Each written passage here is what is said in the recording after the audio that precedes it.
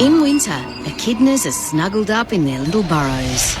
You can snuggle in too with Bluey on ABC iView. Okay, ready? Ready. Yeah, I'm so excited. Or Doctor Who, or The Wonder Gang, or David Attenborough, or The Investigators. It's always very exciting. Don't be surprised by the selection of jaw-dropping, mind-blowing, snuggle-worthy family favourites. Unexpected. I know. Wow. Stream for free now on ABC iView.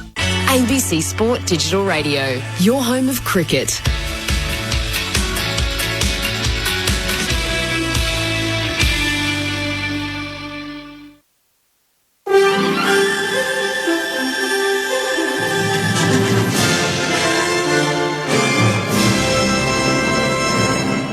Good evening, ABC News. I'm Nicole Asher. The Victorian Corrections Minister says the state government was not responsible for the release from jail of a Melbourne nurse who admitted to aiding foreign fighters in Syria. Adam Brookman was sentenced to 6 years and 8 months jail yesterday after he pleaded guilty earlier to terror-related charges. He'd already been behind bars for 6 years and was released yesterday because of a shortened sentence given to prisoners during the pandemic.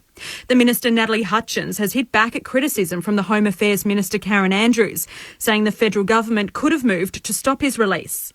It's their role, it's their laws to try and keep people related to terrorist activity in prison. Fortunately, it is our obligation as those that manage the prison system to do what the courts tell us. A Victoria Police commander has been found guilty of divulging the details of a classified corruption investigation. Court reporter Danny Tran. Commander Stuart Bateson has previously been tipped as a future Chief Commissioner of Police, but his rise through the ranks was slowed after he was charged by Victoria's anti-corruption watchdog IBAC with disclosing details of a secret investigation to a junior colleague. He vowed to fight the 3 IBAC charges, but today Magistrate Simon Zabrowski found him guilty, telling the court that his evidence was unconvincing and implausible. The police officer will be sentenced at a later date. The Victorian Government has welcomed a decision for a COVID-19 quarantine facility to be built on Melbourne's northern outskirts, but says it's overdue. The Commonwealth has given its backing for a 1,000-bed hub to be built at Mickleham and says it could be up and running by the end of the year. Health Minister Martin Foley says the facility will be used for travellers returning from high-risk countries. This would have been ideal 12 months ago. Quarantining is a constitutional responsibility of the Commonwealth, and all the states know that hotels are designed for tourists. They are not designed for quarantining. Genomic testing has confirmed 2 people who tested positive to COVID-19 in Melbourne yesterday have the Delta variant of the virus. Tom Maddox has the story. Victoria recorded no new local cases of coronavirus today as restrictions were further relaxed. Yesterday, 2 cases were announced. A Melbourne man aged in his 60s tested positive after flying back from Sydney on the weekend. His co-worker at the Sandringham Dry Cleaners has also tested positive. Chief Health Officer Professor Brett Sutton. We can also confirm we are dealing with the Delta variant for the 2 cases that we've got, strongly linked to the current New South Wales outbreak. The dry cleaning business has been listed as a Tier 1 exposure site, and some public transport routes have been added as Tier 2 and Tier 3. More than 1 million people in 4 local government areas in Sydney will go into lockdown at midnight. Sarah Hawke reports. There have been 22 new locally acquired COVID-19 cases since the state government's update yesterday. In light of the growing risks, stay-at-home orders have been introduced in 4 local government areas, including City of Sydney, Wallara, Waverley and Randwick. The Premier, Gladys Berejiklian, says for the next 7 days, residents, as well as people who have worked in these areas in the last 2 weeks, can only go out for groceries, medical care, exercise or essential work. This is the best health advice and I believe a proportionate response to the risk that's posed. There are now 65 cases linked to the Bondi cluster. The US President Joe Biden has activated the country's Federal Emergency Management Agency to assist with the rescue and recovery effort after a building collapse in the state of Florida. 100 people are still unaccounted for, with only 1 death confirmed after half of a 12-storey apartment building collapsed in the middle of the night. There are fears Australians are among those unaccounted for. The building was in the town of Surfside, and the local mayor, Charles Burkett, says the giant pile of rubble triggered memories of 9/11. They were in the building with flashlights, sort of trying to signal. We had our rescue teams go up in there. with the understanding that the building was in danger of collapsing. This was like 9/11 all over again. China has approved several high-level changes to Hong Kong's government, including the promotion of a security specialist to the territory's number 2 position. The reshuffle comes as the country's chief executive, Carrie Lam, announced that the government needed to work on legislation to improve national security across the city-state. China celebrates the centenary of the Communist Party next week. To the weather in Melbourne, showers with a chance of a thunderstorm and possible hail this evening. Tomorrow showers easing and 13, Sunday showers and 15. Right now in the city it's 11 degrees. ABC News. There's chooks galore in the latest ABC Organic Gardener magazine, with simple ideas to make sure your hens are happy in their coop.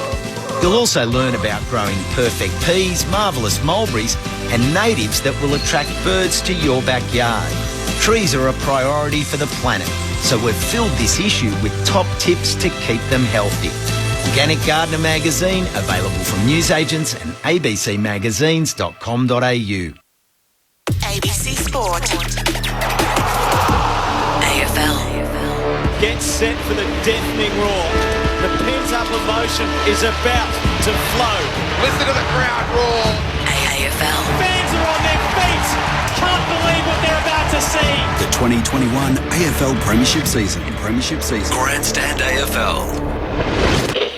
We've got a game on our hands here. This is really good, fierce stuff. This is a fantastic game of football. Someone told me there was something wrong with our game. I can't see it today. Actually, it's a spectacular contest. Dreamers, keep on dreaming. Oh, the impossible angle. Sinners, keep on sinning. Don't go anywhere. The theatre of it all. Winners, keep on winning. And he dribbles one through and blows a kiss to the crowd. Just a new day beginning. Breaks the paint. Has a shot. Makes no mistake. Sends it for home. A sublime strike. Hard against the boundary. That's the classy finish. That is sensational. Can he slide it through for the finish? Yes, he can. Wide angle on the paint of 50. May have just snuffed through an incredible goal. Tries to fend off. Got him. Takes him to ground. Back to now Nui. Second, don't argue. Go to your best players. Go to your match winners. Plays on man down from behind. Holding the ball. Perfect tackle. It might be a game saver. Dreamers, keep on dreaming. Ricochets to Martin. You know the rest. The razzle-dazzle has arrived. That is spectacular. It's a new day, new day, new day beginning. Osterberg kicks the goal. Welcome to the big time. Oh, great mark. Outside of the boot, Eddie. Oh, he has kicked it. Makes no mistake. Goes back. Straightens up towards goal and brings it back superbly. Here's that familiar roar. Double fist salute to the crowd. They might have a new fan favourite. He'll snap. He'll go. A ripper from Gripper. Snaps off a single snap and bends approved. Grandstand AFL. The 2021 AFL Premiership season. Dribbles it through and ends the game. On ABC Radio and on ABC Sport Digital. Fresh from the mid-season bye, the two-time reigning Premier Richmond hits the critical stage of the season, needing to find a greater level of consistency to assert its flag credentials again. The Tigers' opponent is St Kilda, a side searching for that lost element that led to a finals return in 2020. Can the Saints show cause for optimism in the back half of the season? Will the Tigers make another premiership charge? It's all ahead of us on Grandstand AFL. Hello and welcome to the MCG. I'm Alistair Nicholson. Down at ground level alongside me is the Geelong Premiership captain Cameron Ling. Lingy, great to see you at the G. Great to be here, Al. Fantastic. Should be a good game of football. We're in good spirits, you and I, because we've had a good little feed before we've got here to the MCG to watch this game. Lovely bowl of Nanette Malthouse's soup. Capsicum with a hint of peanut butter. So we're prepped and ready to go. That was fantastic. On a coolish day in Melbourne, we've had rain around. Yes, feeling very, very good indeed, Lingy. You know about the secret herbs and spices? Nanette soup. She's got far more on offer. Cal Wilkie has joined us, the Saints defender, on Grandstand AFL in the lead-up to this match tonight against the Tigers. Cal, good to see you. Thanks, Alistair. I don't know if I'm as prepped as Lingy. I think that would be fantastic preparation. A bowl of Nanette Malthouse's soup for you to play a big game tonight. Yeah, it would be great. Mick, of course, a former player at St Kilda and Richmond as well. You've had the week off. How did you use the week to try and reinvigorate your season? you want the bye to sort of refresh, reset for the second half of the year, but it was probably a lot of soul searching as well off the back of a couple of poor performances, especially the Adelaide game. So it was trying to, get that hunger, let that sit deep in the gut for a lot of players, and then, come back refreshed and hungry to go. So we've seen snippets of Brett Ratton talking fairly directly to the players and players themselves standing up, leaders within the group, and saying it's time to make a stand. What does soul-searching look like for you? What does the last sort of 7 or so days look like internally at St Kilda? Yeah, it's just obviously finding what's not working and changing. You can't just always, keep to the same routine, same structure, same sort of mentality. You've got to change if things aren't working. So for us, it was, and for me as a leader, it was, demanding more of myself, demanding more of the players, going forward, whether that's standards, on field, the whole lot. Well, Cal, as a playing group, I know there's been a lot of external noise about this. As a playing group, did you have to address anything with Seb Ross and Tim Membry? I'm assuming you guys completely fine with everything that they did, family first, of course, but did you just have to bring it up to clear the air at all? No, not really. That's all external noise. As you would know, Ling, when being in a football club, you don't really pay too much attention to that external noise. And Sebi and Tim had, the full backing of the playing group and the football club. So, no, we didn't really address it.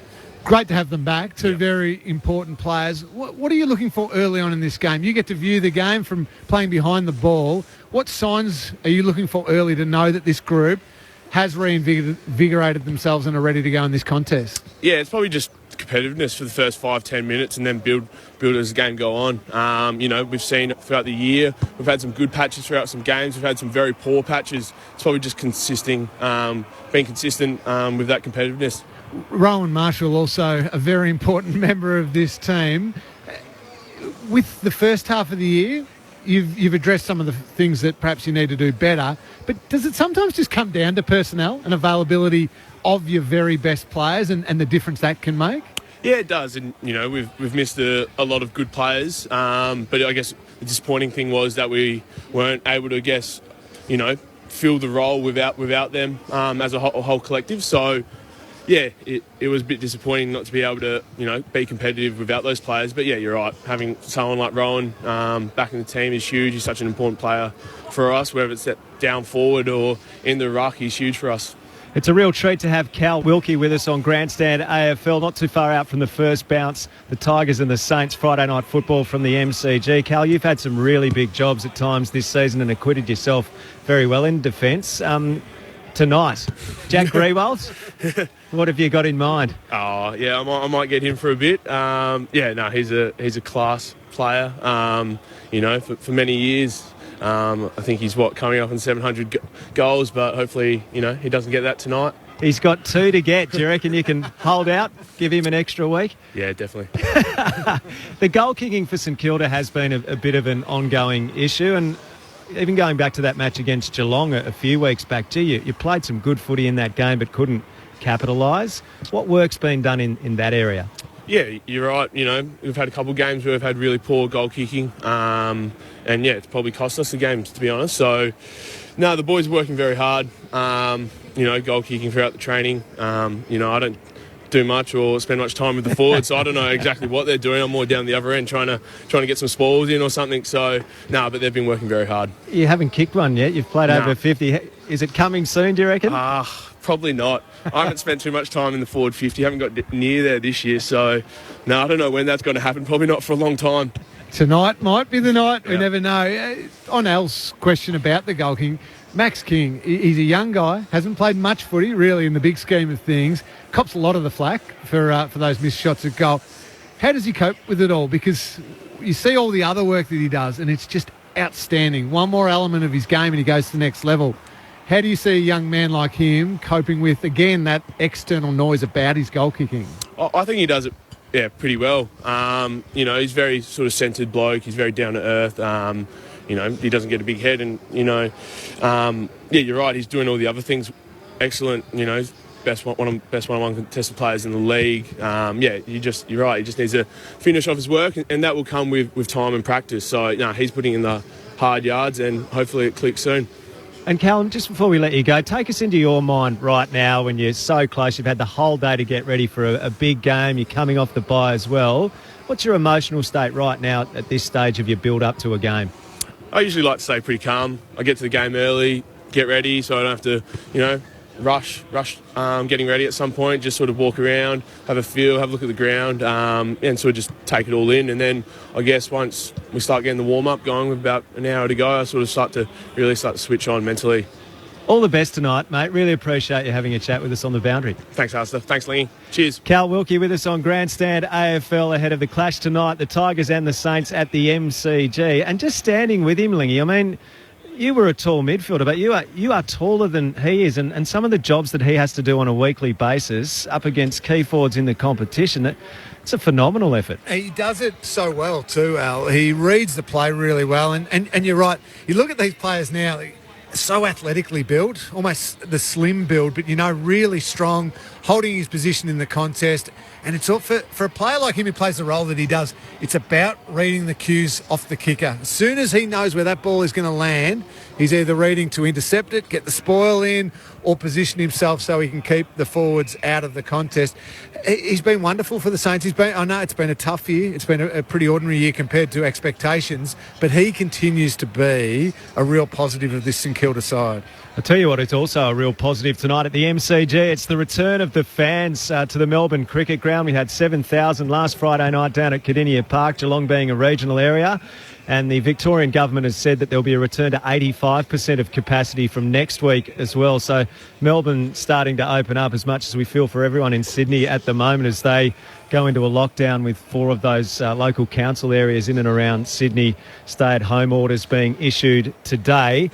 25,000 at the MCG, the capacity tonight. So that should be some good atmosphere coming through the speakers of your radio at home, hopefully. It should be good, Al. Someone needs to explain to me why though 25,000 at the G and also 25,000 at Docklands is the same thing when the capacity is very different in both the grounds. My maths wasn't great, but there's something about the percentages that don't quite add up there for me. I think someone might need to explain that to the CEO of the MCC, Stuart Fox, as well, who was just a little bit miffed around that. But Lingy, if the promise is of 85% next week and we've just got to wait one more week, I can live with Fair that. call. Ahead of the clash tonight, what do you think's going to play out? Both these teams are coming off the break.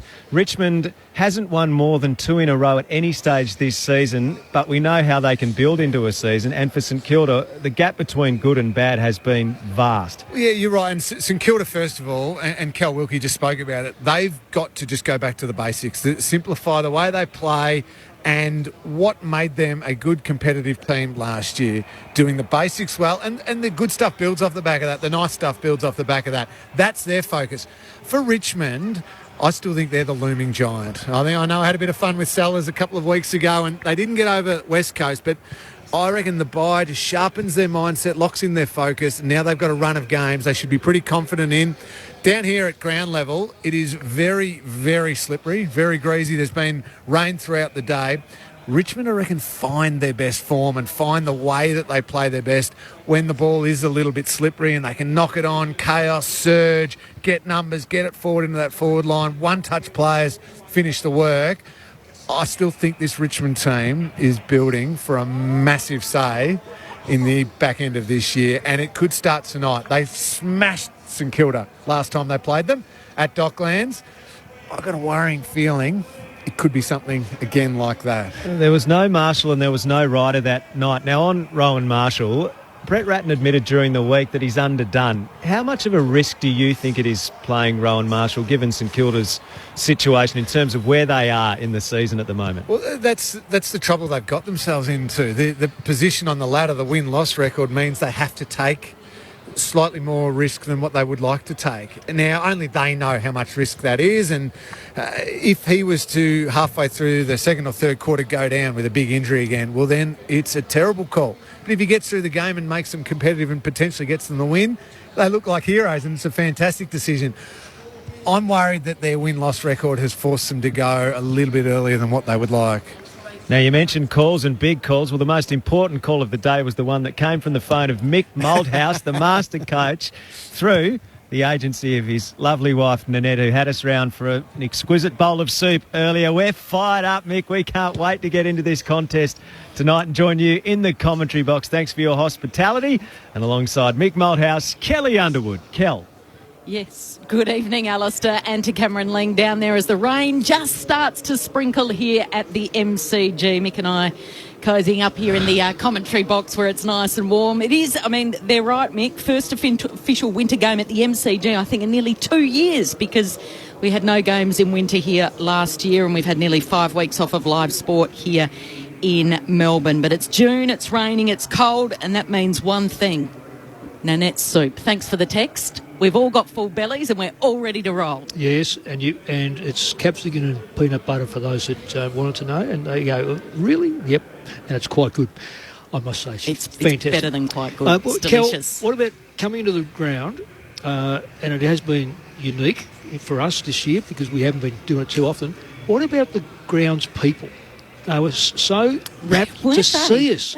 Yes, a very good point. They were all over, like saying, how good is it to be back? And, it's only 25,000, but we're part of that 25,000. And they were just ecstatic in regard to, we're back in Melbourne playing football at the G. As they checked our bags and gave us the scan down, and we had to scan this and scan that, and then the body scan and everything, but huge smiles on their faces. And you then let us down by going up the lift instead of the stairs. Yeah, you told me all about that, okay. And I did discover one thing over dinner with the soup. I think Nanette might be but the brains behind the 718 games or whatever. She told me to go with pick St Kilda. She liked their ins. They've got their 2 big boys in Rowan Marshall and Paddy Ryder. They didn't have them in round 5 when we called them on a Friday night, and they went down by 86 points. So I'm on to you, Mick Malthouse. I know what's going on here. Well, those 2 ruck will make up 86 points, do you think?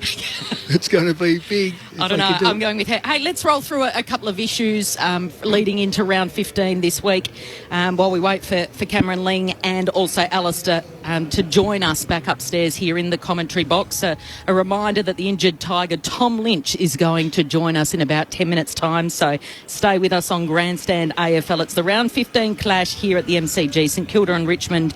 And the subs have been named Ryan Mansell for the Tigers, and it will be Nick Caulfield for St Kilda. But hot off the press, Mick, one of your former clubs, Patrick Cripps and Carlton, have come together and they've signed a deal for the next 6 years. So he's a 3-time best and fairest winner. It'll take him through to the end of 2027. He'll be 32 when this contract ends. Gee, this is it's interesting. Which one's the bigger winner here? Kel, look, you said 32, and I looked at a game last night. Geelong are the oldest player in the competition, oldest player team in the competition. And I looked at a few. I went for Brisbane because it was in Brisbane, and I thought, there's a bit of a revenge factor here, and the Cats have been playing pretty good football. We'll have a downer at some stage. But interesting enough, some players will hold up in age, and these are the ones. When you look at Dustin Fletcher, Kevin Bartlett, Boomer Harvey, Craig Bradley, these players, Sean Burgoyne, these players are fitness people. They have few injuries. I know Burgoyne's had a couple, but they Michael Tuck hold their pace, can play good, consistent football. The ones that suffer the most are the ones that haven't got great speed, lose a little bit of speed, and they're easy targets to be tackled and hit, which is an inside midfielder. So Patrick Cripps. Now, I watched Selwood last night. I've got the highest regard for Selwood. He got knocked. He tried to take out a play. He tried to bump a player last night. Fell over like a 32-year-old. He's still got good football in him because he gets them over the line. I watched Dangerfield, who's coming off injuries after injuries. He's lost a little bit of pace. He's lost a little bit of distance in his kicking. He's also 31, 32, whatever it is. Cripper doesn't have the same power in his kicking. He's got height, but doesn't take a lot of big marks. He's got to play inside. I worry about him getting through 6 years of good football. He'll play 6 years, but will he play 6 years of good football? At some stage, Carlton are going to go, what have we done? And he might say, well, my body's not going to hold up. Franklin's another one. 10 year, we all looked at that and said, will he make it? My thing at the time was, no, he won't, because high forward, running around. And he's missed, 1.5 seasons. He's back now, but he plays good, then he plays poorly. So you're saying the club might be thinking, oh, what have we done 6 years? Others would argue, what's Patrick Cripps doing? Yeah, I'd say that too. Like, what is he doing 6 years? He doesn't know what the future of this club looks like. He doesn't know who's coaching this club next year. Well, the last 6 years haven't been great for him, have they? Great for him as in terms of finals football. He only need another 6 years, something like that. And Carlton have got a better side than where they are at the moment. I'm not blaming the coach. It's just they've got a better side than what they are. But 6 years is such a long time. I wonder. Now, I only say this because managers get involved. I wonder if they said, "Listen, Cripple, let's get 3 years done first up, and then we can start to look at it again." Because that takes him into, say, 28, 29, doesn't it? 29 years, mate? Yeah. Boy, that sort of body, that's just about, you know what, I reckon that's about when you start to think he might have 1 year left in him. Yeah, so pretty risky, you think? Real risky. Anytime you sign a player for 6 years at that age, but particularly a player who plays inside mid is not quick. Carlton 4 changes for the games against the Crows going to be played at Docklands this Sunday afternoon with the roof open and rain forecast. Pitnet, Fisher out injured, Newman and Parks have been dropped, but Mark Murphy comes back in for his 296th game. If you were coaching him, would you get him to 300?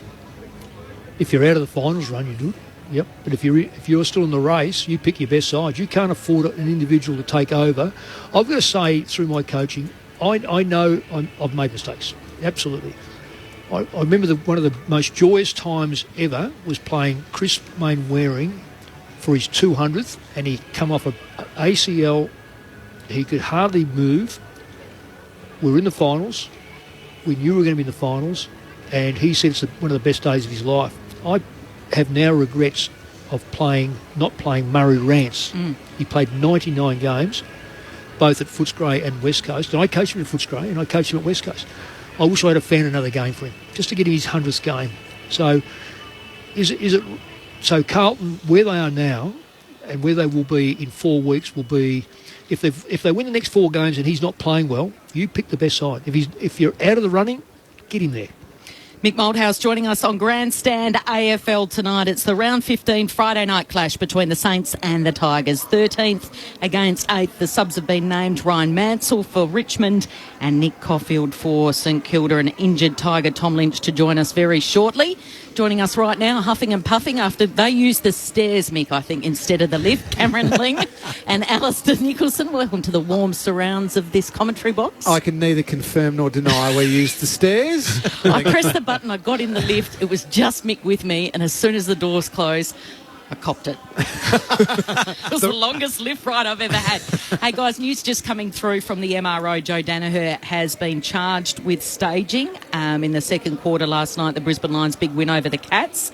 In summary, he can accept a $1,000 fine with an early plea. It's embarrassment. It's the embarrassment about it. It's not the $1,000. It's just the total embarrassment of trying to milk a free kick in terrible fashion. It was terrible fashion, I agree. But he's not the only one who's ever done it. He's not the only one who's done it this season. No, and he's probably not the only one who's going to do it this round. So is it Michael Christian then? Well, where's the line? Where's somebody just throws a head back? Where's somebody throws the arms out? Oh, he held on to me. That was a very clear. I'm not. This is not defending Joey for that action. But are we going to find every single player who just tries to milk a little free kick out of something? That'll get the game going financially again, Lingy, because you think of the number of times, Mick, where there'll be body contact, an arm will be pinned by the player trying to milk a free kick, pin the tackler's arm when he hasn't got the ball. That kind of thing happens all the time. But that was blatant. Yeah, but that's, and it resulted in a goal. But those ones like that, though, they happen all the time in regard to, like forwards. Interesting enough, like Hawkins last night had hold of a defender, and you look at that and think that's very good umpiring, because generally they let the forward get away with that sort of stuff. Is it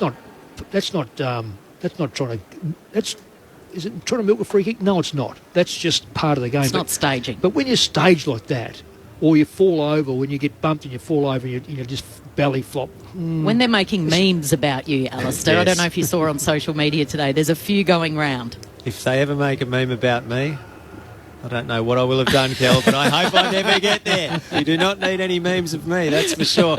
Just quickly, we've got listeners joining us in 60 seconds. Lingy, what did you make of Geelong last night? Really poor, but credit to Brisbane. They made them look poor. Their intent around the contest was outstanding. Their pressure was enormous, and their execution, apart from some shaky moments early on when they missed a couple of gettable goals, was just brilliant. They were fired up. They had an edge to their game. We saw there was some niggle in the game.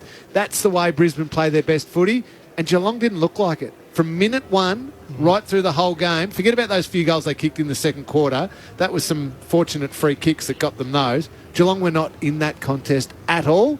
Call it a hiccup because the Cats have played some very good football this year, but I reckon the Brisbane Lions just found that way of playing that makes them the very, very elite team in this competition. A hard edge, a high-skilled game, fast ball movement, great defence, terrific all-round performance. Gee, it does look like an even competition this year with the teams at the top, and then Richmond lurking, and the Tigers are in action tonight against the Saints. Their banner going up at the MCG. Star Tiger Tom Lynch to join us next. For the latest sports results and stories from around the globe and at home, check out ABC Sport on our social pages. Just search ABC Sport wherever you scroll. Know the story with ABC News Digital. Get the latest breaking news with live notifications whenever you want, wherever you are. They are considering going to zero emissions. We'll go ahead as planned. And abruptly ended the case. It will help us all get back to normal and back to all the things that we love. Those are the kind of things that work. There's hope for a brighter future. ABC News, Australia's most trusted news source. Head to news.abc.net.au or download the ABC News app. ABC Sport. AFL. Grandstand AFL. Right boot from the top angle. Oh, yes. What a high-quality game this is. Tremendous. It's so good to watch. Oh, it's unbelievable. It's a new day, beginning. Gibbons runs onto it, gathers hard against the boundary, time Tillman. Oh, no! That is a great goal. Paddles into his own advantage, bangs it up into the top deck. Kick it inside forward 50. Massive volley! What a mark! That's his trademark. Snap from the pocket, splits the middle. This game is going up a gear. The 2021 AFL Premiership season. He started it, he finishes it. On ABC Radio and on ABC Sport Digital. It is that stage of the year when the Tigers usually go up a gear. Richmond, the double reigning premiers of the last 2 years, the Tigers. They are 7-6 as we enter round 15. The Tigers in 8th spot on the AFL table. They take on the Saints, who have been far from what they produced last year, and we'll be hoping the back end of the season is far more fruitful for them. Both these teams coming off the bye and refreshed ahead of this clash. Light rain falling at the MCG, a capacity allowed for tonight of 25,000 as the crowds return to the Melbourne Cricket Ground. Alistair Nicholson to call the action alongside Kelly Underwood, Mick Malthouse and Cameron Ling. The final member of our team is down on the boundary, and he's got a very special guest from the Tigers with him. Tim Hodges, welcome to you. Hello, Al. Nice to be with you. It's light rain now. It has been heavy rain, and we really appreciate Tom Lynch joining us and standing out in the rain while we're waiting for this interview. Thanks for joining us, Tom. Tell us about your knee first. You've got some pretty good news. Yeah, thanks for having me on. It's feeling really good. I've got a session tomorrow and all going well. Hopefully I'll be on the plane up to Gold Coast, so I'm pretty confident I should be right. So next Thursday is realistic that we could see you back in the Tiger outfit? I think I'll have a big chance to play next week, so barring any mishaps or anything, I should be right. Before I send you upstairs to the guys, I just want to ask you about Samson Ryan. We've been looking at his family. He's got half a bay up there in the second deck of the forward pocket. He is a massive lump of a lad, gets to debut tonight. Tell us a little bit about Samson. Well, if his family's anything like him, I'm sure they'll be loud. You'll be able to hear him. They were loud when they ran out before. No, it's very exciting. He's improved out of sight since he's got here. He's 207 centimetres. He's obviously got a bit of size to put on, but we love him. He just competes. He's a bit of a character, and I'm looking forward to him play tonight. A couple of minutes from the Tigers running out. Great to have Tom Lynch with us. I'll send you upstairs, Mick Malthouse and Cameron Ling. Tommy, thanks for joining us. And obviously you're looking forward to getting back out there and probably did a lot of your own work through the bye week. But what did you notice from the group? How were they able to reset as a group and lock into the back half of this year? I think they obviously came back from Sydney, hubbed out of Sydney and played in Perth. So Yeah, I think they were sort of ready for a little bit of break, coming back and connecting with family and things like that. And we've had a really good week. They got 4 or 5 days off during last week, so I think they're good to go, and they're really looking forward to attacking this second half of the year. We see a player like Dion Prestia come back, and as you mentioned, hopefully you're going to be back in there next year. Is there a little feeling of belief amongst the group that, okay, a couple of our key players are coming back, we're getting towards the exciting stuff, let's get this thing rolling now?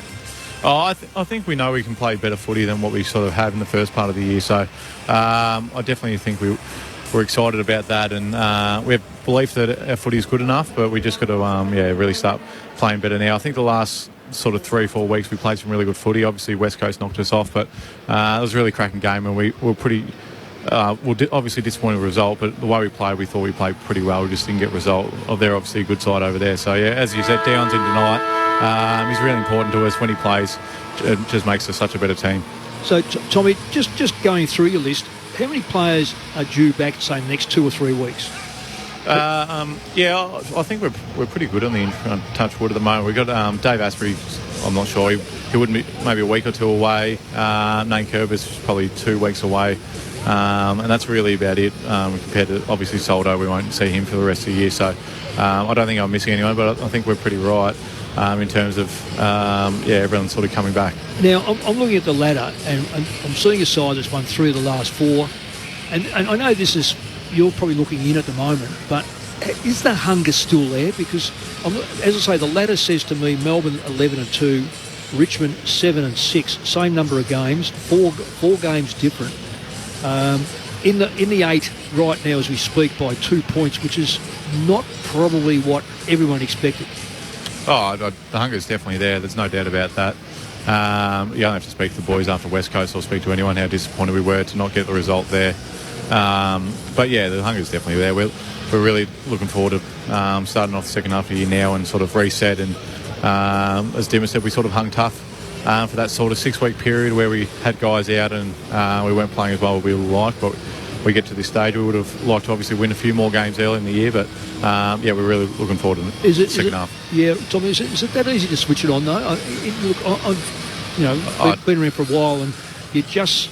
I'm not saying for one moment you dropped your intensity, because I've seen that, but there is a in my mind there are a couple of sides that have actually improved.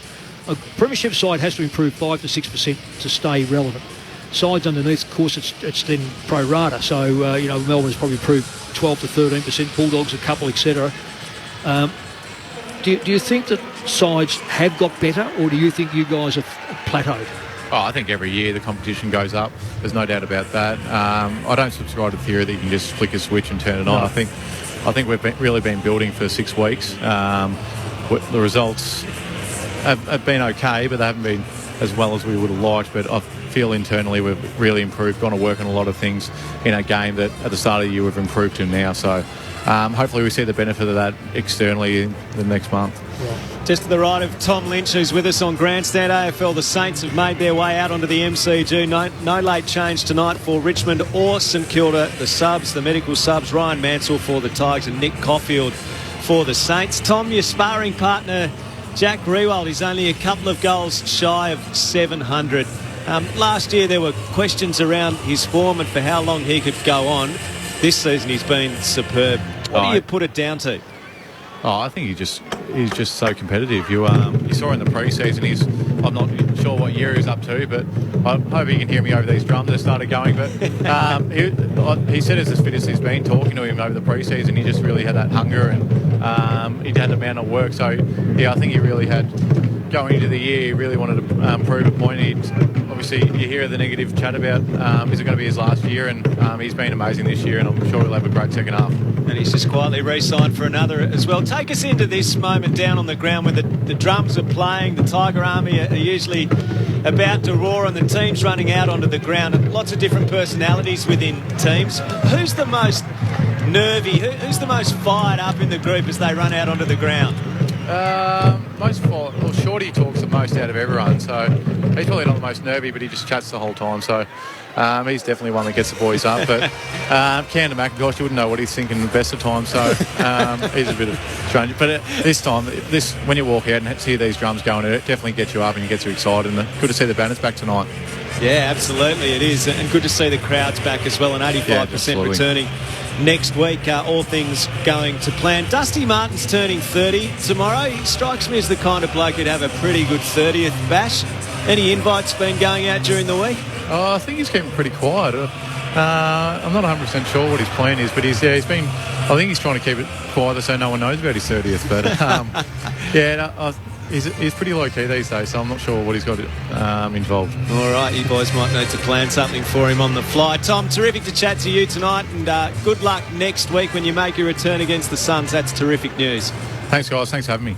Tom Lynch with us on Grandstand AFL at ground level ahead of this clash tonight between the Tigers and the Saints at the MCG. Alistair Nicholson, Kelly Underwood, Cameron Ling and Mick Malthouse with you in the commentary box, and Hodgie downstairs with Tom Lynch. Al, isn't that scary that Dustin Martin is just turning 30? For someone who's won a Brownlow, 3 Norm Smiths, 3 premierships, multiple All-Australian, and you think, oh, maybe this Richmond run's going to run out of gas and maybe they're off their peak.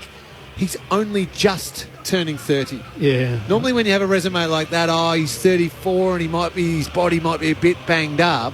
He's still in his prime. Yeah, yeah. And you know when this place here gets full and we hit 85% plus and it's a big game and it's a finals game, Dusty will turn on his very best. He's Lingy, it'd be fair to say he probably does 50-50, if that, as far as a midfield forward goes. Yep. So there's a lot of, as I said about Selwood and Dangerfield and Cripps for that matter, they spend a lot of time where the action is.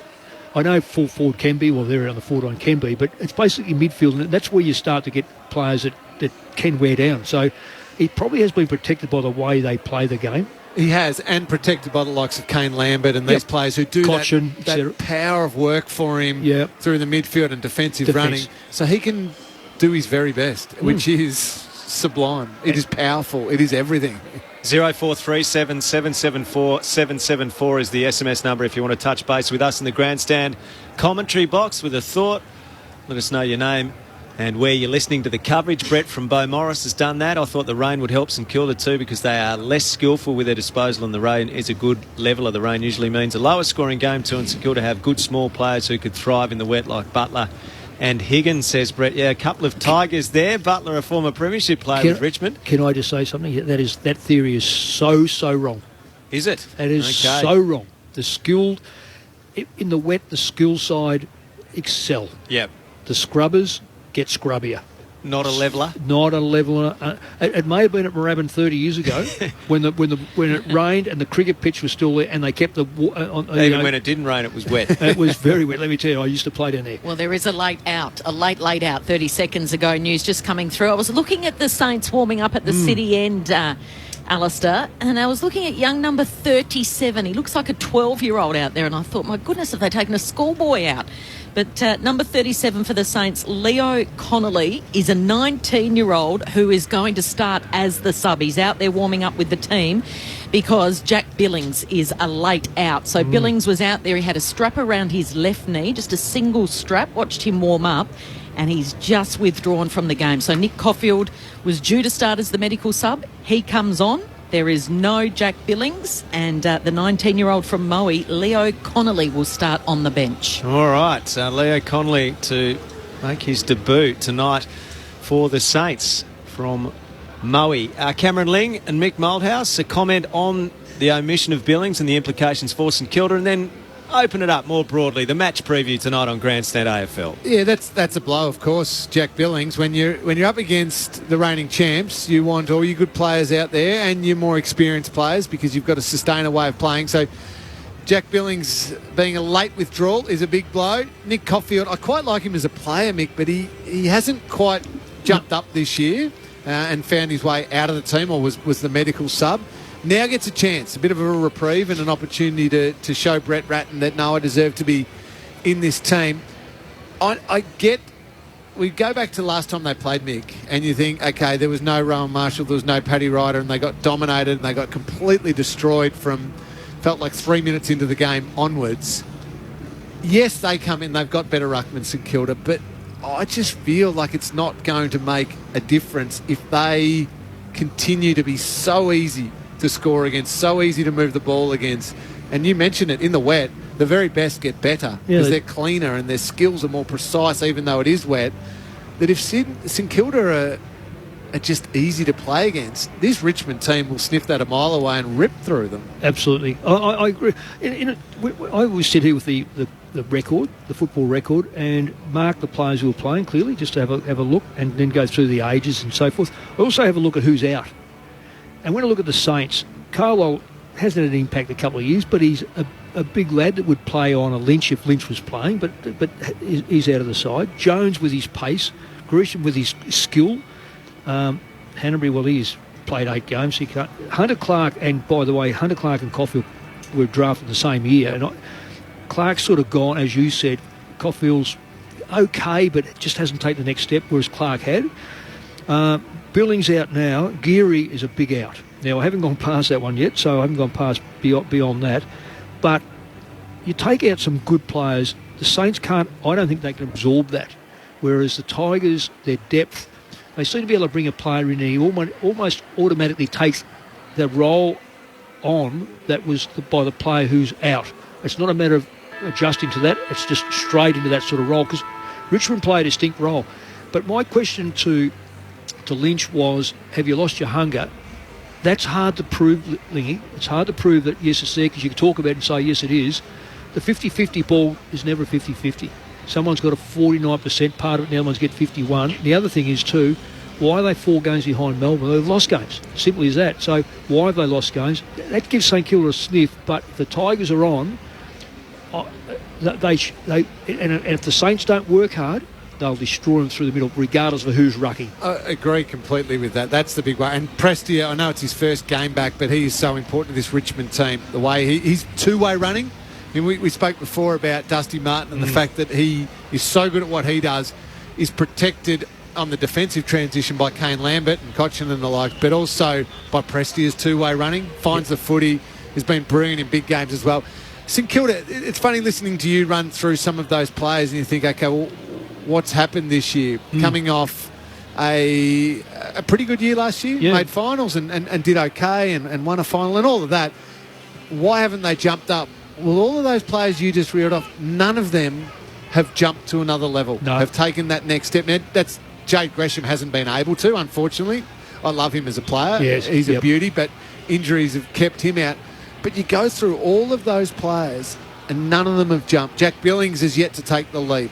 You know, Caulfield as a young player hasn't taken the leap. Even Brad Crouch coming in as a recruit is just finding the footy, but that's about it. There's not the impact. But nothing happens with it, though, Lingy. And I've said before, I reckon Adelaide are a better side without him. Now, I don't want to be disrespectful to any player who gets, well, anyone who plays for a start off, but it gets the ball a lot of times. But I wonder, with him getting the football, does he put them in a position to actually score, or does it put him in a position to have to get another football to get a position to score? And by that I mean, it's a terrible way to use it, but he plays like a crab. He goes sideways. Everything goes sideways.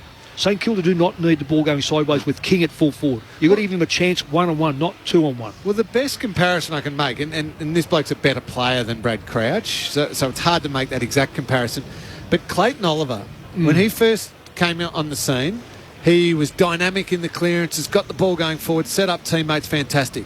I reckon for 2 years when Melbourne struggled, the last 2 years, Clayton Oliver was just getting the ball and giving a handball to someone else who was under as much pressure. Absolutely spot on. And doing it for the sake, well, I got a possession. Now, Clayton Oliver's realised that and has completely reversed again back to that dynamic, set-up player, impact player, and is now a big reason why Melbourne are sitting on top of the ladder and probably going to be All-Australian this year.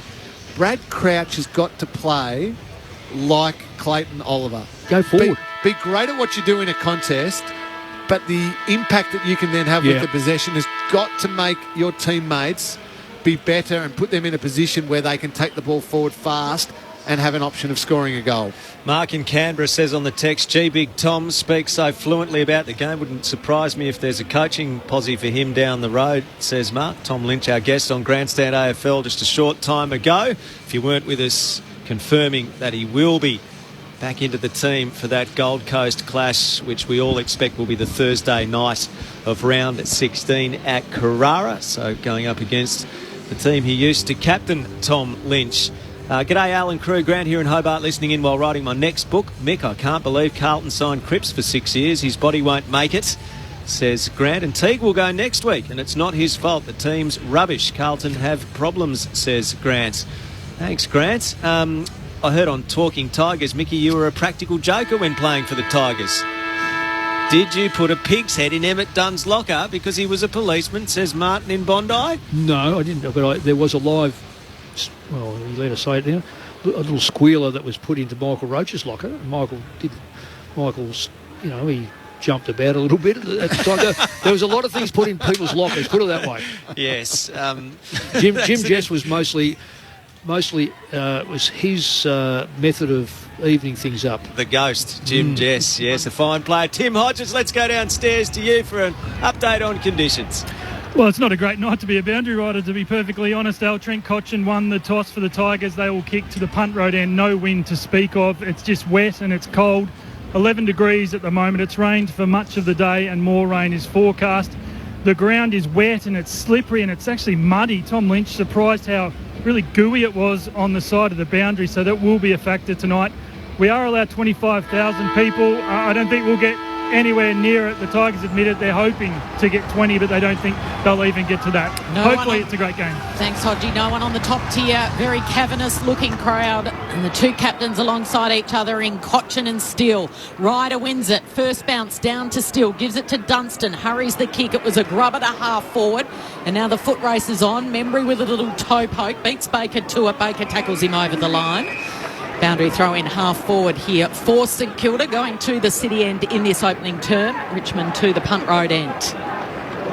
Dunstan's trying to go to Martin. Now Martin's moved away from the stoppage, so it's changed. They've changed that up already. Chol starting in the ruck against Paddy Ryder. Ryder assumes front position, reaches up, palms it down. Only to Cotchin, had it, lost it. Same too with Pickett. And then Dunstan, a little crucial palm in there and just dabs it back over the boundary line, and we'll reset and go again. This is what Dusty does though, Mick. Yep. He started in the centre bounce, he's a mid, but then he drifts a little bit forward of this stoppage, but then he'll come up to it if he wants, and the St Kilda players right now are confused. Who goes with him? What do I do? And he'll just run his own show. Right at the tap down, little soccer by Steele, picked up by Edwards of Richmond, off to Lambert. Lambert, a wobbly kick to the half-forward flank. Coleman Jones had bowled past him. Howard gets it, a hand pass off. Sinclair's kick was awkward. Coleman Jones in the road. Hand pass, put his teammate in a real bind. Castagna did well to get a hand pass out to Cotchin. High left foot kick to the pocket. Rewald one-handed, got in a wrestle, couldn't take the mark. And it goes out of play in the left forward pocket, 25 from goal. If you weren't with us earlier, Jack Billings, a late withdrawal for St Kilda. Nick Caulfield coming into the 22. Leo Conley from Moe is the medical sub on debut. Barry Rowling's territory. Yes. Premiership player with you at Richmond, Mick, and Hawthorn in 76. Unable to clear it initially, St Kilda. Through their hands they work it though. From Mackenzie to Steele, Steele to the wing, King the target there, it gets past him, Boulder there with him, picks up near the boundary line on the members wing and feeds it to Baker, Baker to Grimes, under pressure off to Chol, Chol runs away and gives to Broad. Broad now has got a little bit of time, he wheels around, cuts back inboard on the right, didn't make good connection with the kick, little half volley, couldn't be picked up by Webster, a fumble in there, Dusty Martin and Castagna both went without it, the other one thought they were going to pick it up, pinballs around, it comes back to Pickett and now to Graham just outside the 50, tackled as he got his kick away, and Baker flew in the air. Mark wasn't paid, it was play on. It's Arts and then it gives to Edwards, and then Edwards with the firing kick inside 50. And he's able to hit up Castagna. Yeah, well, it's just Richmond keep the ball alive no matter where it is. That's why it is where it's Jason now. Castagna peeling off, round behind him was Short. And he gave it to Short, who went long, but it's touched the post and missed. So first score of the night, off hands. And they register a minor score, one behind after a couple of minutes, nearly 3 minutes of play, the Saints yet to score. Brad Hill's going to kick in, gets himself in a bother, looked right, looked left, and did manage to find a short pass to Burns, who hand passes to Hill. Hill to Highmore. Underground hand pass was creative to left half back. Out comes Wilkie. Long kick to half forward to Marshall. Marshall up back with the flight. The spoil was made. It should have been front on contact against Flostone. No free kick. Flostone gets it. Hand pass to McIntosh. His hand pass to Castagna. On the southern wing, a hand pass back to Flostone. He's confronted. Feeds it along the line to Short. Short's hand pass to Graham. He's got Lambert going by. 55 out, kicks to the pocket. He wanted Riewoldt, who was on his own, but the kick was smothered. And it went over the boundary line. 35 from the Richmond goal. They're going to the punt road end. Jack Riewoldt needing just the 2 goals tonight for 700 in his career. Richmond cleaner already with their possession. St Kilda, it's all effort at the moment, whereas Richmond are finding it just that little bit easier. The ruck straight down to Cochin, dispossessed and then still picked it up.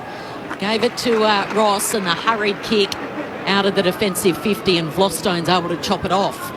So he's going to send it inside 50 here for the 4th time so far. We haven't been inside 50 yet for St Kilda. In fact, Vlostone this time goes backwards to Short. Runs around Membry, the man on the mark, flicks it out wide. Unable to take the mark was McIntosh. Still wedges the kick. It was a well-weighted one to Higgins, who marks in front of Baker. Pulls him down, little tussle, and then up pops up Higgins at half-back. This is round the southern wing. He goes long and strong, and Grimes. The target was King, and Grimes reaching up over the top. That has to come to ground if you're going to beat Richmond. You cannot just let their defenders intercept mark the ball at that high half-forward position for your team. Chops it back in board. A short one to Bolter, who goes shorter still to Dusty as he glides across the midfield.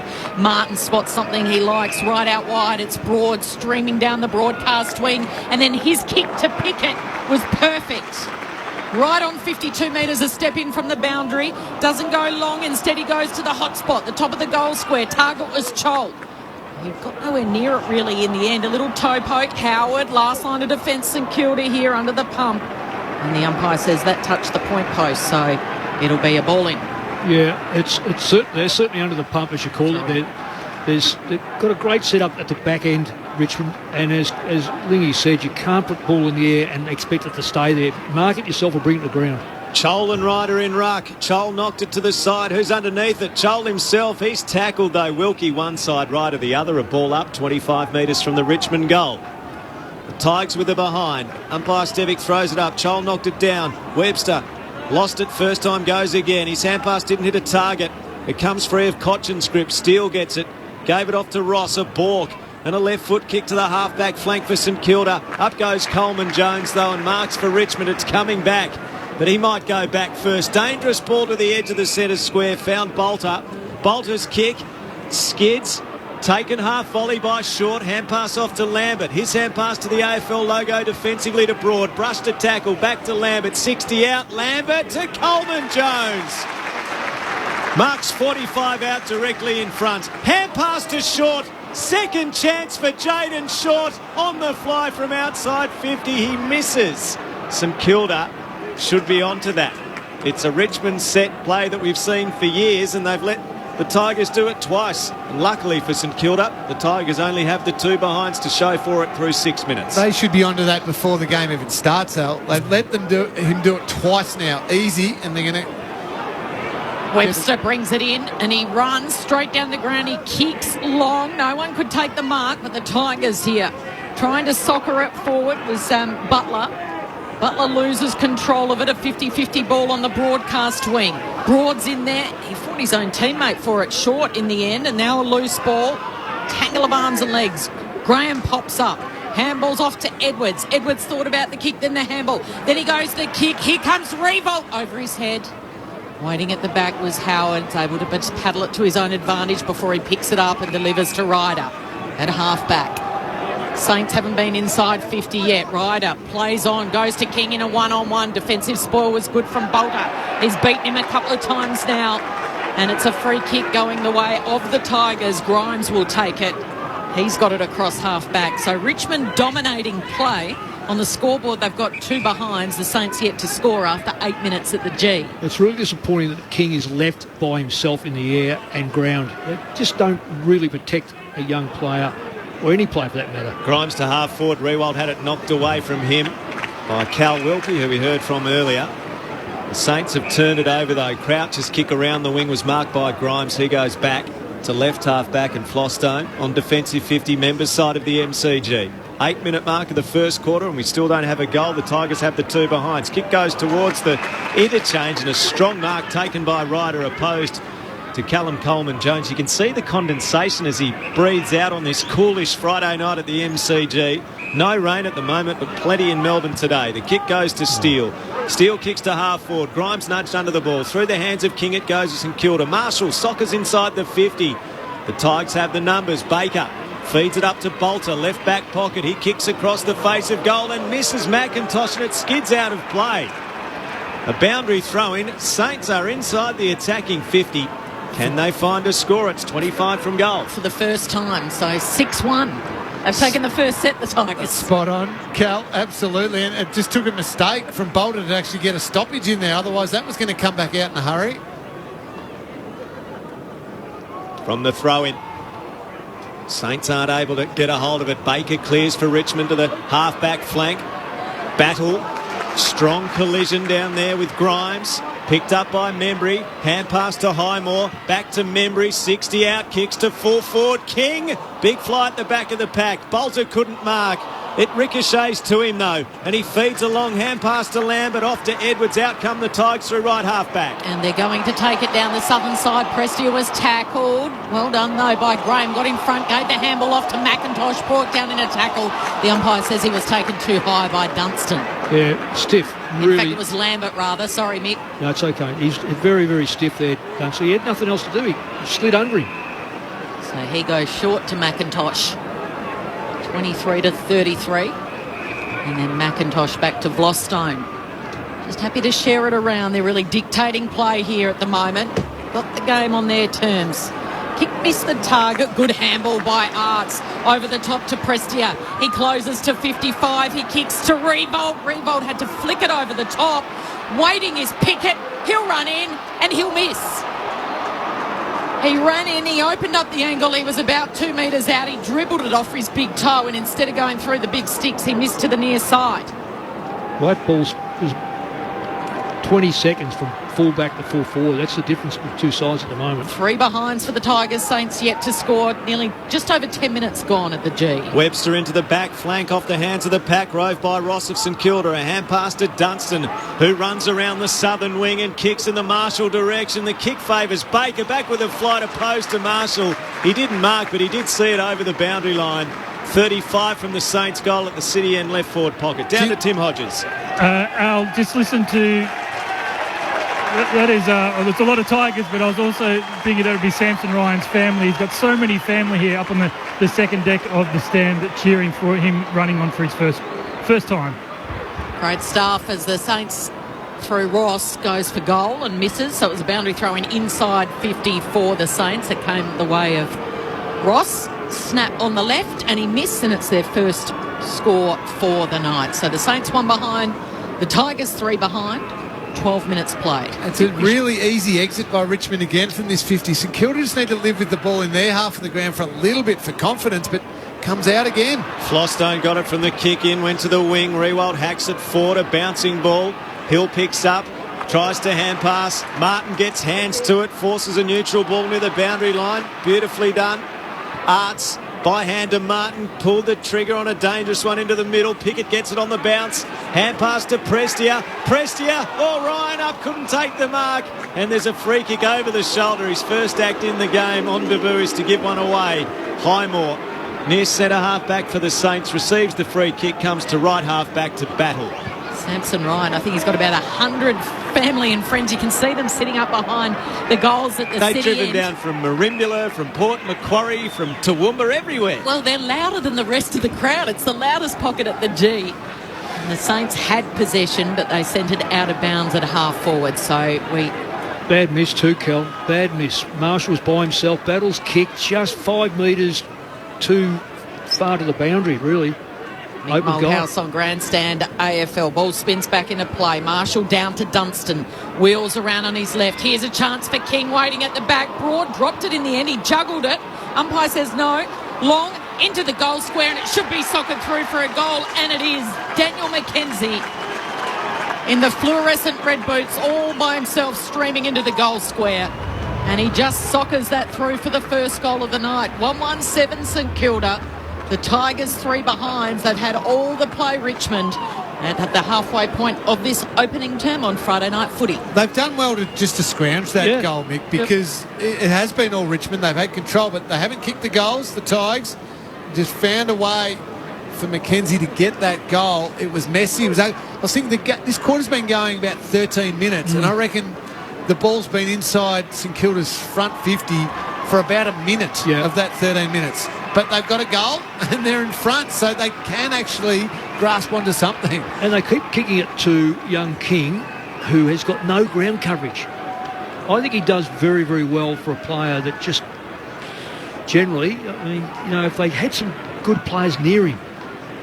In the middle of the ground, Marshall the tap down for the Saints. It flicked the way of Steele. He couldn't get it. Martin's hand pass over his head was not a hand pass, it was a throw. St Kilda free kick in the middle. Dave the truckie's halfway home from Adelaide, says go Saints. Happy Dave to be in front early on. Burns the free kick for St Kilda. A bouncing ball to half forward, taken by Higgins. He's confronted by Pickett. Ran into a brick wall. Ball knocked out and over the boundary line between the wing and half forward for the Saints members' side. St Kilda by 4 points. 15-minute mark for the first quarter here at the MCG. And unfortunately, that's what happens when you lack confidence as a team. Higgins just first give, and they're away there. Instead, holds on to it. Should I give it? What do I do? Here go the Saints again from the boundary throw in. Burns takes off to centre half forward. What's the kick like? Can he find a target? He can't. It's spoilt down to Hooley. Now Baker, spin around in the tackle. Was that holding the ball? It was. Oh, where's the prior opportunity? Very quick. That was hot, and it'll be Crouch that will be rewarded. Well, we're just to see how.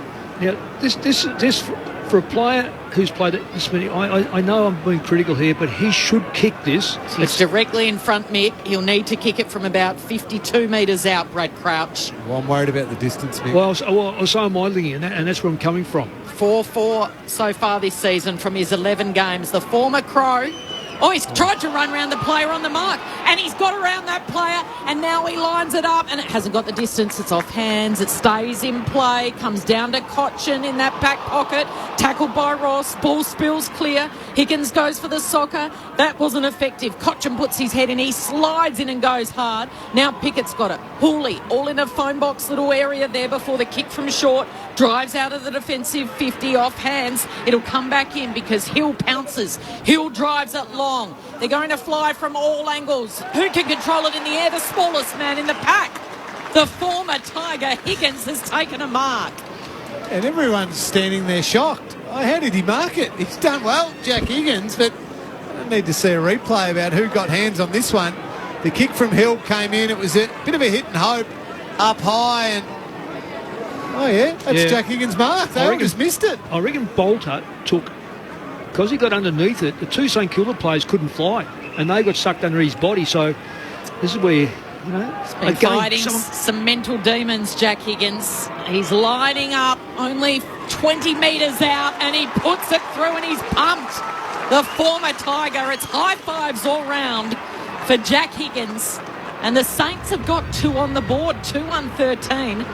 They have skipped out after a bit of a slow start. The inside 50s were 6-zip in Richmond's favour, but it's 2-1-13 to the Tigers, 3 behinds after 17 minutes of play. And since that moment, Cal, it's 2-6. So St Kilda have just, and not through pretty footy, Mick, just through a little bit of territory battle, have just got the ball in there, giving themselves little half chances, and I can't stress enough how important just scrounging those couple of goals are. The midfielders are getting it, and you look at Richmond, their midfielders aren't getting it. There's the big key difference there, Lingy. It's the half-backs who are getting it for Richmond. That's right, yeah. Shea Bolton has not had a possession for the Tigers, having a very good year. In fact, his last 8 games have been superb, averaging well in excess of 20 possession through his last 4 and kicking goals as well. From the middle of the ground, here is Bolton getting moving on cue. A tumble punt inside 50. Highmore takes it. His hand pass, poor. Spinning through for the Tigers. Good work, Castagna, but his hand pass didn't hit a target, and Sinclair emerges.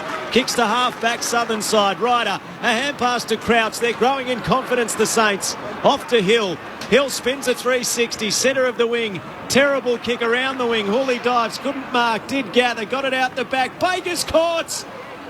Ball spills free. Dunstan over it, tackled by Hooley. Umpire will intervene. A ball up. St Kilda's attacking side of the southern wing. It's the Saints by 10 points at the 18-minute mark. I'm going to defend Bradley Hill here, though. He should never have got that handball. Brad Crouch is out and clear and running. Twice. He's got to kick the ball. Twice. Take back your leg. I don't know why he handballed that one to Hill and put him under pressure. So Ryder down. Dustin Martin reads it best. His kick slews off the side of the boot. It'll bounce in the bullseye. Unkind bounce for Sinclair. Met heavily was the debutant in Samson Ryan. He didn't get the ball though. It comes back to Sinclair. Sinclair to half forward. That's a great pass. Great kick. And Woods marked. Oh, he's going to play on. He stepped off his line. He's got to hurry the left foot kick. And it shocked Ben Long. He dropped an absolute sitter. And he's given away a free. It'll go to Richmond. Worse still, dropped the mark, but then dropped the ball on when he was tackled. Short, the free kick for holding the ball. Kicks to the wing. Pickett couldn't mark near the AFL logo. Martin got it. He was tackled by Hill. We've got a hand pass out. Prestia's kick. Dribbles towards the boundary line near left half forward. Pickett gathered a silky balk and a hand pass forward. Graham confronted by Sinclair. Kicks into the middle of the ground. Cochin had it go through his hands like a cake of soap. Now Hooley's got to clean it up. He has it spill out as well. Graham went in hard, knocked it to Pickett, off to Martin. Martin's kick for Prestia hung in the air. He's tunnelled by Dunstan. Yeah. Free kick. Prestia didn't like it. Cochin comes in as well. Prestia went at Dunstan. Now takes his kick. No one on the mark. Kicks to Rewald over his head in the pockets. And Wilkie's able to see it over the boundary line, 20 metres from the Richmond goal. The Tigers without a goal into time on of the first quarter. Saints by 10 points. Tim Hodges. Yeah, it's such a shame down here. Samson Ryan, the debutant, he was in that collision before, came straight off the ground, spoke to the doctor. It's a right knee and has been taken straight down to the rooms. Oh, that's not a good way to start, is the ball comes straight back in. So it was Coleman Jones who paddles it down. Now it's flicked back out to Coleman Jones. A fumble. It's in the goal square here. Defensive goal square for St Kilda. Howard does it well. Off to Burns. He's got himself in a pickle. He couldn't get through a couple of defenders. Squeezes the kick. Just trickles outside 50, but it might come back here. Arts with the handball to Cochin, who kicks out wide. Sits for Castagna. Fakes one way, tries to get around Burns. He just gives it to the standing start of McIntosh, who pumps it up into the pocket. Revolt was able to launch himself at it and get down low, but he couldn't snaffle the mark. And it'll be a boundary throw in 20 metres around from the Tigers' end. Just looking at that Samson Ryan one, that's that PCL worry, isn't it? Where just bone-on-bone clash. Saints lead it by 10 points. Crouch gets it at the stoppage. He's tackled, dispossessed. Bolton gathers. He snaps quickly. He misses on the right-hand side. It's a fourth behind for the Tigers. The Saints 2-1-13 through 21 and a half minutes. And that kick from Bolton, he was under pressure 35 metres out. So Hill's on the kick-in duties, as silky and smooth as you like. He delivers it to Caulfield, who started the night, well, about 2 minutes before the start of the game. He was the medical sub before the late withdrawal of Jack Billings. So Caulfield's in the 22, and his long kick down the line is flicked over by Ryder right in front of the interchange gates. Multiple changes down there, Kel. Yeah. There's 4 Saints come on for 4, which is really interesting. That was like the ice hockey change under that one. Isn't it ever? Spinning ball right in front of the commentary box. We're sitting up on level 3 here on the northern side. And the Tigers should emerge with it. Graham tries to get around and out of the tackle by Steele, but Steele wrapped him up, the captain for the Saints. Wonderful tackle, 2 hard nuts, Graham and Steele. Steele handballs off to Hill. On the broadcast wing, his kick is woeful. That is out of bounds on the full. It hit the line. It just trickled in. Well, why were we surprised about Hill? Hill's not a great kick. It floats nicely, it spins nicely, but never gets to its target. And he's got no explosiveness when he picks it up. He's getting trapped at the man on the mark, so he can't then influence the play. Boundary throw in right half forward for the Saints. Knocked down by Marshall. Dunstan through the pack, gets a kick just inside the attacking 50. Playing for the push-out Higgins, coming to the back. Wood, Bananas into the pocket, finds King. Are you calling that on purpose, Al? I'll give it to him. 25 from goal, hard angle, right forward pocket. Let's have a look. I think it was, wasn't it? No. Ooh. Inverted spiral on the left boot. Lingy's preferred left. You're always suspicious, Lingy. Well, that's a remarkable kick. No, it I certainly look for the wasn't good in people. Wasn't meant to go there, let me tell you. Lingy's the cynic in this commentary box. He's a Geelong Falcons kid, so I'll always give him the benefit of the doubt. Mason Wood. King with a tough shot at goal here. Could he find one early? Oh, yes, he could! So many encouraging signs for the Saints in general play. And with their spearhead, who can be highly inaccurate, slotting from the boundary in the right forward pocket. This is an encouraging start for the Saints. 3-1-19. Richmond 4 behinds. 24 played first quarter on Grandstand AFL. I'm wrapped he's kicked that. Same feeling. So many times we've seen he has worked hard to lead, and then the kick has just been awful to him. Yeah. And he turns around, goes back and resets himself and leads again. Maybe a lucky little kick to him there, but to go back and nail that, that'll do his confidence the world of good. And when you see where he got this ball, he was on the boundary side. The Richmond defender did everything right, and it was a mongrel reverse torp that was never intended for him. So your luck's in. Grimes has got the match up in the goal square at the city end with King. First 3 goals to the Saints. And we've got just under 3 minutes to play in this opening term. And St Kilda again through Webster to Long. Long then goes high and long inside 50 over the head of Crouch. Couldn't take the contested mark over Baker in the end. Still the Saints have got possession. Ross tries to dance around 1. He dances around 2. He puts it on his non-preferred right and he misses. Quick snap by Jack Ross. Some ordinary football going into the Saints forward line. Let me say that for Saints supporters, there's a lot of ordinary football, but they're making a contest of the last 15 minutes, which is giving them an opportunity. St Kilda by 16 points. Tim Hodges down on the boundary. Oh, there's good news here for the Tigers. Samson Ryan is back from the rooms. He just had a run around the boundary. It looks to be good to come back on the ground, which is amazing. 4 minutes ago, it looked like he was in terrible pain and looked like he'd done his knee. Ball is on the wing. Long has a fumble for St Kilda and now goes in hard and contests there with Arts. It ricochets the way of Dunstan. Dunstan hand pass affected by a tackle. Castagna got it. Rode tackle. Got it to Chol. Looping ball into the middle. The Saints have 3 there. Marshall, a lovely clean pick up and a tumble punt the righter direction. Grimes took front position. Belted it away towards the southern wing. McKenzie will get there first for the Saints. Feeds his hand pass forward. Oh, it's dropped badly. Poor play from Crouch. And Richmond will come up with it. Battered forward there by Grimes. Castagna and Caulfield. Caulfield picks up. Castagna gets a hold of him. Umpire has a good look and calls for a ball up. Attacking side of the southern wing for Richmond. The Tigers without a goal through 26 minutes. St Kilda has 3 and a 16-point lead. They're just forcing them to handball a bit though now. The pressure's coming from Richmond. They've stepped it up a little bit. Chol jumps right into the back of Marshall. Neither ruckman win it in the air. The hurried kick out of the pack. Castagna then to Graham. Graham from 55 goes long and Mark paid to Howard. In a one-on-one contest at the top of the goal square, about 20 metres out from the goals, in fact. It was Howard who's taken the mark over Coleman Jones. So he kicks sideways to Caulfield, who's got a paddock. Just touches the ball on the ground, the slippery surface at the G. Doesn't even break into a jog to half back, and then he kicks right in front of the Saints bench. See, that's ordinary. Disappointing one, yeah. Flostone picks it off. So much time, so much space to set everything up. Kicks it straight to Floston and now gives Richmond a chance to score one late. Yeah, kicks it back inboard. Lambert marks in front of Steele. Lambert now inside 50. Here comes Jack. 1, 2. He's got it. The double grab up from Revolt. And he will have a set shot, 45-degree angle, 40 metres out, with 25 seconds on the clock and counting down to quarter time. They're goalless so far. And Cal Wilkie quite rightly turned to Nick Caulfield there and said, you just have to be better than that. That much time, that much space, you can't never just come back. Gift it back to the opposition. Never come back into Richmond's forward line. So Jack Revolt knows how to kick them. He's lining up for goal number 699 to the punt road end.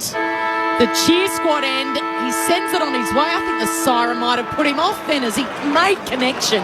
He's missed to the right-hand side. He's missed by a couple of centimetres, and push and shove with Wilkie afterwards. He shoves his right hand into Wilkie's chest and he's disappointed with himself, Jack Revolt. So the news from the MCG, a goalless opening term by the reigning Premier.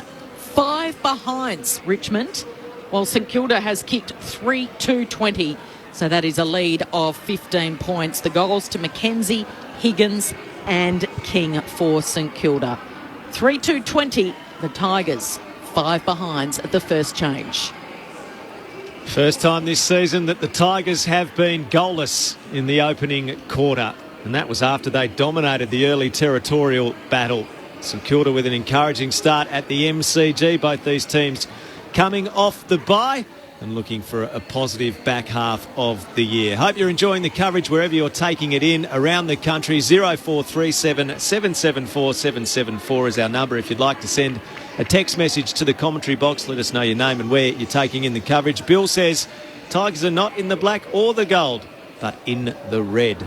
They are, Bill. 15 points the margin at quarter time. This is Grandstand AFL on ABC Radio, ABC News Radio and ABC Sport Digital. Conversations. You go into a psychiatric hospital. Spend an hour in the life of someone else. Because you can no longer function. Someone who's seen and done remarkable things. Who are all these crazy people? And it takes a while to realise you're one of them. Just because people are not completely sane doesn't mean they can't help you.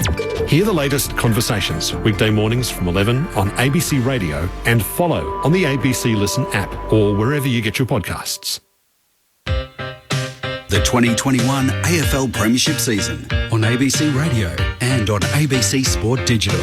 Marshall down to Dunstan. Wheels around on his left. Here's a chance for King waiting at the back. Broad dropped it in the end. He juggled it. Umpire says no. Long into the goal square and it should be soccered through for a goal, and it is. Daniel Mackenzie in the fluorescent red boots all by himself streaming into the goal square. And he just soccers that through for the first goal of the night. Hill pounces. Hill drives up Long. They're going to fly from all angles. Who can control it in the air? The smallest man in the pack. The former Tiger Higgins has taken a mark. He's lining up only 20 metres out and he puts it through and he's pumped. The former Tiger, it's high fives all round. Knocked down by Marshall. Dunstan through the pack, gets a kick just inside the attacking 50. Playing for the push out. Higgins coming to the back. Wood. Bananas into the pocket, finds King. King with a tough shot at goal here. Could he find one early? Oh, yes, he could! So many encouraging signs for the Saints. The 2021 AFL Premiership season on ABC Radio and on ABC Sport Digital.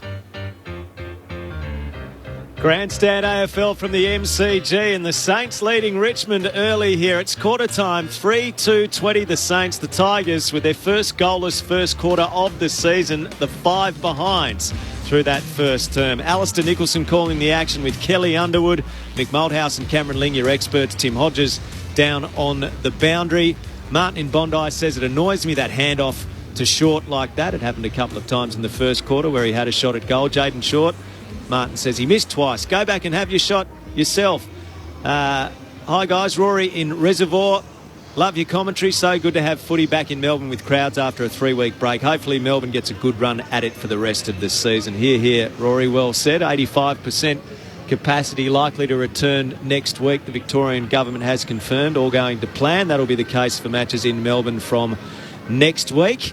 Very proud of St Kilda's first quarter. The Bridging the Gap review has helped. Come on, St Kilda, play this well for the next 3 quarters and win. Go Saints, says Peter from Oakley. Just a few of the thoughts of our texters tonight on 0437 774 774. Now the thoughts of Mick Malthouse and Cameron Ling on Grandstand AFL. Well, Lingy, can I just say, I don't know how long it could last. 91 to 107 possessions for a start off, and that goes Richmond's way. 13 to 10 inside 50s, that goes Richmond's way.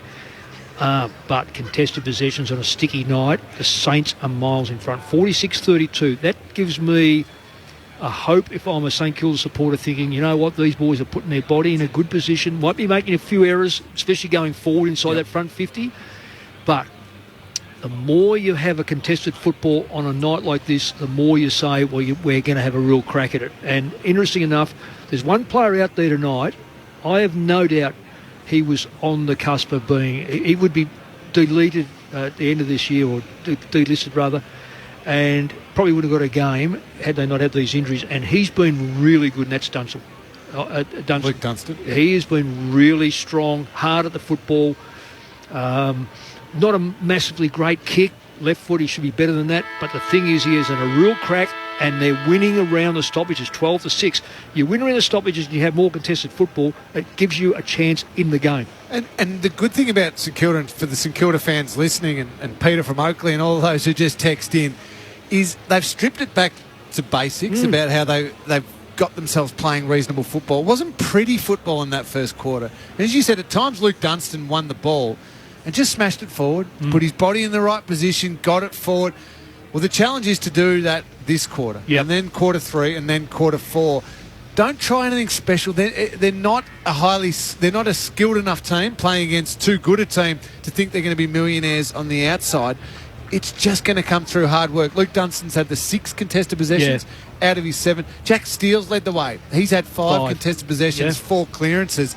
You know Richmond are going to respond in that area, but St Kilda, it's almost just roll up the sleeves, back to work we go. Yeah, but it is back to work. Lambert, no contested possessions. That's not his game. Can the Saints keep it going in this second term? A 15-point lead. Just Richmond's second goalless quarter of the season.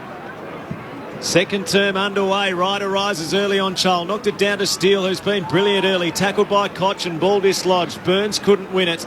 Taken in the middle by Prestia. He got it off. Martin kicks inside the attacking 50 to the pack. No mark taken.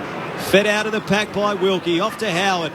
Off to Battle. Uses his left boot precisely to the half-back flank and finds Sinclair. How is that not high contact before? Is that Jimmy Webster who's down for St Kilda? He was smashed in the head. Ooh. Coleman Jones over the top in the marking contest. Got him right over the shoulder and around the back of the head. That's Kick what they went try to to the protect. wing. Grimes there at ground level. Got it out to Prestia. Dribbly kick around the boundary line goes out. Slightly the attacking side of the interchange for Richmond. Members side of the ground. Webster's up and okay, waving away the trainers. The Saints by 15 points. How can you miss that? That is a terrible decision. The bloke gets absolutely smashed in the head and just call play on. Ryder and Chol renew hostilities in the ruck. It goes over their head to Crouch, who squeezes the kick round the corner to half forward. Free kick to Vlostone, holding against Membry. It was Higgins, rather, against Broad. So Nathan Broad's got it, kicks backwards and sideways to Hooley at centre half back, and then he kicks further still around the southern side to Bolter. Goes like a rocket, that kick. Hard one to mark. Bounces around before it comes to Sinclair to Burns, and then kicks out wide where Seb Ross marks. So I don't understand why Seb Ross would go back with that ball, being a left foot. Didn't even look up ahead, did he? No, he could have played on, though. That's the thing that traps Richmond, is the play on that goes into their forward line, into the opposition. So from the southern wing, all by kicks, they've gone backwards and around to where Battle's got it and delivered to centre half forward. It was a perfect kick, but it was too hot to Crouch. He dropped it, and now Chol takes off through the centre of the ground. Lambert met heavily, got his handball away. Prestia and Hill. Prestia goes to ground. Hill keeps his feet. Coming in and helping out was Dunstan. Back to Hill. Hill lost it. Big ball to be won here. Centre half forward for St Kilda. Now Dunstan loops the kick up to Steele. He's been watching the Euros. It was centre half forward for Richmond, rather. And so Dunstan's good work to Steele, who then kicks to Higgins, marks in front of the interchange gates. Higgins with a goal for the Saints tonight. He kicks to the half-forward flank. Broad edged out Ryder, then belts it over the boundary line. And the umpire says throw it back in at left half-forward for the Saints. Well, I might be missing something, but if Ryder wasn't pushed under the ball, then you just, when the umpire's right there, you've got to pay those free kicks. 2.5 minutes into the second quarter, a 15-point lead to the Saints. Toss back in, Chol the tap down. Prestia and Steele, neither could get it. Dunstan did. Scrubs a kick inside the 50, goes over the boundary line. Now that's a skill error, and the umpire says throw it back in. That's good decision. Good umpiring. 40 metres from the Saints' goal at the punt road end. So it's amazing only forwards make bad kick decisions. Backs, scragged, scratched, belted, they make deliberate. Another stoppage. Membry in the ruck. Beats Chol to it. It comes the way of Edwards. Loops the handball to Lambert. Lambert, the underground handball to Short. Tracking backwards. Taking off after him was Butler. Couldn't quite get him. Kick from Short to the wing, where Ryder's able to mark over the top of Coleman Jones. Well done by Highmore there to protect for Ryder. Just kept his opponent out of it. Good play. And so then the Ryder kick went about 15 metres to Highmore. A little game of cat and mouse on the wing. He's got Battle for company, and then Battle with a kick under pressure inside 50. A little toe poke up in the air. Membry couldn't control it. Chol got a kick away as he's brought down. Broad fires out the handball, and this is where they slash through the defence, the Tigers. Bolter's kick over the head of Bolton, who's been very quiet so far. Webster was able to beat Bolton to the ball. He handballed, tried to get it to Burns. Burns goes to ground. Now Woods taken once, taken twice. He's gone. He stepped into that one. He ducked his head. And it was Pickett that was able to get him in a tackle, and Pickett will be rewarded with the free kick. He's done that a few times, Marlon Pickett. If you have a look at his body over the last 12 months, what he's been able to do, he's got plenty of strength in it. Pickett to the wing, and up goes Jack Rewalt. Launches on the back of Jimmy Webster and marks. He kicks to the half-forward flank. Well-weighted kick too. Back with a flight. Strong hands Graham. He's told to play on. 55 out. Graham kicks the Tigers to full forward. Martin had it go through his hands, and it dribbles out of play in the right forward pocket next to the behind post. Tigers deep in attack, searching for their first goal of the night. And we're 5 minutes into the second term. St Kilda 3-2-20. Richmond 5 behind. So with Grandstand AFL through ABC Sport on the national broadcaster. Live and commercial free around the country. Right of the tap down towards the boundary. Lambert is there. Dunstan as well. It beats those players. Back over the line. Right forward pocket for the Tigers. Richmond getting slaughtered in the ruck. Absolutely. The two St Kilda lads are dominating the ruck. This is where St Kilda have got to capitalise on those taps. Coleman Jones works his way in front of Ryder. Sinclair's there. Tries to almost bounce it to himself. Edwards goes without it. Graham fires out the handball and pins back into the face of Crouch.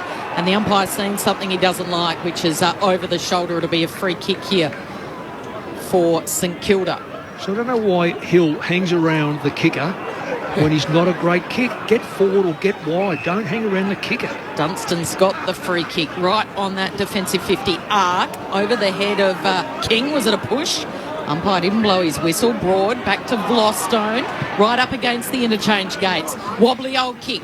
Ryder tries to chop it off. Chol goes in a little mini hip and shoulder on Ryder, goes to ground. Got a handball away. Quick chain of handballs. Brad Crouch on the end of it. No one inside 50, and Grimes is able to just kill it. Thumps it down the sport of Vlostone. Teams up with Broad. Nice little sidestep, Vlostone. And the delivery is perfect to centre half back. And now the Tigers are away. Castagna can flick it out wide. That kick should sit here for Short. He's got a paddock. He handballs over the top to Pickett on the southern wing. Pickett little sidestep, and his delivery is always good to Shea Bolton. Shea Bolton, usually so skillful, kicks up, and Coleman Jones drops what he should have taken in the end. As soon as the ball hits the deck, it's all St Kilda, and it looked like a positive, confidence-flowing build-up. But again, the Tigers are goalless. McKenzie gave to Howard in the back pocket. He goes to the back flank. Good use of the body. Strong mark Highmore. Highmore off to Burns. Kicks St Kilda into the middle. Mason Woods got two. He can kick to inside 50. Higgins one. King on his own in the goal square. Uses his left. Goes to King. Slides and marks hard on the boundary. 15 outs. Oh, Higgins just panicked a little bit because he was on his own top of the goal square. Higgins forced himself to his non-preferred left and had to go in that direction. And now King with the tough shot. Hard on the boundary. Left forward pocket at the punt road end. He's kicked one tonight. If this goes through, it might just be St Kilda's night. And it is! Superb finish from King. He's threaded two crackers from the boundary. And St Kilda has emerged from the bye looking a very different team. 4-2-26 the Saints. Richmond 5 behinds through 8 minutes of the second quarter on Grandstand AFL. Lingy, I reckon there's a real worry there that Saints had three players, what we say, towards their goal, and the Tigers only had two defenders.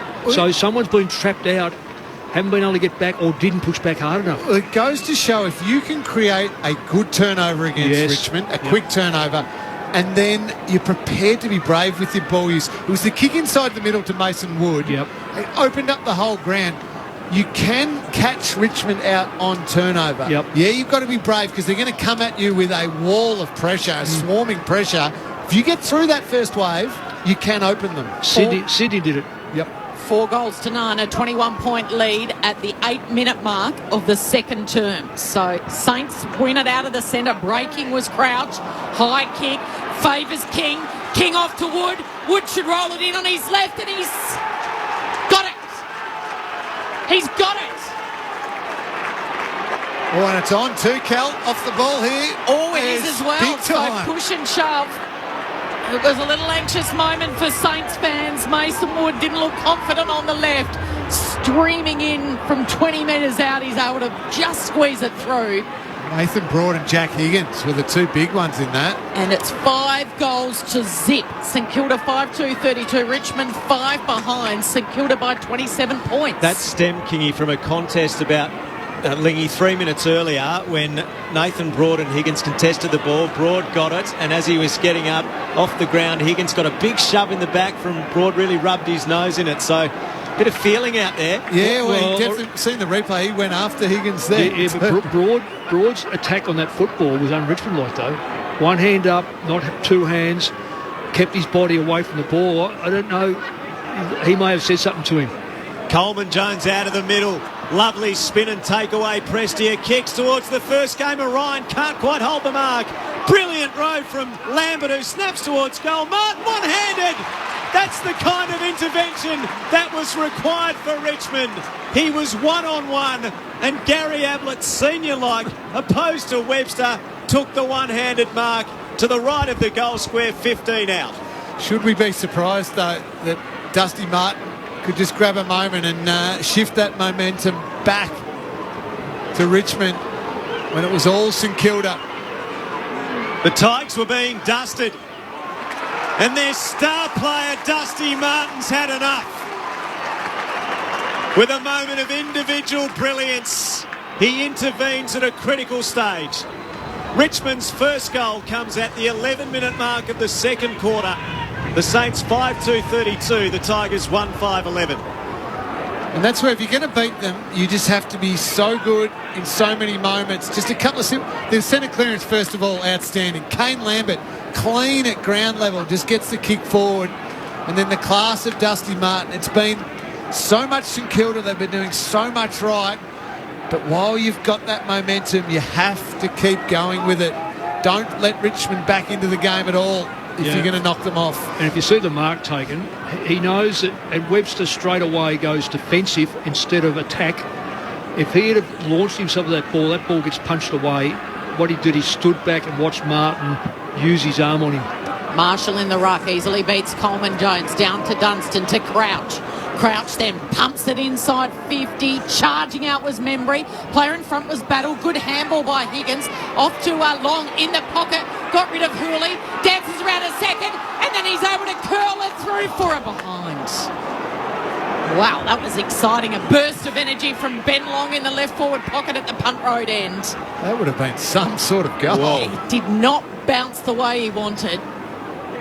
He had about 3 or 4 bearing down, and he was able to work his way into a little gap, a bounce, and it just touched the post. Saints by 22 as the Tigers bring it in. Hooley's kick out to the back flank is off hands and over the boundary line between the members and Olympic stands. That was Crouch that cleared that ball, wasn't it? I think he was out of the centre. He was also in the goal square, so that's good work. That's good work ethic. This is what he has to be very mindful of all the time. This is very much a switched on St Kilda tonight. Coleman Jones tapped it down to Pickett, gave it to Martin, who had a little fumble, then he's knocked off it. The Saints a chance to win it back at half forward. Dunstan's trying to crash in. It comes to Higgins. He's perhaps tackled without it. Flipped out a hand pass. Didn't hit a target. Short bashes it back to Graham. Road contact did brilliantly. Hand pass out to Flostone. Helicopter kick to the wing. Ryan easily outbodied. Howard takes the mark. Samson Ryan's mum Belinda said he didn't think his son's muscles were quite big enough to be playing AFL football when he rang him heard during the week as the kick goes forward inside the attacking 50 off Butler's boot. Grimes in the road and feeds a hand pass to Koch, and he comes out of defence. So Cochin goes to a one-on-one on the southern side of the G, and it's Caulfield that takes the mark easily as opposed to Arts. Yeah, very, very good body work. Both players watched the ball.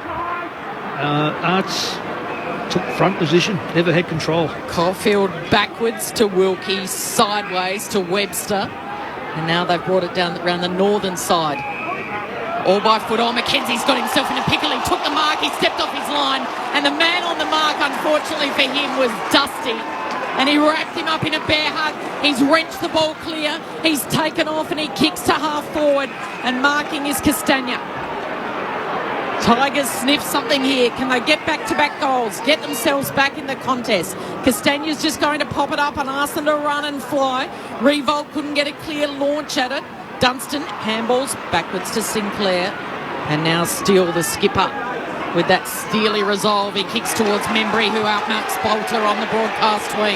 Now, it's a great mark against Bolter. That is really body-to-body work. Isn't a lot, Membry, but that mark was terrific. Goes to Webster in front of the St Kilda bench. Members side of the MCG. St Kilda 5-3-33. Richmond 1-5-11. 14-minute mark, second quarter. Billings was a late withdrawal for the Saints. Webster kicks to half forward. Chol over the top of the pack, didn't mark. Did rove though. Hand pass along the ground. Cleaned up by Cochin. He works it forward by hand. Graham controlled it. Gave to Bolter under pressure from Hill. It ricochets off him over the boundary and into the Richmond bench area. A boundary throw-in down beneath us. Prestia about to come back on.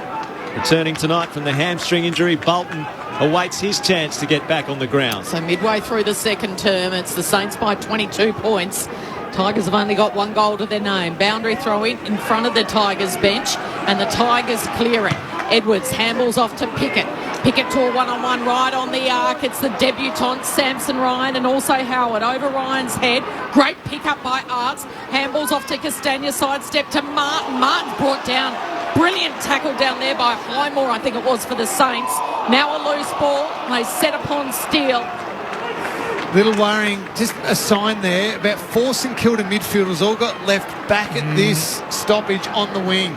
Richmond surged onto it, all got goal side. So right on the 50 here for Richmond, and it's going to be tossed in the air. Marshall just takes it out of the ruck, got rid of Chol and then kicks to the wing. Didn't sit for King. Long looks for it, long with a little hip and shoulder on Broad.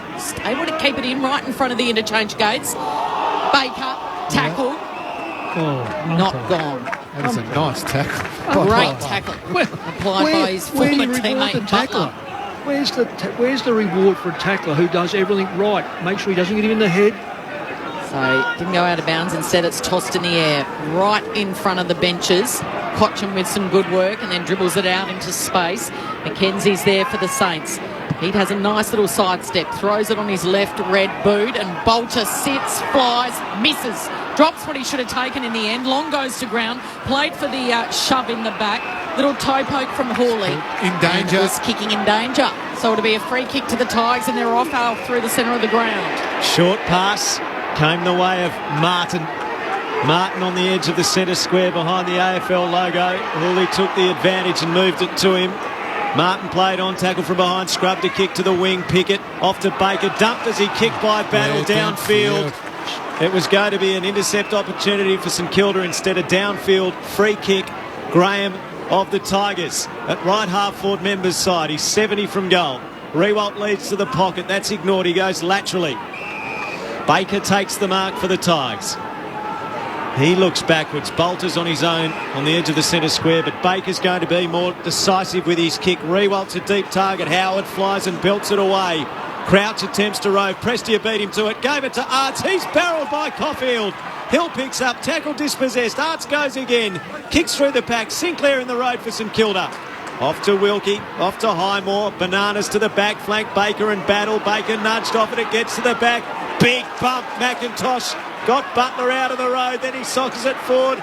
In the road, though. Crouch of St Kilda off to Dunstan. Looping ball to Burns. Belts it forward to King.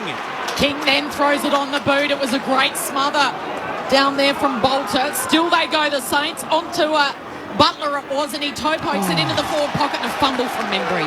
All he had to do, Lingy, was pick it up and spin around on the right and snap the goal. And he looked at where he was going to give that or kick that and took his eyes off the footy. The oldest rule in the book. And Butler's good. That was a great kick by Butler. Around the body, bounced the ball perfectly to him. Boundary throw in at the punt road end. Saints attacking here, right in front of the Tigers cheer squad, where Graham's got it. He's handballed only as far as Battle. Battle tried to get a kick away. Crouch, dispossessed. Graham pops up again. Gee, every time a player gets it, they're tackled to the ground. This is tough, hard, fierce, intense football at the moment. The Saints lead it by 22 points. They kick the first goal, 5 goals of the night. And Richmond now with 1 to their name at the 18-minute mark of the second. King and Charles share it. Who's going to clear it here? Prestia goes without it. Burns goes through, picks up, tackled short, and Prestia drag him down 40 metres from the Saints goal at the punt road end. This is really important now for Richmond that they don't concede another goal here, approaching time on of the second term. King the tap. Hooley couldn't get a hold of it. Crouch knocked it out. Burns kicks through the pack. Didn't go 15. Edwards wants to be paid the mark. Battle tackles him.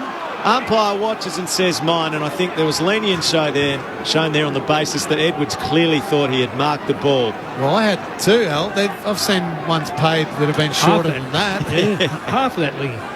Tossed in the air, Saints still in attack. Chol tapped it down, Butler got it, tackled by Chol. Ball dislodged, Baker gets it, his kick smothered by Battle. Still in the chop 40 from the Saints goal, and they lock it there again. No, over the shoulder, long too vigorous with his attack on the man.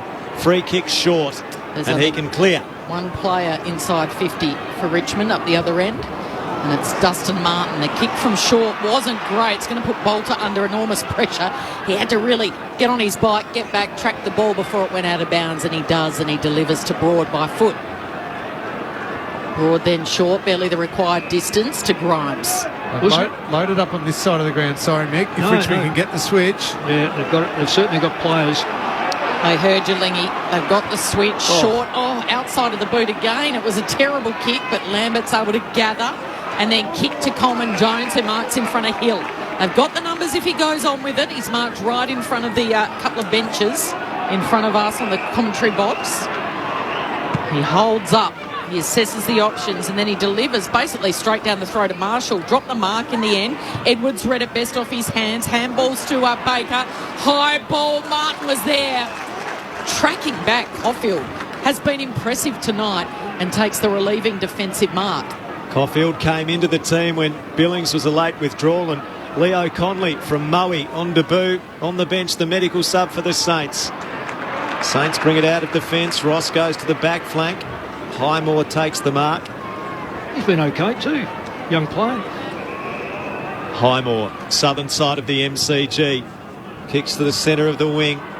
Marshall nudged under the ball, just a faint nudge, and at the back Grimes is able to intercept for Richmond. That was well done by Chol, wasn't it, Al? Just nudged Marshall under it enough and allowed his teammate to mark it. Subtlety, the key. Lingy goes back to half-back and Bolter to centre half-back. Baker's having plenty of it. He's confronted, uses his left boot to get around Battle and kick to the wing where Castagna marks Member's side. He's got a few new tats added to his legs, Alistair. Hard to know. Interesting tats. It's like my 6-year-old's got a black pen and just scribbled on both his legs. When they get to about 30 each, you stop counting, Kel. So he kicked to half forward where Edwards tried to take him on and he tried too much. And again they go on with it. This is Webster and Edwards. It'll be a free kick to Jimmy once he's finished wrestling Shane Edwards. Well, they've held up, Lingy. They've held up really well. I've always been concerned this year about St Kilda's fitness. It'll be interesting to see how they go for the last part of each quarter. Lead by 22 points, the Saints. Big fly from behind was Grimes. Couldn't take the mark. He went the fist instead. Now they pile on top. They're like seagulls around some hot chips. No one can pick it up.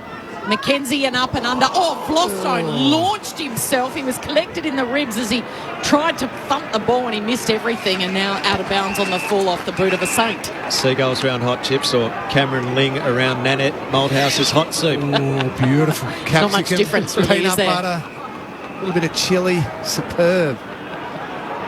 Saints in possession as the switch is on. The kick goes to Howard on the right half-back flank. He checks his kick. And the mark's taken by Highmore, defensive side of the southern wing. How long have we have to go back for the Tigers to have kicked a goal by half-time? We'll start looking, Mick. First goalless first quarter of the season. They've only had 2 goalless quarters all season. They are dangerous in really deep red time, though, the Tigers. Absolutely, have been for years. Saints have knocked it around, to use soccer parlance, around the defensive 50. Battle. Members side. Kicks to the half-forward flank. Steele and Prestia there. Steele worked his way to the front but couldn't hold the chest mark. And Prestia picks up, squeezes his kick around the boundary line, and Cochin has it in front of Rewalt, Graham and Pickett, all waiting to come back on. Pickett didn't get the week off when Richmond had the bye. He played VFL, and Richmond's VFL side drew with Williamstown. And now the Tigers work it back through Flostone, off to Bolter at centre half back. He goes to Broad at left half back. So 2 minutes before half time, Saints by 22 points, and they've kept the Tigers to 1 goal. That's an important 2 minutes coming up for St Kilda fans. Lingy, they wouldn't want to concede one now. No, because they've been so good, St Kilda. Just Richmond will always back themselves. That's what winning does, so much belief. They find one now, they'll be feeling pretty good at half-time. Got possession. They've been chipping it around before. The launching bomb comes off the boot of Graham. Going at it with both fists there was Ryder. It went about 20 metres. And now the handball from Steele really into space. 50-50 ball. Oh, that's kicking in danger, is it? Umpire, it's a game of football. Unless the hand comes off, let it go. That is not a good decision. Was it kicking in danger, Mick? It's that's a free what they kick said. to That's the what Tigers. they paid. That's what they paid. And so Graham's gone short to Lambert. And now Lambert's got it directly in front. And it was a little half topo. Yeah, it was. And that's Sevic. I'm not surprised. So Lambert directly in front. You said sting the Saints in the final minute of play before half-time. For their second goal of the night, the Tigers. He is such a reliable player. He hasn't got the distance on that kick. It was almost marked on the line, and that's been paid a goal. It stayed in play, Lingy. That is clumsy by the Saints. They're going to do a goal review. So it stayed in play. It was not marked on the line, and it's come off the boot of Arts. And I think it's ended up going through too, Cal. So Ryder tried to spoil it. Has it brushed the post? It's literally a metre out. Ryder's tried to spoil it. It stayed in play. Arts has then gone to kick on the right boot. And it looks like it's just shaved the right-hand goalpost at the city end. Maybe. It's tight. Has he called it a goal or a point? I'm not sure, Mick. It was sloppy by the Saints defenders to not get it through when they had the numbers there. And he might have pinched a goal. Oh, I can't tell, Mick. I'm not going to call that one. Well, I reckon the cameras are clearly in the wrong position here. They'll use the technology to see if there's a spike. They will. With the post. Well, hopefully they do that, because that'll determine it one way or the other. Big moment as well, because the Tigers have just stranded on the 1 goal for the whole half. 50 seconds to play before half-time, and it looks like it's hit the edge. Snicko, the AFL edge, has said it's scraped it, so it's going to be a behind here. It has just grazed the post, and it's been declared a behind. And you can hear what the Tigers fans think about that. So Richmond now 1-6-12. St Kilda 5-3-33. The set shot from Lambert looked like it was going to be spoiled over the line. Ryder spoiled it down into play. And then the quick kick from Arts was just deemed that it hit the post.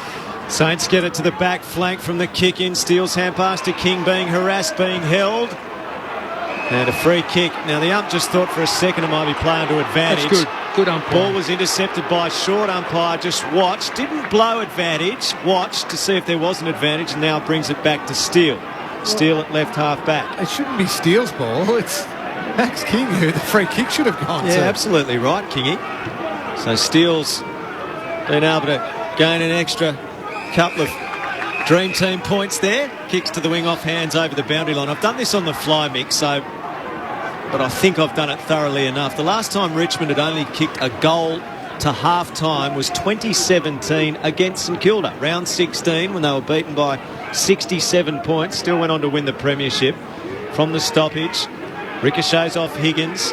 to Dunstan. Dunstan gives to Higgins, and that's he deliberate, runs into Prestia and walks over the boundary line. Well spotted, Lingy. Free kick, Richmond, right half back. No worries with that decision. Oh, and the seconds are ticking down here. Have the Tigers got one last sting in the tail before half-time?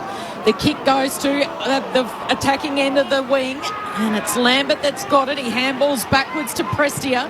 Prestia now, they need a mark. They can't find one. And the Tigers, everything they have touched has turned to dust in this opening half. And the good news is they will know that it can only get better. The only goal kicker for Richmond in that opening half was Dusty Martin at the 11-minute mark of the second term. Otherwise, it was all St Kilda, 5-3-33. Richmond 1-6-12. So it's a lead of 21 points after the Saints led by 15 at quarter time. King has 2 for the Saints. And then Mackenzie, Higgins and Wood have chipped in with 1 each. And Dusty Martin, who turns 30 tomorrow, is the only goal kicker for the Tigers. It feels like it's a bit of a handicap now heading into the second half of this game. And will the Tigers have a rally left in them? Very, very evenly poised, even though it's not on the scoreboard, Al. It's certainly all set up for the second half here at the G. Absolutely is. St Kilda ran out of steam in a bad way against the Adelaide Crows, missing a few key players a few weeks ago before the bye, but freshened up, and will they have the run in their legs to take this out in what would be a memorable win for the Saints and what has been anything but a memorable season. 5-3-33 St Kilda, Richmond 1-6-12 at half-time on Grandstand AFL. Keep your thoughts coming in on 0437 774 774. I think Karen's thoughts reflective here of many a Tigers fan. She's in sunshine. Come on, Tigers! She says, yes, it hasn't been the best day for the Tigers. 0437 774 774. Bill from Geelong, forget the footy, Al. What's Nanette's soup recipe? I'm trying, Bill, but haven't yet got the secret ingredients, although I am told there's some capsicum and just a dash of peanut butter in there, but I haven't got the actual recipe. Not a dash. Let me tell you, mate, if you bucket loads. Buckets. Oh. Literally half one of those things you get, a bit of spice. I mean, you can see that I don't really. I eat it. I don't. Mick has nothing to do with the preparation. All in the eating, Mick. I just saw how much peanut butter went in there, and some spring rolls as well. On the side, a little bit of toasted bread, the lot. Everything. We were spoiled. The fire was going. It was just whipped those up myself. Those spring rolls. You did nothing, Mick. Absolutely nothing. Nanette did it all. It was delicious, and we'll keep working on it. And if I get hold of that recipe, don't worry, Bill. I'll get it down to you at Geelong. Just some other sport to bring you up to date with before we get to Mick and Lingy. The NBL Grand Finals series into the fourth quarter of match 3 between Melbourne United and the Perth Wildcats. United leading 58-52. Now, there is a call available of this on the ABC Listen app. So go to the ABC Listen app, ABC Sport Extra. Just click on that stream and you can listen to the closing stages of Melbourne United's clash with the Perth Wildcats. Game 3 of the Grand Final series. They're into the fourth quarter. United lead by 6. And the Women's State of Origin at the Sunshine Coast Stadium, they're into the second half there. Queensland is leading 6-4 in the Women's Rugby League State of Origin. There's also a call of that available to you if you'd like to hear it on the ABC Listen app. You need to click there on the ABC Sport stream. So the ABC Sport stream for the Women's State of Origin Rugby League, the ABC Sport Extra stream for the NBL Grand Final Series match. ABC Grandstand has so much broadcasting every weekend around the country for you on radio, online, on the Listen app. The draw for Wimbledon has been released, and the world number 1 Ash Barty has drawn Spaniard Carlos Suarez Navarro, a veteran of the tour, in the first round. Sam Stosur has a difficult challenge in American Shelby Rogers.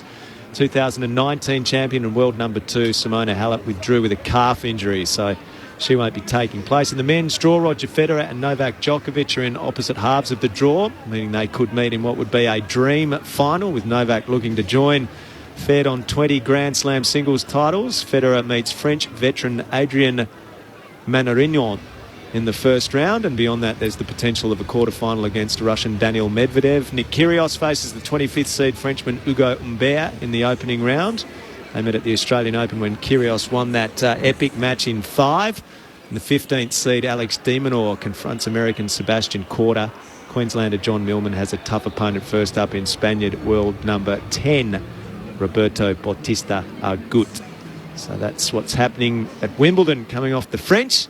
Let's hope Ash Barty's fit and firing. Mick Malthouse, always fit and firing. Cameron Ling alongside him at half-time. The Saints firing. 5-3-33, Richmond 1-6-12. What have you made of it, lads? Well, very impressed with the Saints in that first half. Again, it's what I said at quarter-time, Mick. It wasn't pretty, but it was scrapping and it was fighting and it was contest after contest after contest, and just made themselves enough opportunities to find a couple of goals, finished off their work, and they thoroughly deserve this lead that they do have. It's been done through hard work and the basics of the game. Around the contest, get it forward and give your forwards a chance. And memory hadn't have watched that one. Yes. You're looking at 4 goals. But that Cordelingy, and I know I keep saying about stats, they can absolutely hide the truth, but kicking, possession-wise, almost identical. Contested ball, Tigers have lifted up. It was even with a contested ball now. That's where I reckon the Saints got the initiative in the first quarter. That's now evened out. Inside 50 is relatively the same. 19, I think it's 19 to 23. Not many for it is a little bit wet and slippery, but nonetheless, the test for me here is I've been on the Saints as far as fitness goes all year. I just think that they just haven't had players prepared to work hard enough now. Perhaps they can't. Perhaps their regime is not good enough. But this now will be the test, because the Tigers will keep coming at them. Yep. And the reason why I questioned Lynch early about the hunger, you can't tell when you're in the club. You can only tell when you play on the match day. And there's just been a couple of moments when I reckon the Tigers of last year just seemed to be better. And you only need to go off 1 or 2%, and you lose that initiative. Now, the Saints, of course, been under enormous pressure because of their last week's performance. So, the test for me is, can their fitness hold up and proceed with the ruggedness, if you like, of the game? Because the one thing, and you would have seen this with the teams you coach, you would have experienced this when you were a player as well, and I certainly did. When you've been to the very top and you've had that ultimate success, when things are going well in a game, and I'm talking about being and had success over a long period of time, and you're being asked to go up again and again and again, that when things are going well, great, you get in the rhythm of the game and it's fantastic. It's when you're down and it's hard and it's a tough night and it's rainy and it's wet and the other team's scrapping and fighting and all that, and it's a game that every single game means something, every single game means the world. But it's deep in winter and it's the middle of the year. Finals still seem a million miles away. Yeah. How many times can you dig as deep as you possibly can and fight your way out of it? Yeah. When it's not 95,000 at the MCG and it's a preliminary final. And when you've already had that success and success and success. So that's what Richmond are going to be asked to do right now. However, from the flip side of that, if St Kilda let Richmond back in the game at all, those experienced Richmond players can really quickly sense, okay, we've got them, they're not going to be able to sustain this, and they will go for the kill. But if the first 10, 15 minutes, 18 minutes of this third quarter is relentless, just hard work, blue-collar work from St Kilda, there gets to a point in time where Richmond players, it's only subtle, go, do we have to do this again? Yeah. And you don't quite want to do it as much as you've done it in the past. What's the mind? It's human nature. It is. I don't want to do this again. Yeah. You talk about scrappers and blokes that'll keep having a go. And I said to him at quarter time, I said about Luke Dunstan, he's the highest position getter on the ground at the moment. He's not a great kick. He's not a great hand passer. He's slow.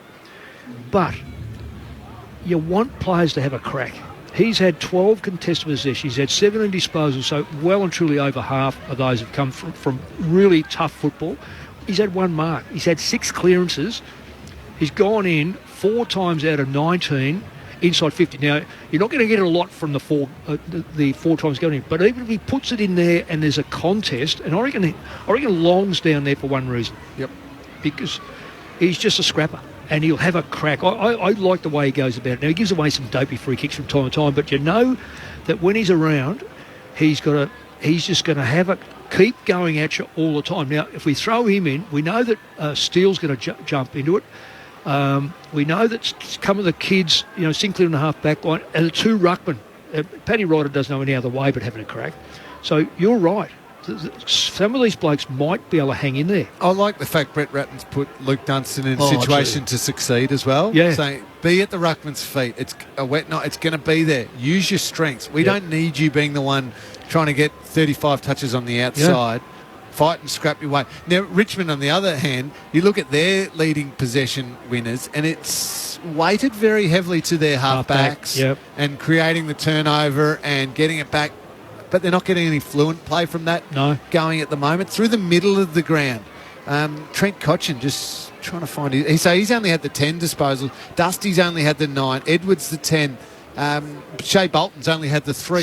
So they're key midfield types. If I can jump in there, Lee, he's the one that you've just said, wet night, really, the Saints, who are they anyway? We've won our premierships.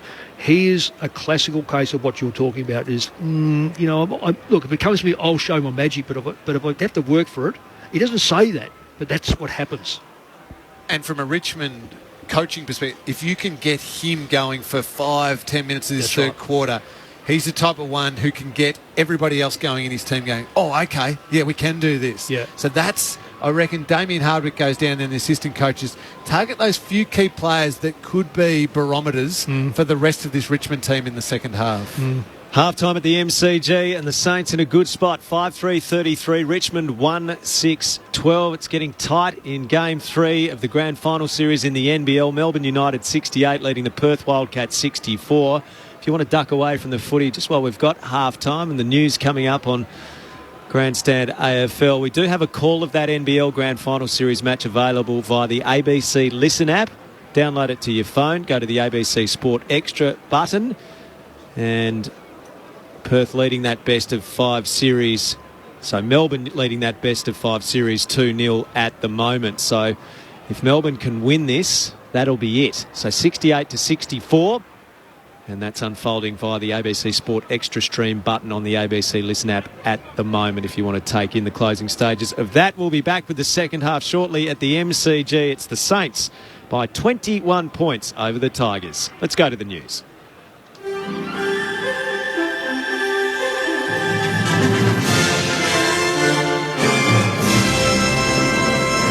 ABC News with Glenn Lauder.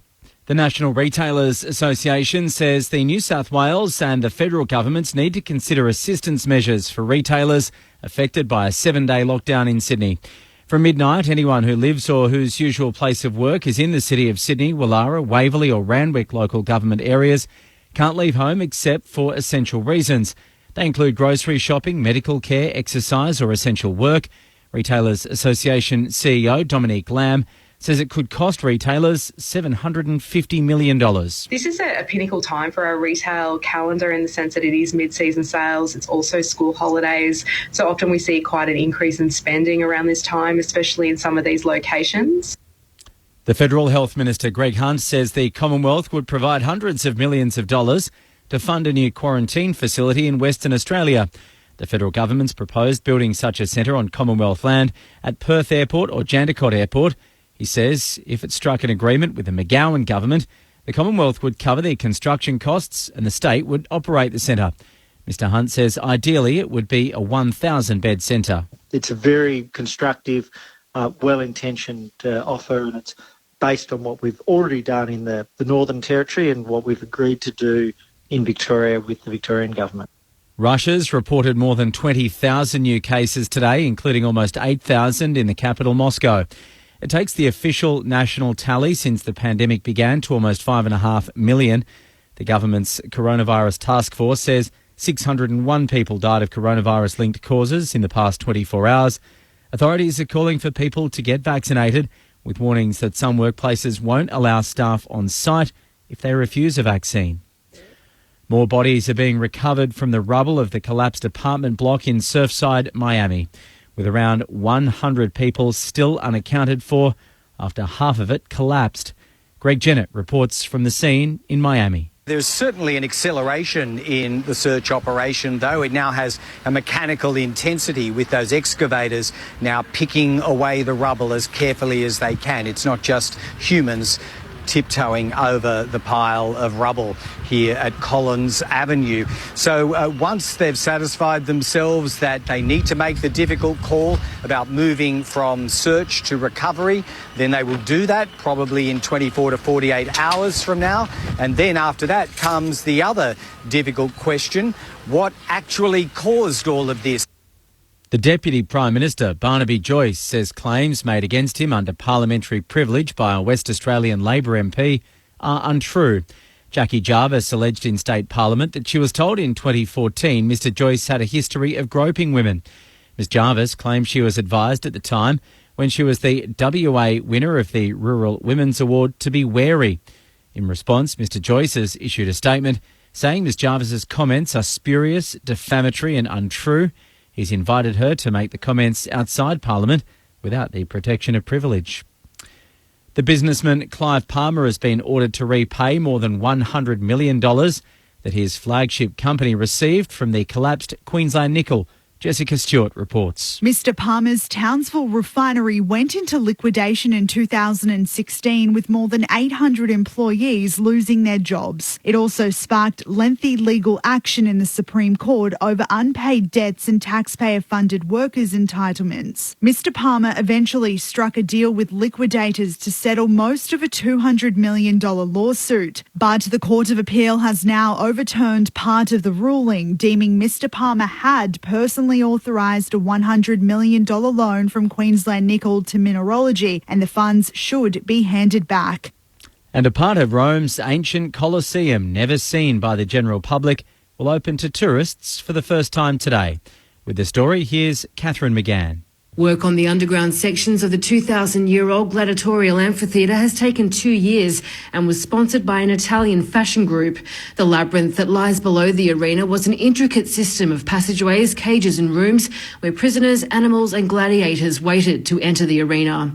The 70,000-seat circular building saw battles to the death, executions, animal hunts and could even be filled with water to reenact sea battles. Today's reopening is part 2 of a 3-stage restoration of the site. For more news at any time, you can head to abc.net.au/news. ABC Sport on Social is your sports conversation on the go. Video, player insight and analysis. This is the content you never knew you needed. Get ABC Sport wherever you scroll. To watch the latest stories from ABC News and clips from our current affairs shows online, it's time to go direct to the source. Australia's most reliable news can be found on ABC Radio, the ABC News app and the ABC News website. Download the free app now and stay across local breaking stories, updates and analysis from Australia's most trusted news. What matters to you matters to us, and it's all on the ABC News app and news.abc.net.au. The 2021 AFL Premiership season on ABC Radio and on ABC Sport Digital. Strong mark Highmore. Highmore off to Burns. Kicks St Kilda into the middle. Mason Wood's got 2 he can kick to inside 50. Higgins 1. King on his own in the goal square. Uses his left. Goes to King. Slides and marks hard on the boundary. 15 out. If this goes through, it might just be St Kilda's night. That is! Superb finish from King. He's threaded 2 crackers from the boundary. And St Kilda has emerged from the bye looking a very different team. Saints win it out of the centre. Breaking was Crouch. High kick. Favours King. King off to Wood. Wood should roll it in on his left and he's got it. He's got it. Lovely spin and takeaway. Prestia kicks towards the first game of Ryan. Can't quite hold the mark. Brilliant row from Lambert who snaps towards goal. Martin one-handed. That's the kind of intervention that was required for Richmond. The Tigers were being dusted. And their star player, Dusty Martin's had enough. With a moment of individual brilliance, he intervenes at a critical stage. Richmond's first goal comes at the 11-minute mark of the second quarter. The 2021 AFL Premiership season on ABC Radio and on ABC Sport Digital. Nice to have you with us wherever you're taking in the footy tonight around the country or around the world on ABC Grandstand. AFL at halftime, St Kilda 5-3-33 lead, Richmond 1-6-12. The players are back out on the ground. This has been a fine performance so far from St Kilda. Richmond has not really ever got going tonight. Is that about to change in the second half? Because in the second half of the season, Richmond needs to get going if it's to really assert its premiership credentials again. Alistair Nicholson calling the action alongside Kelly Underwood, Mick Malthouse and Cameron Ling. Tim Hodges is down on the boundary. Red in Hamilton tonight. Richmond reminds us of one of those visiting cricket teams who sniff at an unfriendly pitch and play accordingly, says Red. Let's see if they can get something going, Red, in the second half. It's about to start with Kelly Underwood. And it starts with the perfect bounce. And Ryder with the perfect leap over Chol and the palm down. And a free kick to St Kilda. So I was watching the ruckman and it's going to go to Dunstan. Off the ball. So Dunstan doesn't waste any time. Sending it inside 50. Off hands. King dribbles it towards goal and misses to the right-hand side. A big pack flew directly in front of goal. King waited at the back. Little half chance. It was a handball to Membry that probably was the one, but it was that fraction of a second where he thought he was hot, threw the ball in the boot. Oh, that would have been huge for the Saints. Saints by 22 points. Flostone brings it back into the back flank. Rewald in front, couldn't mark, and then he lays a strong tackle on Wilkie. The umpire will ball it up at right half forward. G'day, Daz from Taz here, enjoying the hell out of this. I don't care who beats Richmond, says Daz from Taz. 0437774774. Daz has had enough of the time. He has. Ryder wins it down. Prestia roves it though for Richmond. Hand pass out to the quiet Bolton. Confronted by Burns. He's pushed as he kicks. It travels about 1.5 metres. McIntosh paddles it back to Bolton. Hand pass around the boundary to his own advantage. Takes on Ryder court. Got a hand pass to Cochin. Members wing under pressure. Barrels it forward. Wilkie in the road. This Saints defence standing firm. He's at right half back. Olympic stand side. He kicks to Battle. And Battle chips to the impressive Steele, who marks in front of the interchange. The Saints by 22 points, early stages of the third. So Steele delivers down the line to Ryder. He's been good, Ryder, hasn't he? He just understands the game. Cuts it back inboard to Wood, and then Wood handballs off to Burns, who then gives it to Dunstan, who goes long on his left, and it's touched on the line by Vlostone. Oh, talk about half chances. He had Membry on as well. I know, yeah. The old two posts stood up there for a while. Tigers bring it in towards centre half back. Chol's been taken in the marking contest and will get a free kick for Richmond. He was collected by Wood around the midriff. Just a little Chol. So just a little one there. Dion Preston knew that was a free kick and chose to handball. Technically that should be called advantage. Off to Broad, off to Flostone. Flostone, bouncing ball to the wing. Pickett took it, broke the Webster tackle, kicks to full forward. Coleman Jones, Hill at the back, didn't kill it. It bounces over the boundary line. Hill should have punched that through for a minor score, but he clean missed it. A throw in next to the left behind post. Chol is hurt. We'll get down to Tim Hodges very shortly. And also take the body there, El. Not just drift around the back by 0.5 metre. It's a contact sport. We're at the punt road end of the MCG where the Tigers are kicking, and it was McIntosh to Bolton. Bolton then tries to centre it up. Seb Ross has got it. Quick hands off to Wilkie. And then on the left foot, he drives it long, gets it out of the danger zone. Wood rises up over the top, paddles it down to Butler. Butler's met heavily by Short. Comes in with a bit of help. Caulfield taken high. The umpire says play on. He's kicked it straight to the opposition though. And it's the Tigers in possession on the outer wing. It's Broad going backwards. So they'll look to set up here and springboard from centre half back. Baker, a little give and go with Grimes. He can go to Grimes again. No one's coming at him. He just stops dead still on the broadcast wing. And his kick wasn't great. Coleman Jones comes in, meets it on the bounce, handballs it to McIntosh, who delivers. And a good mark, standing mark taken by Bolton. Too far out to score. He just wedges that kick, squeezed it just the 15 to Edwards, who pokes it to Dusty, and he protected that beautifully. He marks in front of Webster. He wheels around on the right, and he's missed. Well, I mentioned earlier they're a little dusty, and that is dusty even for Dusty.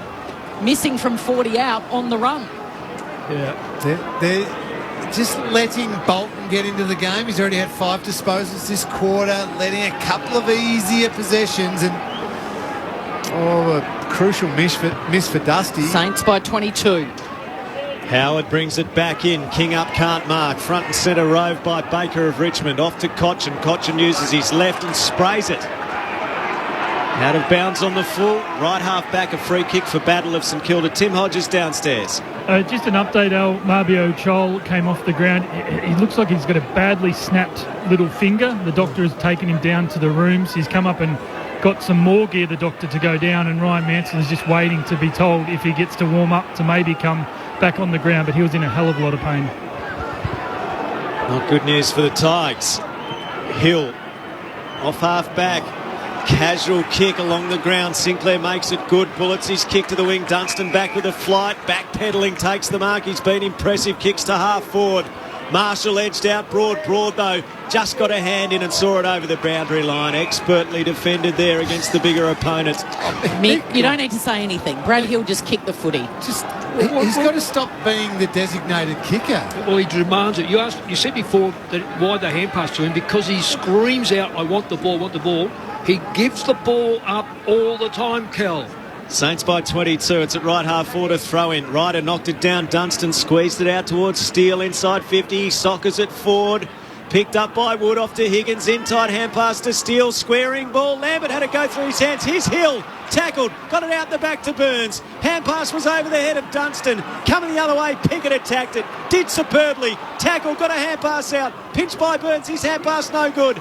Lambert got it out to Short. He gave it up. McKenzie through. Hand pass away. It's coming back. Free kick It's here. coming back. The Saints were on a path to goal. Butler had the goals at his mercy. 30 out. It's coming back to Jaden Short. And he can use it. Short to Baker at right half back. The Tigers were under serious pressure. It was Butler who gave the free kick away, so he must have known he was in a bit of trouble. So Baker to Pickett, and Pickett goes long. In front was Howard. Well picked up there by Arts, but he's handballed straight to Webster for St Kilda, who's handballed straight to Richmond in Vlostone. Quick handball over his head was Coleman Jones. Dosty's involved, so too Bolton. Little bit of razzle-dazzle. Dustin Martin on the end of it. His delivery to Revolt is no good. Great little mop-up, though. Good second effort by Jack Revolt. Off to Lambert. He'll need to kick a miracle goal as he streams towards the boundary line in the right forward pocket, and he pushes it right across the face, misses everything. Out of bounds, boundary throw-in. If the Saints can find a goal here, man, it is huge, because Richmond are right off. Aren't they off the boil? Totally. Mind you, the Saints keep giving the ball back to them. Yeah. Toss back in down at the punt road end. Dunstan playing for a free kick. Nothing forthcoming. Taken by Highmore. Hand pass over his head as he was taken over the shoulder. Free kick St Kilda. Can you go off injured with because you can't kick? I would see if they can get Hill off the ground and get their 23rd player on. Highmore plays on. Something there. Kicks to the wing. Coleman Jones up in front, knocked away from him. Well roved by Higgins. Higgins had everyone just filter off him. His kick's poor up to half forward, standing in the hole. Short marks in front of Wood. Kicks to centre half back to Broad. Broad a hand pass to Baker. Baker kicks Richmond out to right half back, and Pickett has had a pretty good night. He's been impactful for the Tigers. Defensive side of the southern wing. He turns it over to Hill. Now Hill goes short, and Burns marks, and the overlap. Hand pass to Dunstan. Hand pass away. Caulfield kicks inside the 50. King coming at it, couldn't impose. It's punched over the boundary line by Bolter. A throw in. Saints in attack to the city end with a 22-point lead at the 8-minute mark of the third. Well, if they use the ball better, they would have Richmond on the rack. Their last kick inside 50 has been haphazard at best. So the Tigers' defence under pressure here, and the boundary throw-in cleared both ruck. Dunstan swoop, Dunstan goal. Is that on his right foot, or it was? Yes. It was. Good on him. On his non-preferred, the number 7 for St Kilda has taken his opportunities tonight. The boundary throw-in went over the head of both ruckmen, and it bounced up into Dunstan's lap, and he just snapped it on his right for a goal. And that is a lead of 28 points. That is a game-high lead for St Kilda. 6 goals to 1 is how it stands at the moment. 6-5-41 Richmond 1-7-13. And Alistair, we were talking to a St Kilda fan out the back at half-time, or we were grabbing a coffee and you were grabbing a sandwich, and he said, the hope just kills you.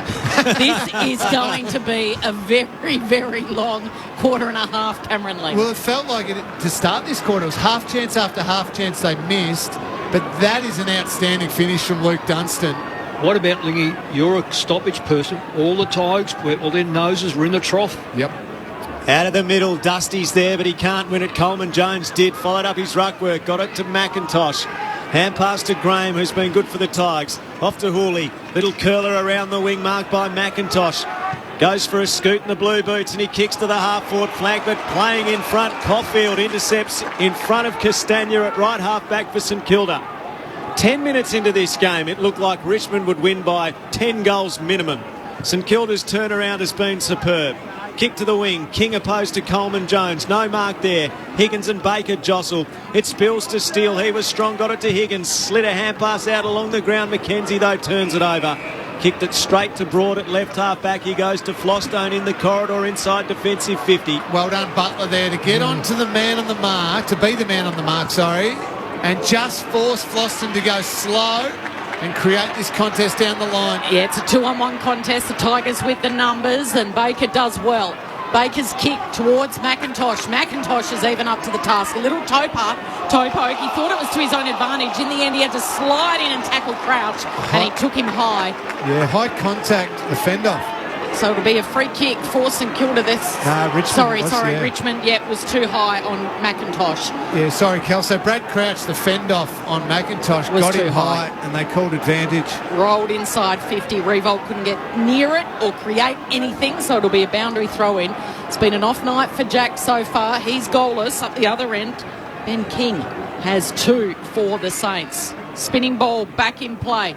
Marshall juggles it and then kicks it out of the ruck where Grimes is able to chop it off. We've seen a lot of that, intercepting marks by the Tigers. They're dominating across half-back. Oh, Can danger. they turn it into goals? Went back to Broad. Broad kicked into the middle. Flostone had it hit the ground. The kick missed him by a mile, but he pushed off Wood. Got it to Hooley. Hooley to Rewaltz. Charges out, dives forward, marks on his chest. He's 45 from goal. He has to kick this for Richmond. He has to make a statement here, Jack Rewaltz. His 699th goal, if he can find it now, how significant it would be on this difficult night for Richmond. Brilliant by Flostone. Outstanding to win that contest. Mason Wood had to be so much better there to halve that one. He's just overrun the football and didn't get back, Liam. A player built for big moments, Jack Rewaltz.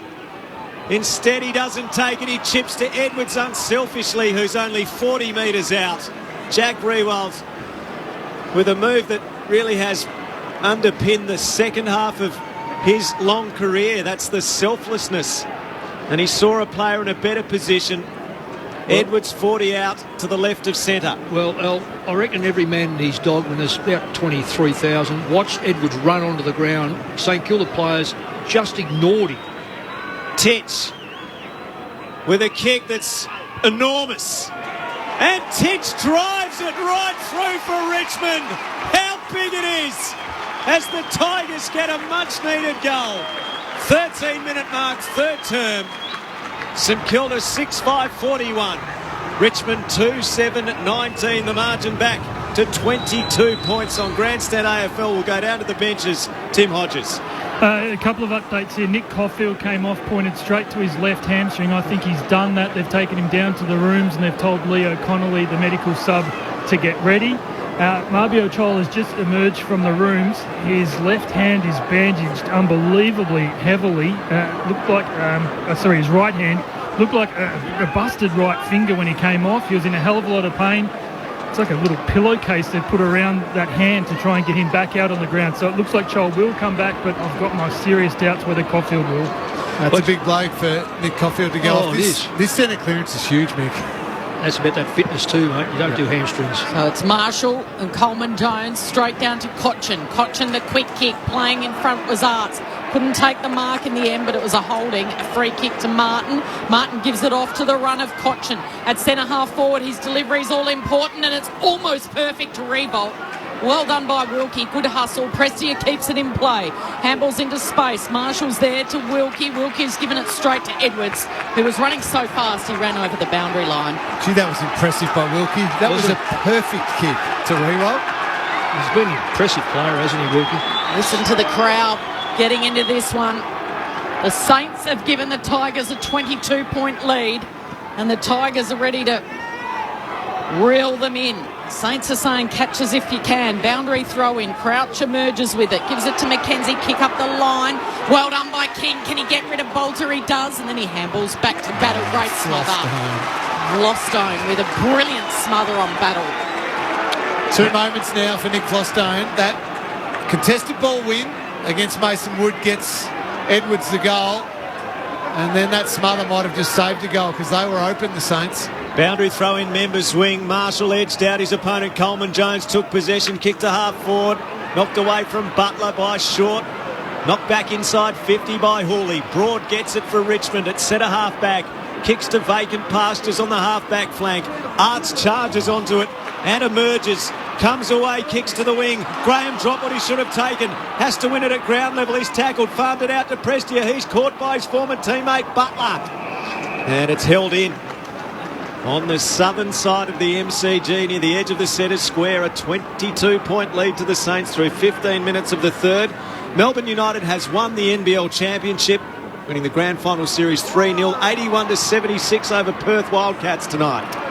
So right on 50. Seb Ross does well. He leaves Crouch to pick it up, and then it comes back to Ross, and Ross with the kick into the pocket did not favour Ben King. Bolter could have taken the mark in the end. He fumbled it over the boundary line.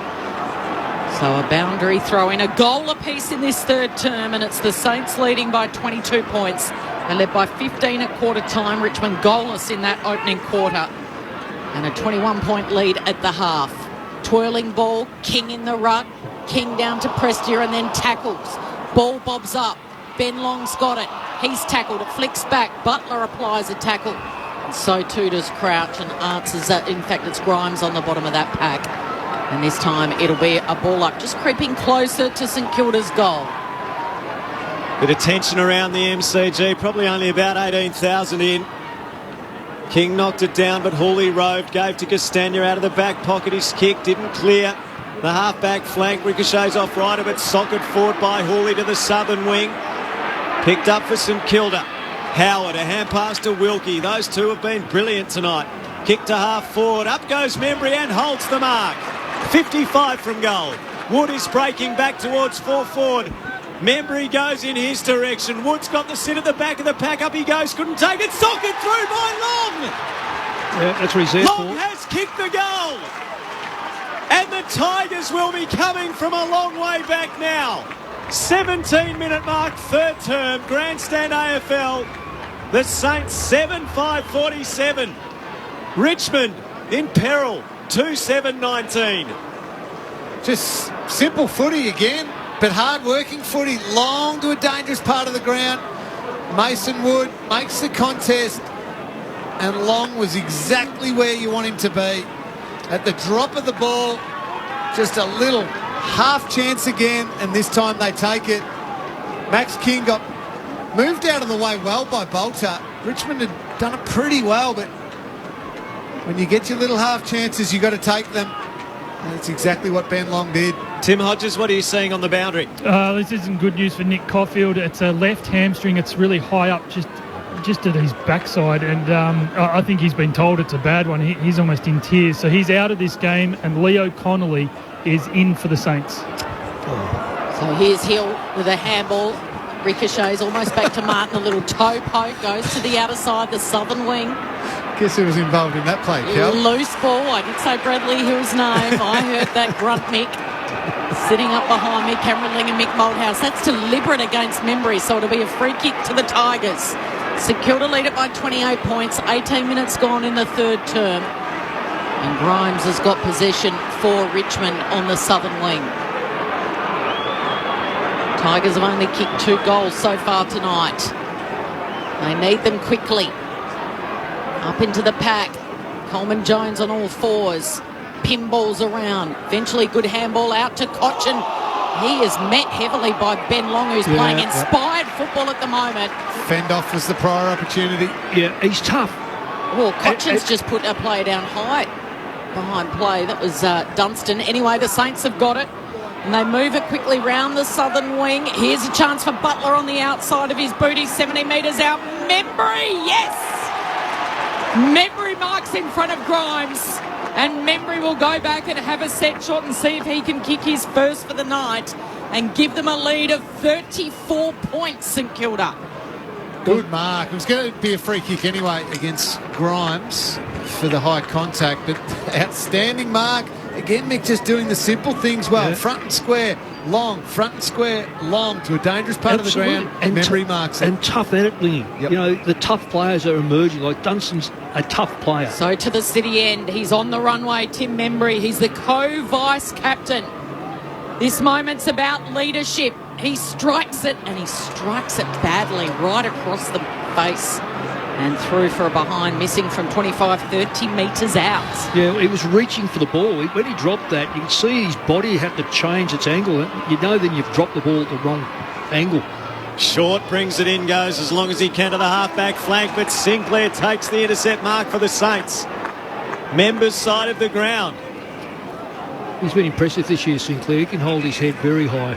Sinclair plays on. Chol on the mark. He dances around him, gets to within 60, kicks towards King at full forward in the pack. King hands to it, no mark. Long the rove. Hand pass out. Butler's crafty. He's caught. Had it a long time. Got a hand pass out. Crouch tackle, dispossessed. Spills to Long. He snaps and misses on the left-hand side. That would have almost buried Richmond. 21-minute mark, third quarter. St Kilda 7-7-49, Richmond 2-7-19. Dave, his emotions reflective of many Saints, I'd imagine. Hi team, he texts from Morfordville. When are we going to stop having surprises? I hope we have a good contest. Last time I tuned in, the Saints played well and I had to turn off.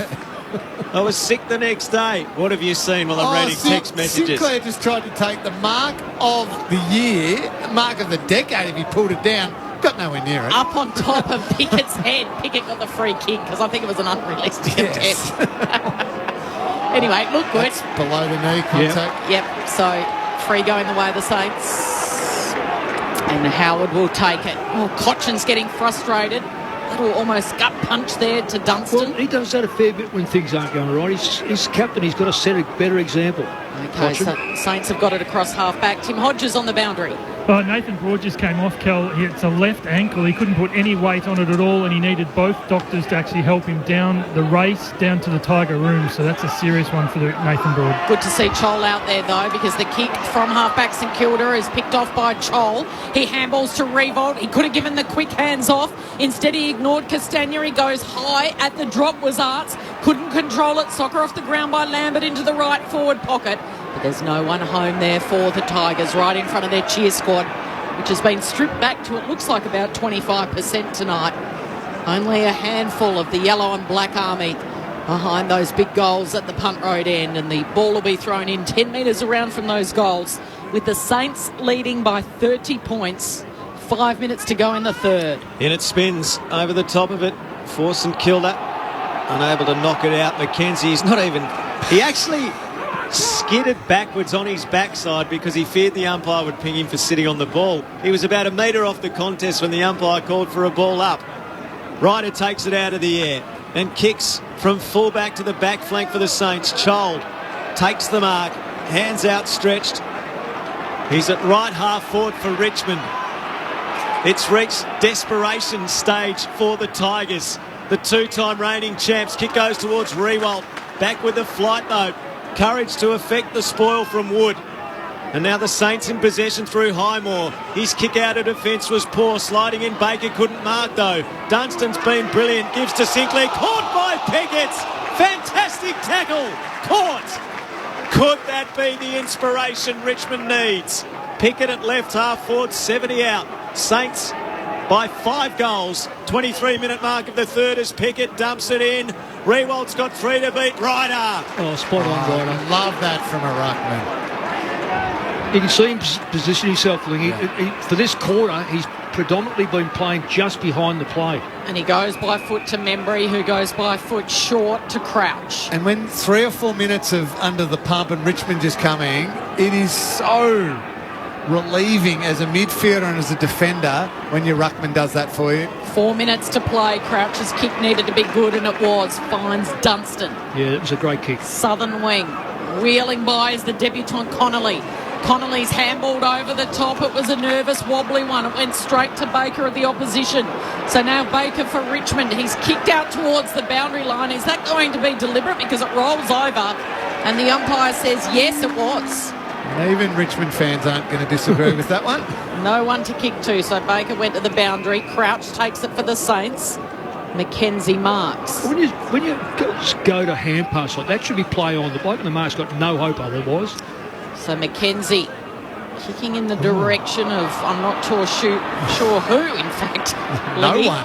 And Richmond should be able to drive it out of the defence, although Bashahuli's kick at centre-half back was a grubber one.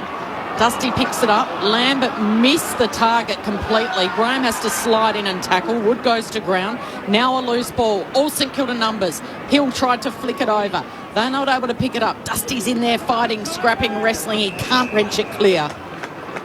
And the umpire says we'll ball it up inside that centre square. Saints by 30 points. Flick it over was a good description, Kel, by Hill, because he didn't want to body line it. He wanted to just tap it and hope. 25-minute mark, third quarter. Ryder gets the clearance inside 50. Battle playing in front, picked up. Grimes tackled in front on, but without heavy front-on contact. He did that well. A ball up 30 metres from the St Kilda goal at the city end. Feels like the plates are shifting in the season here. A Richmond loss tonight and they're very vulnerable. May well be out of the 8 at the end of the round. With GWS, Fremantle, Essendon all knocking on the door. High contact paid. Free kick here. Mackenzie took possession. He was taken high by McIntosh. And Mackenzie, who kicked the opening goal of the night, very much against the run of play early on, has a chance to extend the lead to 6 goals. He's 42 metres out. He's to the left of centre, kicking to the city end. I haven't seen him kick distance, so I'm not 100% sure about him. Lingy, come on, your call. He's got the distance, Mick. There's no doubt about that. All right, we'll back you in, Al. Jitters everywhere with goal kicking for the Saints in recent weeks. Tonight they've looked very different. The kick on its way. It's nerveless from St Kilda. Nerveless and brilliant. The Saints don't look like they can be stopped against the two-time reigning champions, who they've held to just 2 goals. 27-minute mark, third term. St Kilda 8-7-55.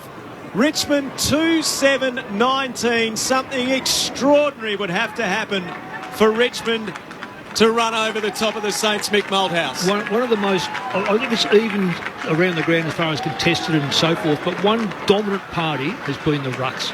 Yes. Marshall hasn't had a big say, but when he's there, he's good. Paddy Ryder has been behind the ball, in front of the ball, marking the ball, setting them up, and when he taps that football, he gives them a chance to clear the ball, Lingy.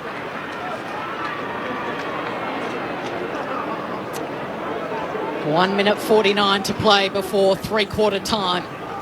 And it's a 6-goal lead to St Kilda. Bounce down in the centre. Saints with it. Handball from Crouch to Ryder. A high ball. Again, they go inside 50. Chance for Wood. He picked it up and then he's brought down. Can't get his kick away. Here's King. Tackled. Stolen by Vlostone. The look-away handball to Graham. Linking up here is Prestia. Prestia short to Lambert. Can they snaffle one late here? Out wide to Martin. It's Martin v Sinclair. Sinclair v Martin. Martin picks it up and then handballs back to McIntosh on his left. Can he find a target? Clears the pack. Waiting at the back here. Highmore. Oh, fumble. He had his head over the ball. Fires out quickly. McIntosh. He's going to handball all the way back to Martin. Martin just squeezes the kick around his body. Highmore again. Does well. Wood. Quick hands to Crouch, who goes down the centre of the ground. Who's at centre half forward? There's a foot race on. Bolter should get there. Bolter with a fumble. He's in the defensive 50. Oh, he's overrun it. He's overcooked it. Here's a chance for Long. He goes to ground. And now Baker with a cool head delivers out wide, and a fumble mark. Should have been a mark by Castagna. Instead, he fumbled it over the line. And that's bolted behind play down, Cal, as part of that contest you just called. Looking very, very sore. The umpire's just going to hold up play for a second. I reckon his ankle got caught under his body. Or knee. Oh, knee. Oh, dear. So he hasn't moved. He's grabbing at the knee, and he's got a doctor and 2 physios out there with him at the moment. That's more medial, you think? I hope it's only medial for his point of view. So the umpire holding it up just to check to make sure he's not in harm's way, but as he gets to his feet, they'll call for the throw-in. Well, he's up. He's proppy, but he's heading to the bench, and he's trying to be brave, grit the tieflingy and try and run this out. No offence here. He is injured. But you can't hold up a whole play for a player to come off the ground. You have to throw it in there. And especially when he's walking off himself. It's not a blood rule or a major concussion where he is in harm's way. Throw it in. Yeah, he's going to do it anyway. But all right, play has been blown on again, and the boundary umpire will throw it in. I feel bad saying that, Al, but that's the rules. Yep. Rules are the rules. You're callous. Right half forward, Mick Mulhouse was nodding away in the background, mind you. Saints through Steele over the top of it. He's tackled by Bolton near the AFL logo members' side. So we're over the 30-minute mark of this third quarter. The margin is 6 goals to the Saints. Richmond has kicked only 2 goals for the night. Chol rises early, knocked it down. Oh, big bone-jarring tackle.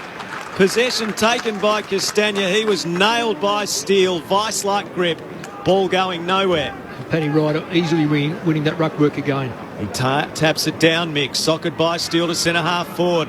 Long's been impressive. Knocked it out. Soccred forward by Dunstan. He's had a stack of it. Clearing soccer from Grimes. Goes out of play. No, not quite. Tapped in by Pickett. Hooley gets it off to Pickett near the boundary line. His hand pass straight to Highmore. He's tackled. And that is three-quarter time. A stirring performance from St Kilda. Richmond 6 goals down against the Saints at three-quarter time. St Kilda 8-7-55. Richmond has kicked only 2 goals to the final change. 2-7-19 the Tigers. The goal kickers for St Kilda. 2 to King, 2 to Mackenzie. And singles to Dunstan, Long, Higgins and Wood. While for Richmond, Dustin Martin and Shane Edwards, the only goal kickers. And it's a predominantly Richmond crowd tonight.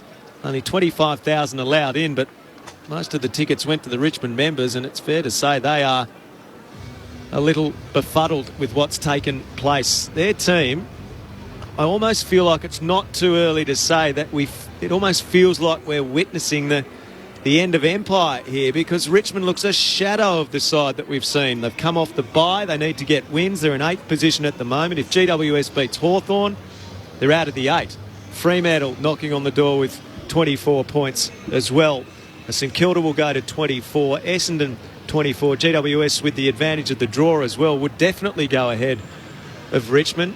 It's a long way back from where they are if they can't and most likely won't find a way tonight. 8-7-55 to 2-7-19. This is Grandstand AFL on ABC Radio, ABC News Radio and ABC Sport Digital. Now, where was I up to in Fisk? Wait, I can set up a free ABC account. Charlie Pickering. Too easy. So from July, we'll need to log in to stream shows on ABC iView. It's easy to set up and we'll be able to pick up watching where we left off, even if we switch from smart TV to mobile. Good for watching Bluey on lunch breaks. For more information about your free ABC account, head to abc.net.au/ABC account.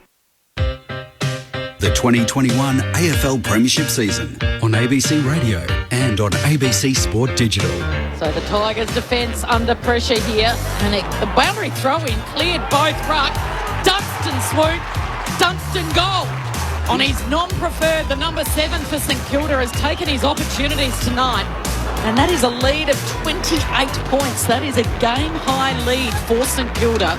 Jack Rewalt, instead he doesn't take it, he chips to Edwards unselfishly, who's only 40 metres out. Titch with a kick that's enormous. And Titch drives it right through for Richmond. How big it is. as the Tigers get a much-needed goal. Memory goes in his direction. Wood's got the sit at the back of the pack. Up he goes, couldn't take it. Socket through by Long. Yeah, that's what he's there Long for. has kicked the goal. And the Tigers will be coming from a long way back now. Just simple footy again.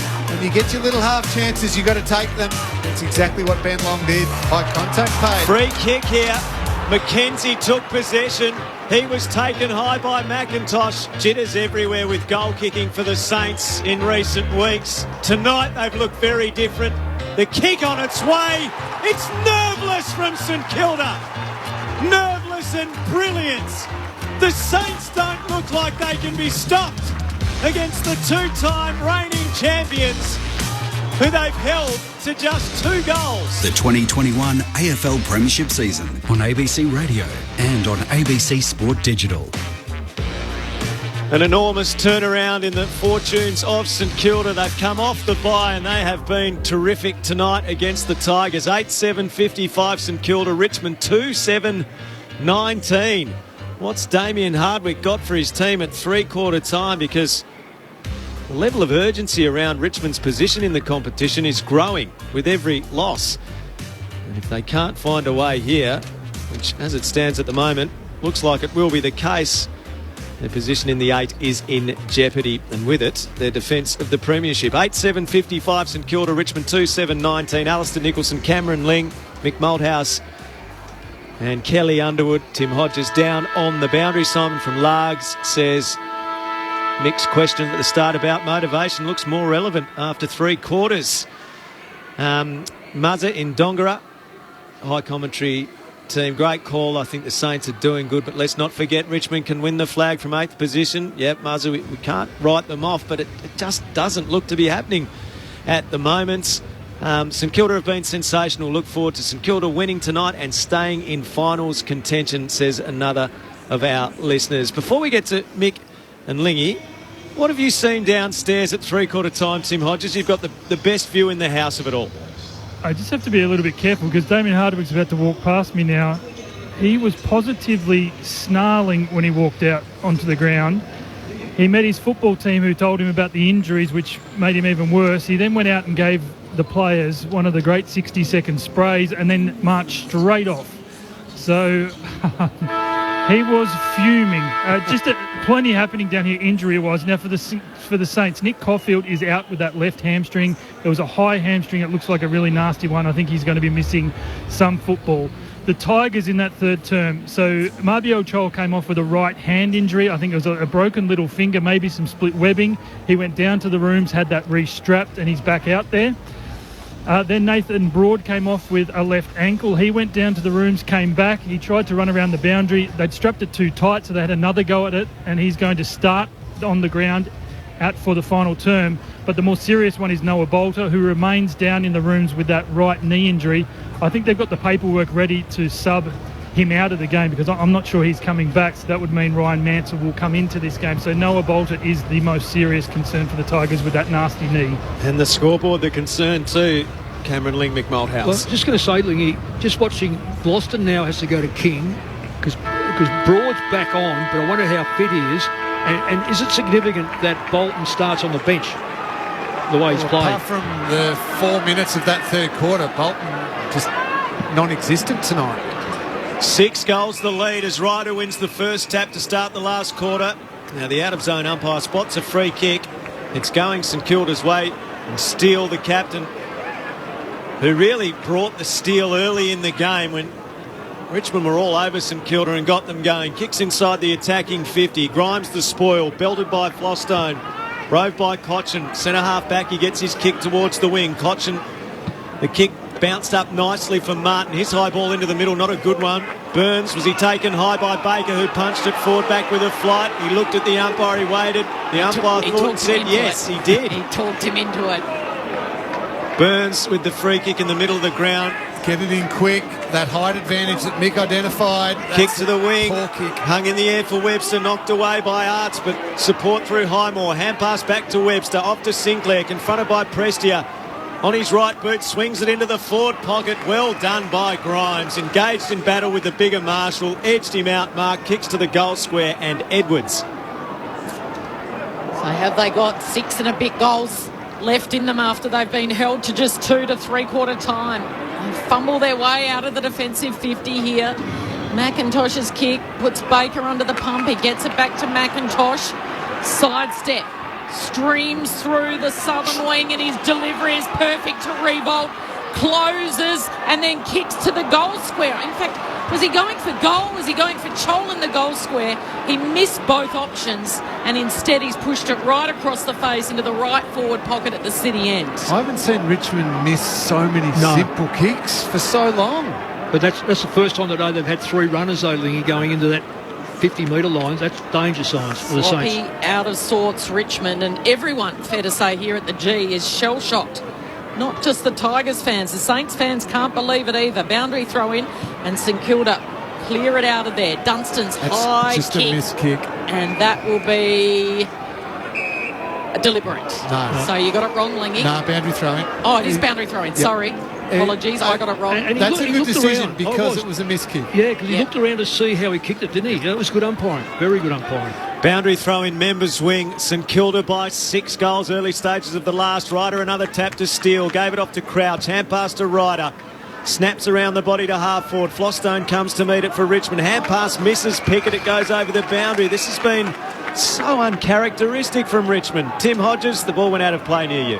The Tiger medical sub has been made. Ryan Mansell is into the game. Noah Bolter is out. He remains in the Richmond rooms. Nathan Broad is out there. He can barely run with that ankle injury. Ryder another tap, went to Soccer, missed it. Dunstan goes through. He Soccer's inside 50, gains about 40 metres. It goes out of play and the umpire says throw it in as Nick Flostone was ready to take the free kick for insufficient intent to keep it in. The umpire said toss it to the boundary up. A throw in 35 metres from the Saints goal at the punt road end.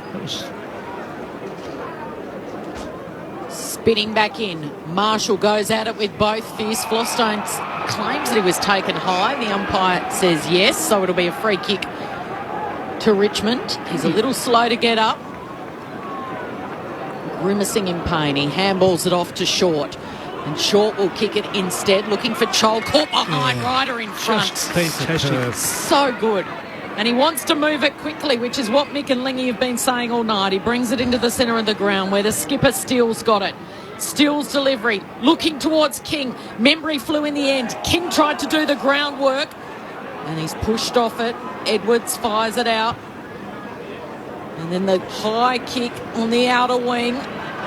So it's fisted down and it should sit here for Martin. He did want to bend over and pick it up. Instead, he went the awkward toe poke. Webster was there. He was brushed off it. And St Kilda, though, with the numbers. Quick, hurried kick. And it's Butler that's marked. Defensive side of the outer wing. St Kilda 8-7-55. Richmond 2-7-19. Go back to round 5. Richmond beat St Kilda by 86 points. This has been an extraordinary turnaround. Butler kicks to half forward. Pickett rises in front of Marshall, who'd engaged with Grimes. Pickett marks on the left half-back flank.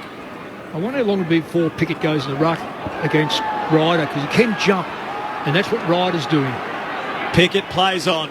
Goes as long as he can down the southern wing. Rewalt opposed to Wilkie. Wilkie's been brilliant. Knocks it down. Martin gets it, hand pass off to Cochin, hand pass into the middle to Coleman Jones, slaps his kick to centre half forward, McKenzie up to Spoil at the full. St Kilda well placed. Highmower off to Dunstan. Dunstan kicks out for Membry. The ball bounces near the boundary. Membry gets there, gathers, runs to half forward, chips to Crouch, top of the 50, brought to Spoil despite the injured ankle. That was outstanding. Higgins goes through, can't win it. A chance for McKenzie. McKenzie 70 out. Awkward, high up and under. Flostone gathers and bolts away around the members' wing. Flostone's got energy. Not many players out there, particularly Saints players, do. They're running out of puff quickly. Sinclair to McKenzie. Well done by Burns. Tried to elude a would-be tackler. Handballs back to Sinclair. The underground handball to Ryder. And then to Burns. Missed the target over the boundary right in front of the Saints bench, where 4 Saints players are putting their hands up furiously saying, come off, you can't breathe, get off. We want to get back on. We need fresh legs out there. Well, they do, because they do look tired. Yeah, they do. They're making tired mistakes. If they can scrounge a goal somehow, St Kilda, would be very, very comfortable. But Rich won the other way, and they are looking exhausted. Okay, so it was a boundary throw in right in front of us. Quick hurried kick from Richmond, and it's chopped off by Battle.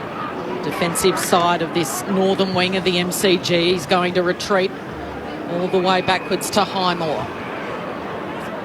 Short to Howard. Still in the defensive 50, and Dusty's the man on the mark. 50. Oh, he's given away 50. He slapped at that yellow Sharon and he knocked it out of Howard's hands. Good play by Howard, though. Hang the ball out there when they've got a frustrated side who wants the ball. It's about 30 metres. It is, isn't it? Yeah, it is. So even Dusty's getting frustrated as Howard kicks sideways to Wilkie and then back to Brad Hill. Hill takes off. He has a dash. He delivers with that right boot. Big pack in front. King once, twice. 3 times the umpire says no, you didn't juggle it long enough. It comes out to Membry. Standing start, snap in the right forward pocket. No, missed. 37 points. There's hope. There's belief. There's not quite relief just yet, Al. Mansell, the kick in for Richmond, the medical sub. Kicks to the back flank. Howard got hands to it, didn't mark. The Saints are just swarming all over Richmond at the moment. When the ball hit the ground, Steele and Burns were in over the top. Well, they were lucky there, Al, because Richmond are getting the numbers, more numbers at the ball. The Saints are getting caught out. It's only 2 or 3 they're actually holding up at the moment. Ball up left half forward. Ryan palmed it down. Baker tries to win it. Marshall had it, lost it. It'll be another ball up. No, a high free kick against Marshall. It's going Richmond's way near the defensive 50 at right half back. Marshall very slow to get off short. Short in front of the Olympic stand. Plays on, wants to take Marshall on. Goes with a penetrating drop punt to the wing. Standing his ground in front was Battle, didn't mark. Arts roved off to Coleman Jones. Coleman Jones to Baker. Hand pass to Prestia on the AFL logo. Doesn't see a lot ahead of him. Work through a hand pass to Baker. Baker to Rewald. Slipped over. Symptomatic of Richmond's night. Wilkie goes through, gets one in the back, diving at the legs. Oh, no. Extraordinarily bad decision. That is disgraceful. Oh. Wilkie was first to the ball, was over the ball. Graham came in, fell over the top of him. It was in the back and should be a St Kilda free kick. Instead, Graham can have a shot from 48 out, directly in front. If this changes the course of the game. Jack Graham on approach, drives his right boot through it, and the kick hangs right and misses. Well, that is just a 6-goal lead to St Kilda at the 9-minute mark of the final quarter on Grandstand AFL, in a season that looked in utter despair. There's renewed hope for the Saints. Hill goes for a run down the southern side, and then he kicks along with his right boot off hands, and it'll be a boundary throw in. And the unfortunate thing is when more and more of those free kicks get paid, which is not in the spirit of why that rule was brought in, smart players will just start running in and almost falling over the top to draw themselves a free kick, and we end up to more scenarios that we don't want through that rule. Boundary throw in on the Riverside. Hooley reads it best off the ruck, but it ricochets back to Dunstan, who takes off, beats a couple of Tigers players. His kick, though, long down the line. And another boundary throw in. Well, this will save the Saints 2 or 3 minutes by just having a dominant ruck, because he can push the ball, see if and I just noticed Richmond now have got more players around this football here. They're not giving up. They're giving up their +1 at the back. It's a bit late, but Marshall back in this team. He's going head to head with the debutant and Samson Ryan. He's been dominating. Now it goes to the centre of the ground. Going to ground, there was Graham. He's tackled by Webster and they hold it in. It'll be yet another stoppage. So they're running out of petrol tickets fast. It's very slow going, stop-start football at the moment. Saints by 36 points, led by 15 at quarter time, 21 at half time, and that margin, 36. So we've just had a point each in this final term, which is 10 minutes long. Steele to Burns at the stoppage, kicks the Saints inside the 50. No mark taken. Slick hands Higgins out to Wood. Wood's dribbling kick towards the teeth of goal. King tried to tap it to Membry in the goal square. It stays in. Butler throws it on his left boot. Hit the middle of the ball. Comes down in the goal square. Grimes crashed the pack. Knocked it towards the boundary line. Battle kept it in. Hand pass straight to Edwards of Richmond. His hand pass over his head. Prestia had it, gave it straight to Burns. Off to Wood. Wood squaring ball. Raffle at Saints. Mark. Directly in front has been taken by Ross. He's 35 from goal. Good composure by Mason Wood. I was critical of him in the third quarter with the contest, but that was a much better moment for him there. He could have blazed away on his non-preferred or tried the banana like they do these days, but instead spotted teammates on the open side of the ground. Everyone can compose themselves, set the ground up now, and what would be a huge goal for Seb Ross. Seb Ross back with his footballing family. Ices the game for St Kilda. Saints fans could not have conjured a more magnificent night at the MCG. St Kilda has ripped apart Richmond 9-8-62 to 2-8-20. 12-minute mark, final term, grandstand AFL. The Saints are not only going to win, they're going to leave a scar. Well, my wife has said all day, I'm going to take St Kilda, and I talked her out of it with the soup. And I declared at the top, didn't I? Yes. I said Nanette is the secret behind the 718 games, coach. Well, she said Saints all day, and I just had a look at her tips, and she changed it to the Tigers. No. Yes, she has. That's what you get. Well, she talked me into the Saints, so there's at least one Mick that's tipped them. And that's Dunstan off the ground at the moment, just getting his legs done. Pat on the head. No wonder he's been outstanding. He's been brilliant. It's all unravelling very quickly here for the reigning champs. Saints by 42 points. Tigers, though, take it out of the centre through Bolton, who's been so quiet. His kick has been chopped off by Howard, who takes the mark. Dougal Howard reaching up over the top of Coleman Jones. Howard and Wilkie have been outstanding tonight. Well, Lingy, you were on the boundary in the pre-match having a chat to Wilkie. What did Callum Wilkie say about the matchup with Revolt? Well, he was looking forward to it, and he was very, very hopeful that he wouldn't be kicking his 700th goal tonight, and it's looking that way. He's done a brilliant job. Yep. That's a great mark by Membry. Membry juggles it at half forward and then goes long in the King direction, who went to ground. The umpire said no, he's going to pay the mark there. Well, he wasn't looking, Cal. I was watching the umpire's eyes, because King was getting mauled from the goal square up. He has every right to complain about that one. So Grimes took it. Tigers fan sitting in the second row took off his cap and threw it on the ground. It's currently on the boundary line. The ball is currently on the southern wing. Arts gives a hand pass to Martin, off to Cochin. Those two have done so much good for Richmond over so long, but tonight's not a Tiger night. Howard got it. He gave to Wilkie. Wilkie to the half-back flank to Hill. Hill to Sinclair.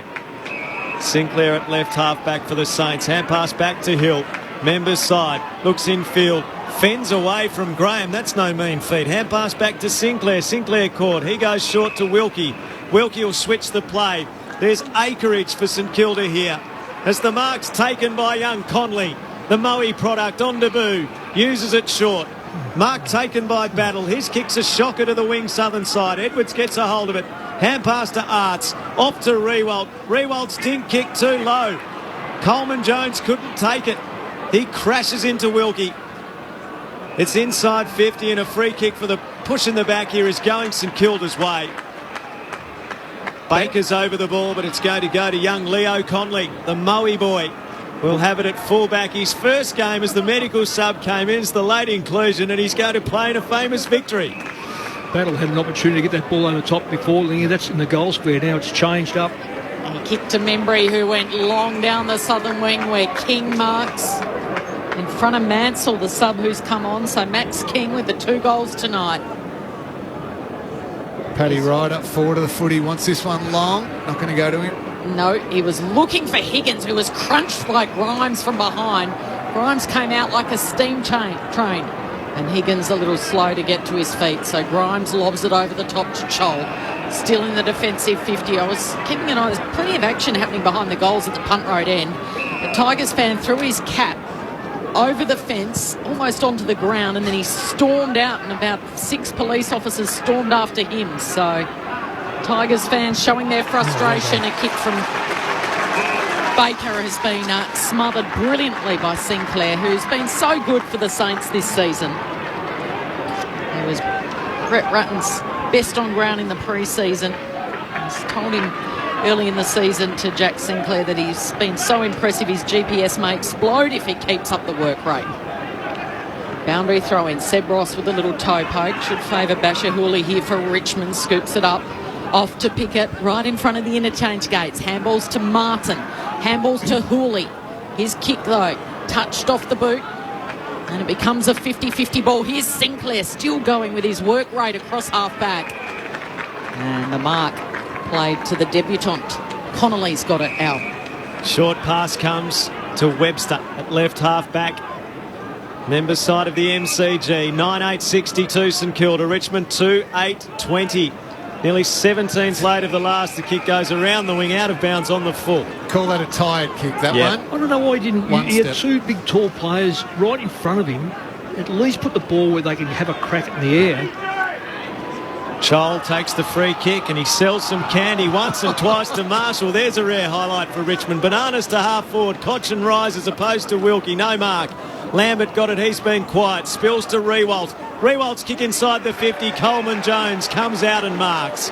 40 metres from goal, almost directly in front. Now, good. So Dougal Howard there, just getting frustrated with his teammates, and good on him. You play this one out right to the end. Yes, you've got the game won. Yes, you've been magnificent.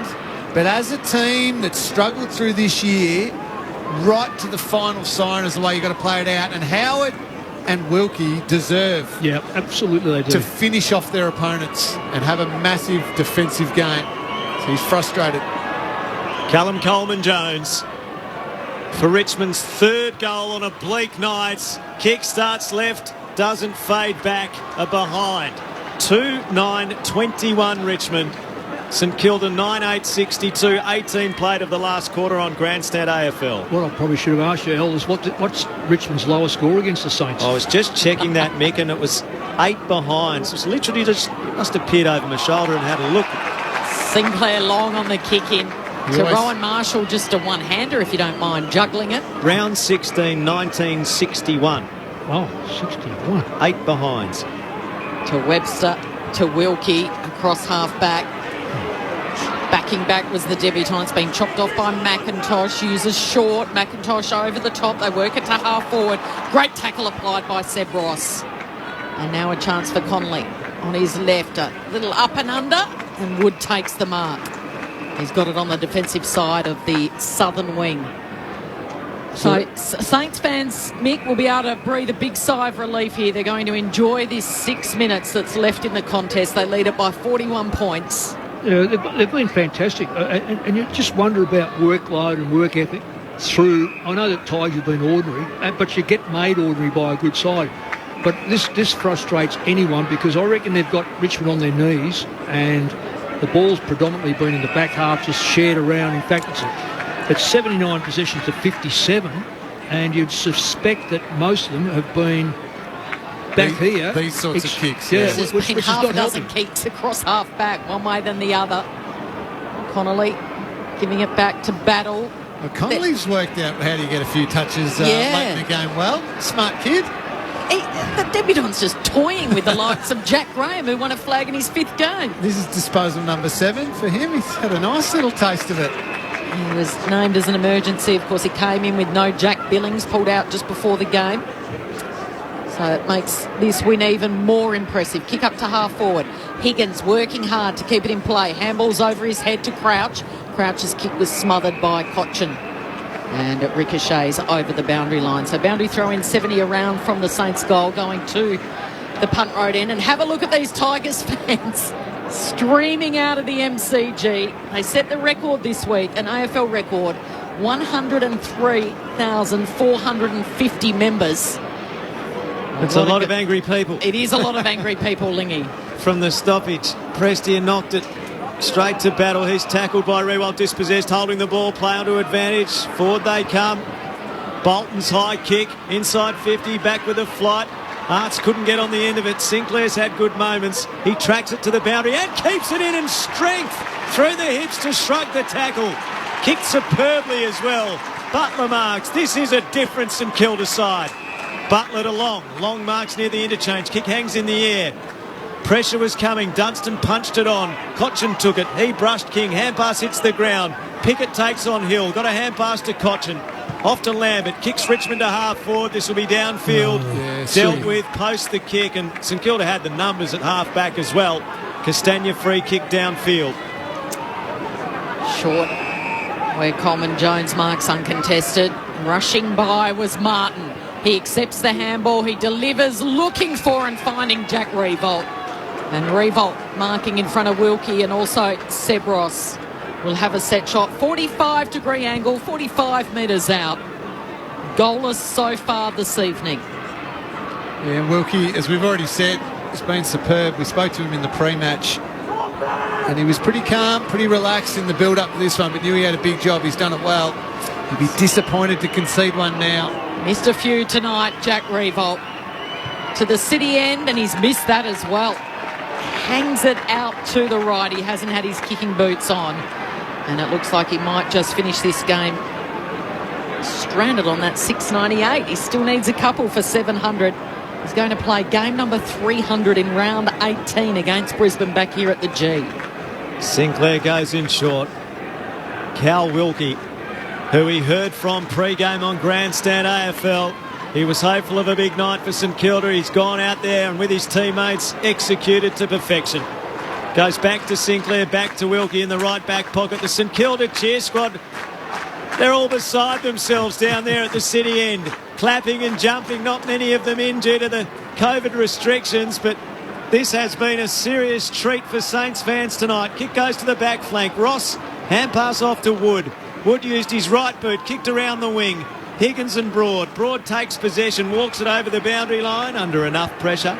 A boundary throw in centre wing, southern side. It's almost 4 years to the day. 2017, remember when they came out and stunned Richmond? Yes. It was 14 goals to 1 at half-time over the other side of the city at Docklands out. Yeah, absolutely. 9-8-62 at the moment. Richmond 10, a 2-10-22 at the 23-minute mark of the last, and the Saints in possession again as Wilkie hacks it forward. Wilkie, his kick has gone straight to short, though. It was all Tigers there. And that's what really started the Tigers' run for that premiership in 2017. They were stunned by it. What sort of reaction will this have for the Tigers? Kick to half forward, rather half back, and now Highmore in the defensive 50. He's able to mop it up and go short to Leo Connolly. Flares it out wide to Burns. A seriously bleak night. Roger Aldridge is currently going back through the records to find the last time Richmond had a score this low. He's got to 1991 and he's still going.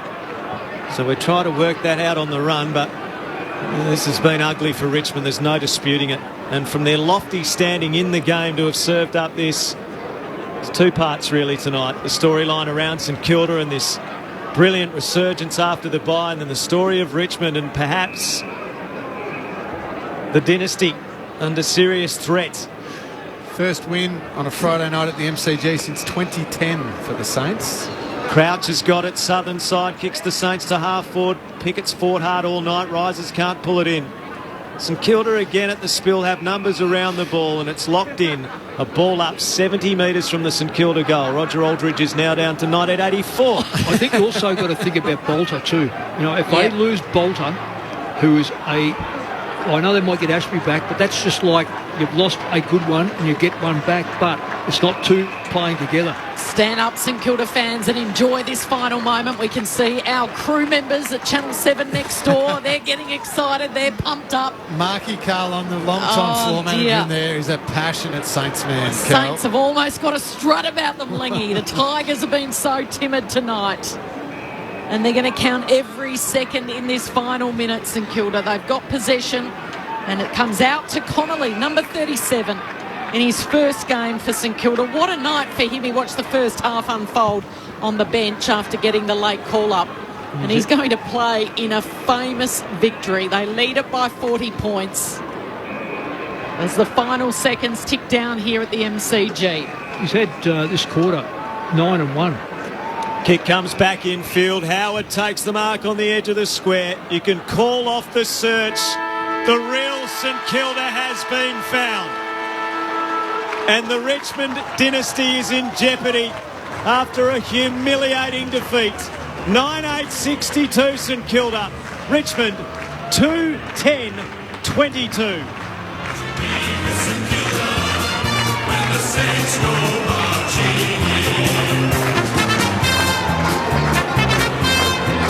Richmond started the game impressively, had at least the first 6 inside 50s.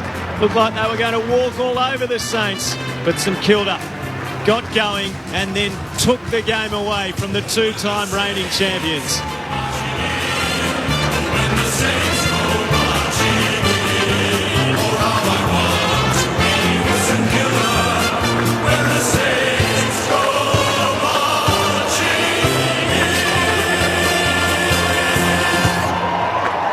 It's a feeling of pure joy for every St Kilda player, member of the football staff, every fan in what has been a disastrous year, really, an underwhelming year on the back of a surge back into the finals in season 2020. Hopes were high. They've had to reset. They've come back from the bye. And what a resounding performance. 9-8-62 St Kilda. Richmond 2-10-22. And we've got to go back to round 16, 1961. Is that where we're going? As far back as 1961, round 16. And that was that match, Mick Malthouse, we were talking about earlier, where they were goalless in the first quarter as well. And St Kilda was the opponent. Round 16, 1961, when they scored that 0 goals, 8 behinds. That's Richmond's lowest score since 1961, and it came against the same opposition. I mean, so many storylines tonight around the match, the result, what it means for both teams. Mick Malthouse and Cameron Ling will take you through it all, and we'll be able to get into the St Kilda rooms where naturally there's going to be elation tonight. Would that be at the Punt Road ground? In 1961, no, that's where the Tigers played. So Junction Oval. Oh, the Junction Oval. There you go. And that's generally one of the better surfaces you'll ever play on, Lingy. And I know you didn't play on it. No. But it really was. At South Melbourne, you always knew how much rain you had because the lake would rise water-wise, and that would also dictate how much earth was above the water at South Melbourne. But the Junction was always a great oval to play on. So, yeah, the Saints played home games there before Moorabbin. Well done to St Kilda. It was just a fantastic performance. Watching the Richmond players walking from the field, Cal, really disappointed. And as a heads group, down, aren't they? The leaders trying to get around them and say, no doubt saying, we've got to be better than this. We've got to keep our heads held high and still believe, but they would be bitterly disappointed. They didn't fight it out, Lee. No, 68 possessions. 68 possessions. They let St Kilda mark the ball 54 times. And as impressed as I was with St Kilda, and I really was, they scrapped and they fought and they did everything. Luke Dunstan led the way in that area. He was superb. I was almost just still feeling throughout the night Richmond are going to come. They can't keep playing as badly as this. There's going to be a moment where this game just turns and gives a big fright to St Kilda. Yeah. And you were just waiting for back-to-back goals, weren't you? Back-to-back goals, and then the sense of inevitability is in the air. Yes, and it never came. And that's credit to the Saints for not allowing that. Yep. But I'm still kind of shocked about how bad Richmond were. They missed kicks, they missed handballs, they missed everything. Just having a look at the ladder here, Mick. So the Tigers could tumble out of the 8 after this round if the Giants or Essendon get a win. See, Gal, with all due respects to Lynchy before the game, it's easy to say our hunger's there and now we're reset for the second half of the year. It doesn't happen like that. You do not click form on and off by a tap. It's built in. Your determination is built into, and it's all to do above your shoulders. How desperate you are. And that's why when this game got a bit mucky, it wasn't going to be the skill level, it was going to be the contested ball level. Have a listen to this, Mick Malthouse. You had your two former teams out there tonight, the two teams you played for, and the St Kilda players are making their way over to the city end of the ground where all the St Kilda fans have congregated. Only a few thousand could get in tonight.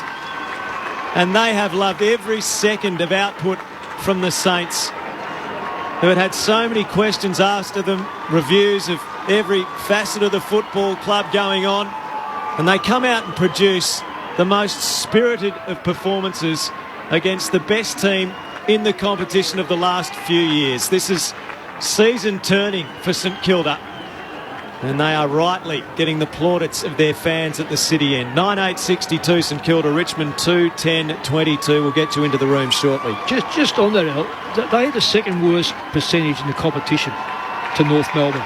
The second worst, so they can't score and they were getting scored upon, and yet tonight 2 goals by the reigning premiers. 2 goals on the ground that was capable of being 15-16, really.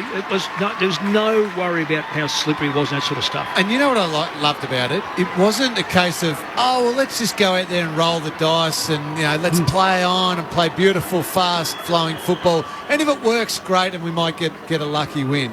It was a real reset of, let's go back to scrap and fight and pressure and hunt the ball and create opportunities.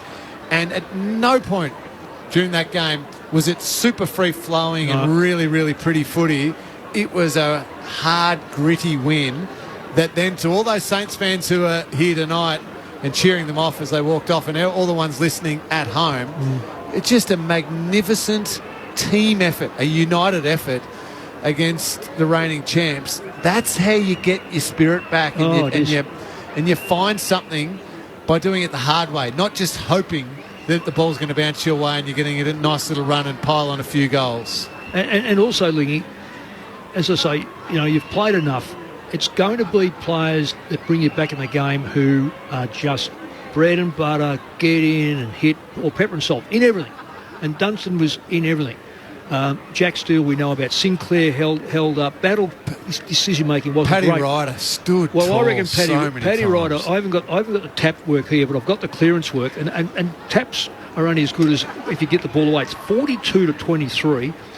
He was outstanding. And not only that, it was where he positioned himself around the ground to intercept, to spoil, and make Richmond try to go around him. I thought... the 2 big lads coming in, Marshall didn't have the impact, but he will over the next few weeks if he can stay sound. Paddy Ryder's a marvel. I mean, he's 32, third club, had a bit of a breather this year during the course of the year. So I think they've got some fantastic players who have a crack, and that's what they've got to do every week. Wins like that must be so special to celebrate. 9-8-62 St Kilda, 2-10-22 Richmond. Let's go inside the winners' rooms with the Saints.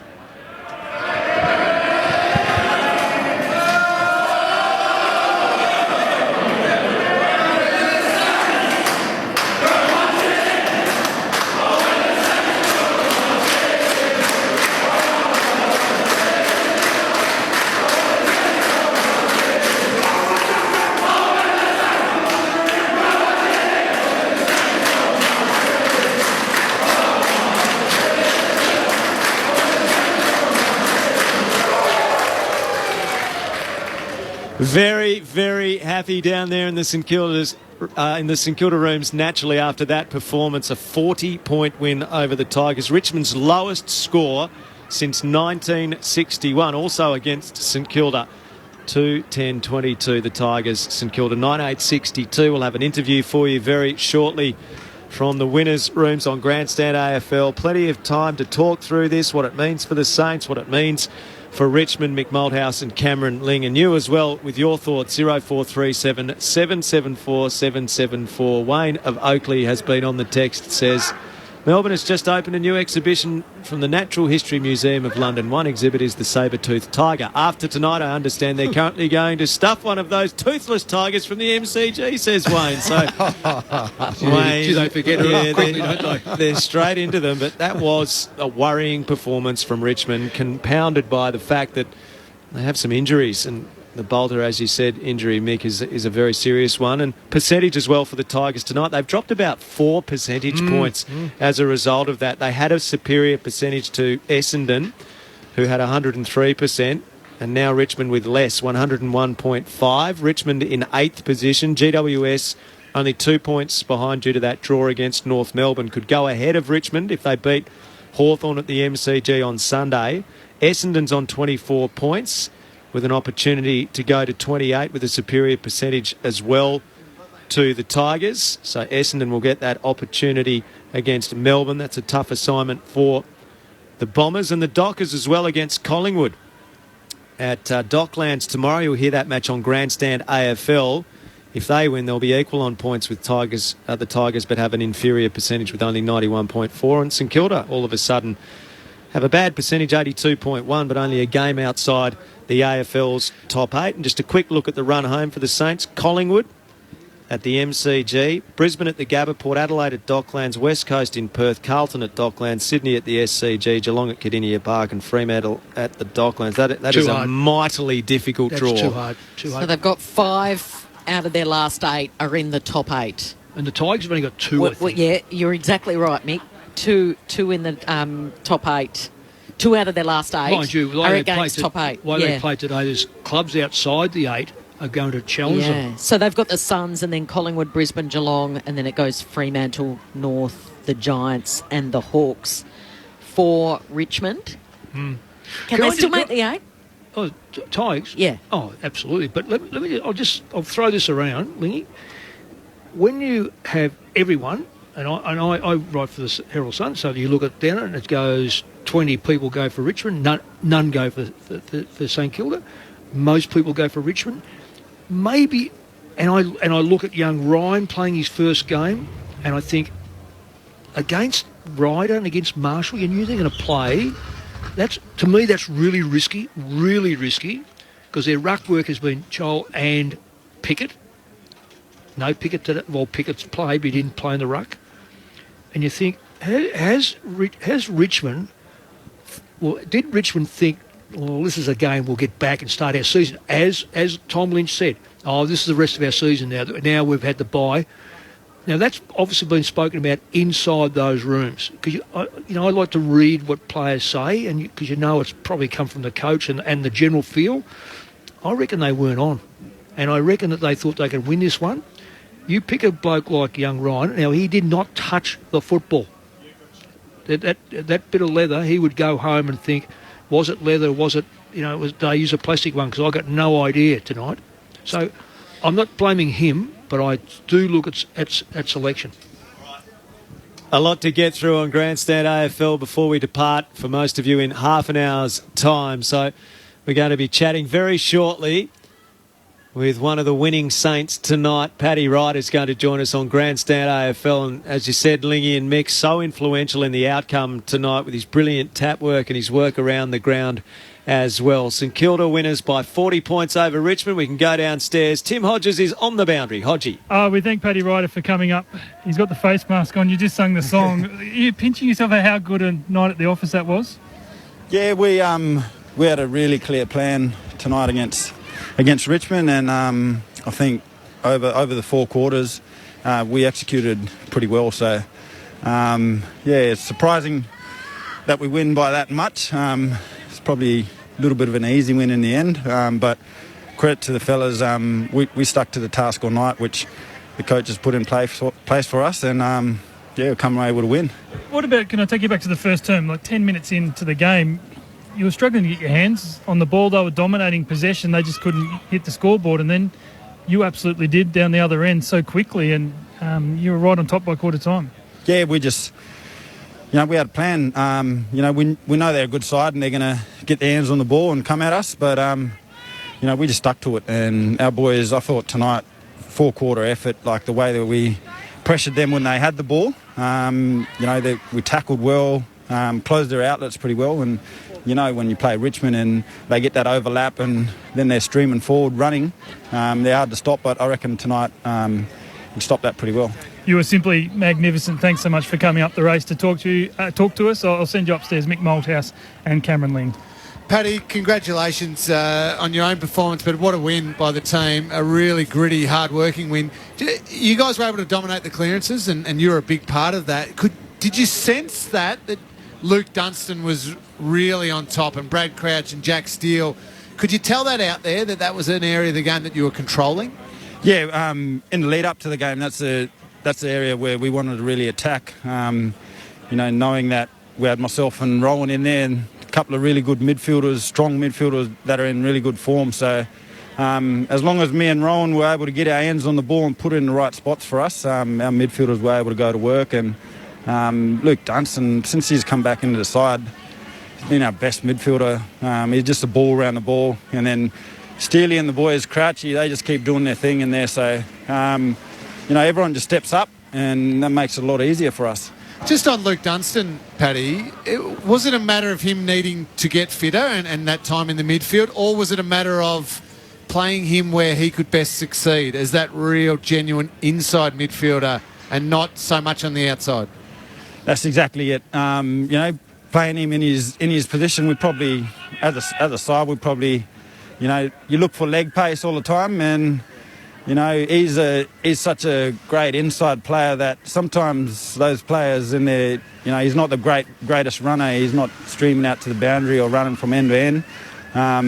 We just had to play him in his position and let him go to work. And since he's come back through the VFL, he's been dominating for us. And I think the coaches and the boys really appreciate what he does now. They're not looking for what he doesn't do. We're looking at what he really does and brings to the team, and we showed that tonight.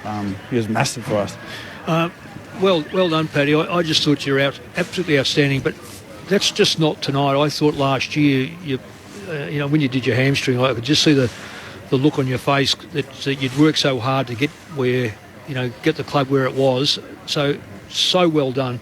Just on the game or on the year, why has it taken this to round 15 to work out that you have to get your hands dirty? It just appears and I know you haven't played at all. I know you're away for a little bit while, and Marshall was away or injured. So I know you haven't had anywhere near your best side, but it's an attitude thing. So, why was there such a big shift? And I mean a big shift. Yeah, that's the thing. It's attitude and your effort game day, and I think over 4 quarters we've lacked that over the year, and we can go ahead and make excuses and stuff and say that we've had players out, but once we field a team to play, it's all about effort and doing what we have to do. So the players own up to that. We all own up to that as players, and we haven't been good enough. But it's really good to try and field our strongest team, and having Rowan back in tonight just helps me so much in the ruck, and then structure going forward. Like some guys that have been missing are just big structurally for us and holds us in good stead. So if we can get our best team out there, we'll give ourselves the best chance. But in saying that, effort and intensity should be there every week. Yeah. Now, you said that you'd been working on it all week about the Tigers. Now that you don't play them again unless you're playing in finals, what were the plans? Tell us a little bit about. No, you don't have to go right through. I know that there's some that you certainly won't say. But what was the general plan to be able to unseat them the way they played?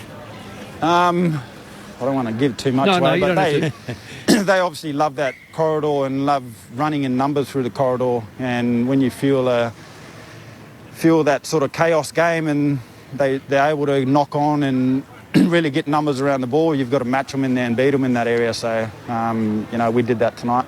Just on a couple of your players, Callum Wilkie, just tell us about his preparation and also just the personality and how he goes about his football. He's just really, really professional. He's always driving standards. Around the club, he's always working hard. He's always talking to the boys, which is what you need from your key backs, to be able to call people back. And then obviously if the mids and forwards aren't getting up the ground properly and allowing easy ball to come into the backs, then he's there to pull the players up. So he's a real leader down there for us. Right, one of your young players, Leo Connolly, tell us about him, because he just seemed to want to be out there. I know he didn't want any injuries, but he wanted to be out there, which is a shame for young Nick Caulfield, because he really turned a corner tonight. But anyway, he's out injured. But young Connolly, tell us about him. He's a quiet young lad, but he skills both sides, left and right. You can't tell the difference. He's always working hard on it. He's got great pace on him. He reads the game well, and he came in tonight and really slotted in for a first gamer. Yeah. I thought he was really good. He's going to be really good for us going forward, long-term player for us. Yeah, well done anyway, mate, from me. Paddy, those girls screaming for you, or was it Jack Steele, the skipper, running past? They're screaming for Steely then. think the coach is about to start screaming for Paddy. We don't want to get you into Hodgie, trouble. just one last one before Paddy goes. I'd love to get a comment from him on Sean Burgoyne, Paddy, because all going to plan, he plays 399 this weekend, and then the following week against his former club, Port Adelaide, he's going to play his 400th game. Could you give us a thought or two on his impact as an AFL footballer and more broadly as an Indigenous Australian? Yeah, he's amazing the way he's been able to play and just keep on playing, and the way he influences games is still massive for us, and he's a big role model to all the kids out there. Like, you speak to all the kids, like, they know Silk, they know how good this guy plays, and he's a real leader in our community, so someone that I look up to, and it's a big effort for him to get up.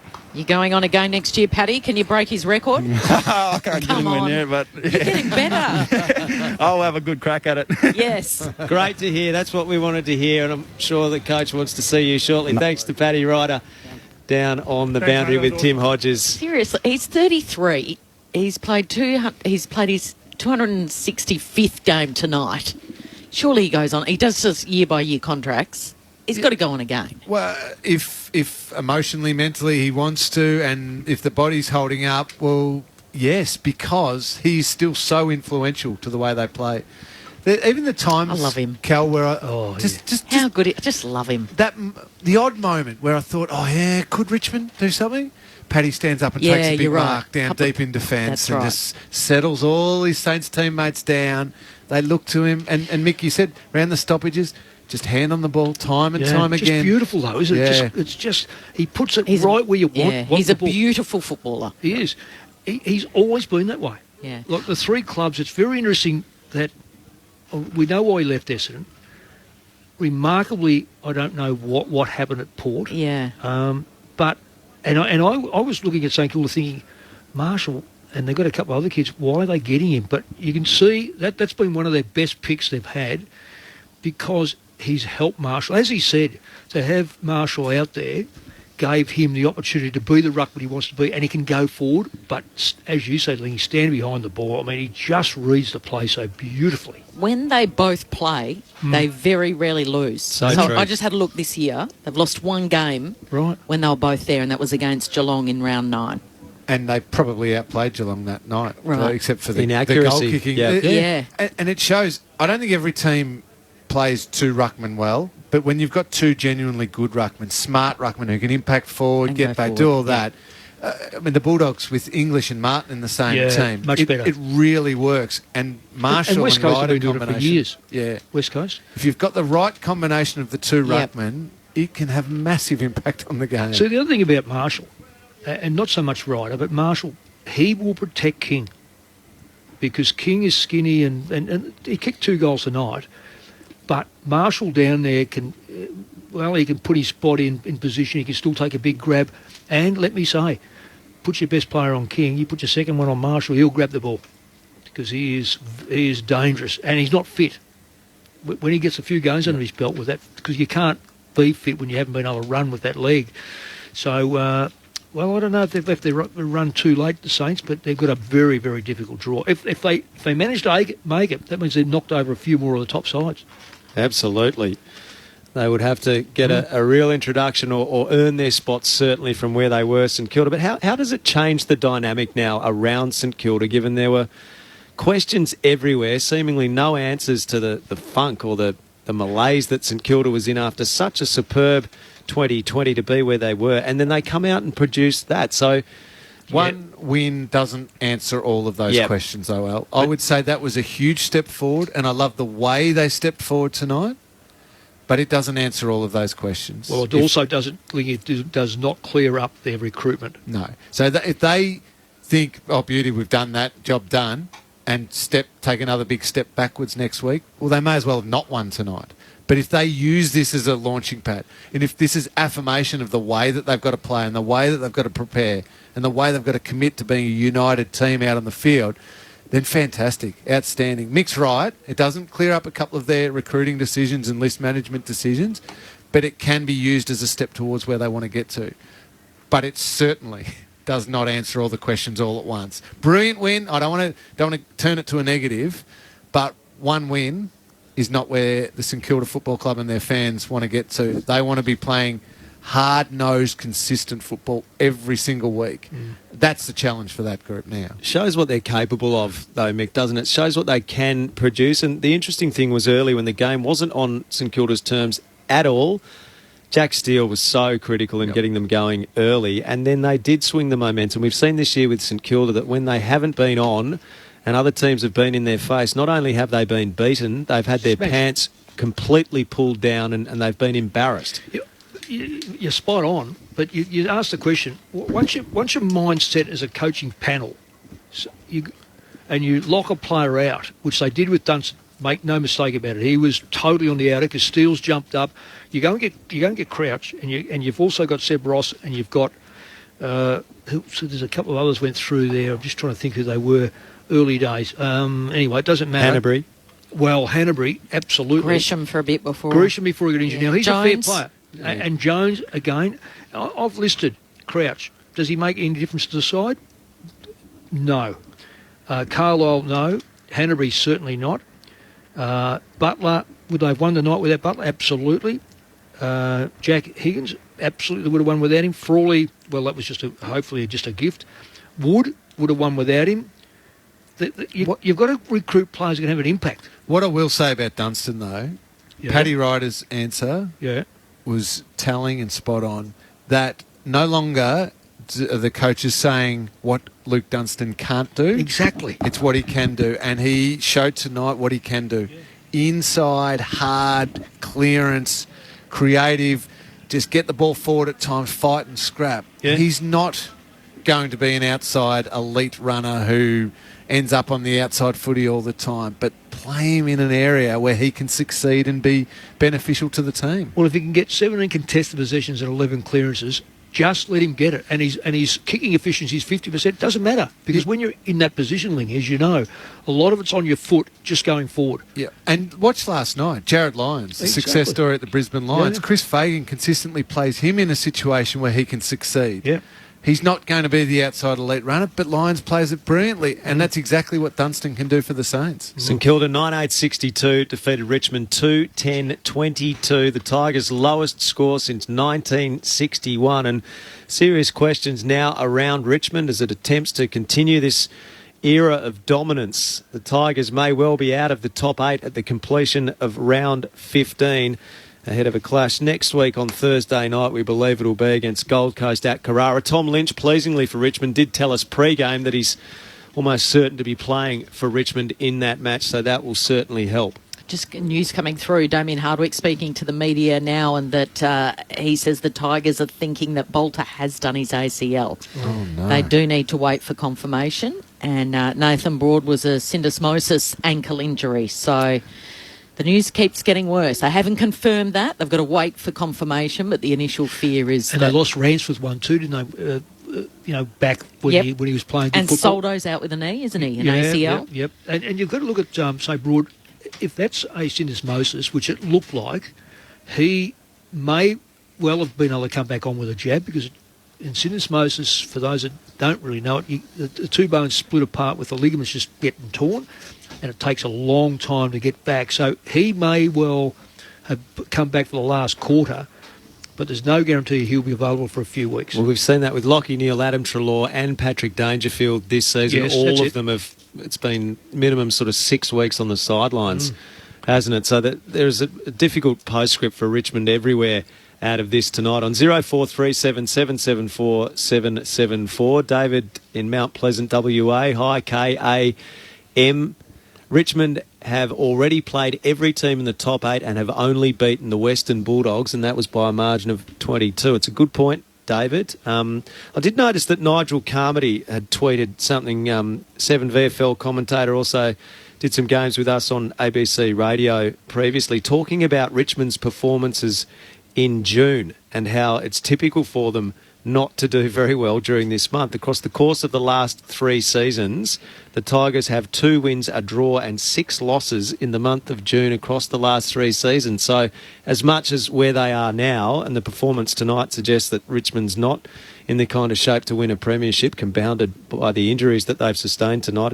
It's not a totally uncommon thing for them to be losing at this time of the year. What did you see tonight, though? Is there anything you take away from tonight? Does it shift your perception around a team that has naturally established great trust within the eyes and hearts of football followers that they're capable of challenging from anywhere? Yeah, I'm still in the camp of they're the champs until somebody else takes it off them. And I know that was horrible tonight by them. That was just so uncharacteristic.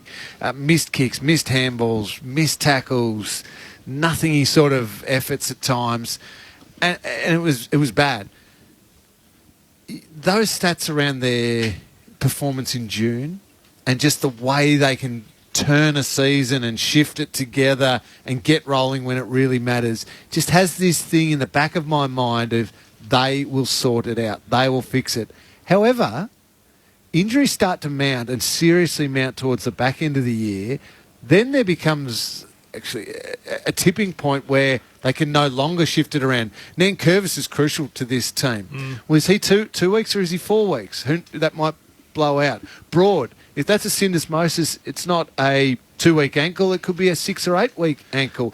If unfortunately Bolter's a knee injury, who's their an ACL, who's their key back? It could actually get to the point where they're no longer capable of shifting it around like they've done other seasons. But I still am a Richmond believer, as bad as that was tonight. So they can still that. win the flag this year, Cameron. Would you seriously want to play them at the MCG in a huge final? Can I just jump in there, Lingy? I'll just jump in there just for 1 second.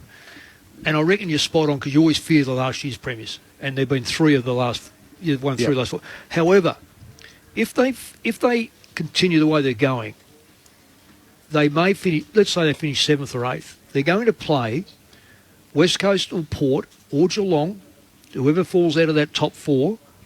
in the first final. If it's West Coast, it'll be away. If it's Geelong... If it'd be Geelong, it'll be here. No. Not necessarily. Yes, it will be. I'll say this right now. If the COVID thing kicks in and they say, well, you've only got 25% crowd, I don't understand why Geelong do not have the availability of playing at home. I guess it is round 15. It's only fair that we start the should Geelong get a home final discussion now. I'm not going to buy into that one. The Mayor of Geelong's put it on the agenda already. It also could be in Port. So, if you finish 5th, you finish 6th, 7th or 8th, you're at the mercy of who you play and where you play. I agree with that. Yeah, if you drew West Coast or Port at their home ground in the first final... That could be no Bolt. Okay, Asprey comes in. No, Nankervis, he's up against Natanui. There's a lot of things to ask about that. I'm with you. They've got to lose it, but I tell you what, their form tonight, scratchy. Oh yeah, horrible tonight. And also, Lynch really worried me by saying, "Well, we've set ourselves the last half." In other words, the first part doesn't count. Well, yes, it does. You're 4 games off top position, and you're actually 3 games and percentage of 4th position. I've got a question for you, Mick. The emergencies tonight, they were both dropped. Josh Caddy and Dan Rioli. According to Damien Hardwick, he's going to change Rioli's role and he'll play across half-back, and he needs to learn to adapt to the new game plan and adapt to football and how it's moving. Well, one of the things you've got to do there is you've got to be able to, I always believe that you have to have the capacity to win one-on-one football, your own football. That's why some of these players that are running around as great runners off the half-back line, they can't win the one-on-one, therefore they'll never play well in finals. So Rioli, question mark. You've got to prove it. Leon Davis, All-Australian forward pocket, went to the back line, and I said the same thing to him. Leon, you must be able to win one-on-one. So that's what made him a very good back pocket All-Australian. So what do you think of that idea? I Could he do it? Well, there's heaps of play. Wanganeen's gone from forward pocket to back pocket, one umbrella. Okay. Of course it is. It's a no-brainer, but you must have the capacity to win. And I don't know whether Rioli's got that capacity. How would he be on Ryan? How would he be on Rioli? How would he be on Charlie Cameron? I mean, it'd be fun. Fun watching those matchups. There's your opponents. And you can't say, I don't want him today. Guess what? guess what? You've got to take that player. So Damien Hardwick is digesting another defeat for Richmond. At no stage this season have the Tigers been able to amass more than 2 consecutive wins, and now they're on the end of consecutive losses after a 4-point loss to West Coast, the bye, and then tonight's performance, which was well beneath the Tigers' best, a 40-point win to St Kilda. Here is Richmond's premiership winning coach Damien Hardwick. Yeah, it was really disappointing from our point of view. It was disappointing for our fans, our club. All credit to Saints. They played really, really well. We were just incredibly poor tonight in a lot of areas. So we've got a hell of a lot of work to do. There's no doubt about that. We're really disappointed tonight. We're incredibly disappointed for our fans that turned up and watched on TV. So, yeah. Was there anything in the lead up to that game that sort of maybe pricked your ears up? And that because of disposal, it seemed very disconnected, and the disposal was quite sloppy as well. Yeah, look, if it was all those things, it was funny. We sort of spoke about we didn't train probably as well as we would have liked. But you can always look in hindsight at these things and find things. But I think that the situations at hand, St Kilda were very good and we're incredibly poor. We're off the pace at the moment. There's no doubt about that. And we've got some work to do to try and catch up to those sides ahead of us. But we're just got to make sure we play our brand and bring our brand week in, week out, because at the moment we're too inconsistent.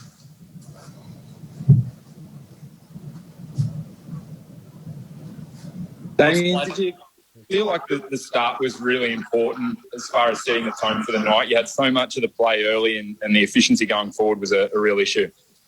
Yeah, it's been an issue in a number of games for us, to be fair, Mark. I thought we've dominated periods of game without scoreboard reward. Everything we're doing at the moment is looking incredibly hard and difficult. Like, we don't seem to get any easy goals, but the opposition do. They're going the other way. So, look, we've got to continue to work on our connection inside 50 and our finish and our polish, but at the moment it's probably letting us down because, like I said, I thought we were pretty dominant that first 5 or 6 minutes, but, walk away with a couple of points on the scoreboard. So, similar in other games this year. So, once again, we'll work on that. We know we've got an issue with it at the moment. We're just going to continue to strive to get better at it. Did you keep expecting your guys to respond at some point? I think everyone watching probably thought you were going to get going and it just never happened.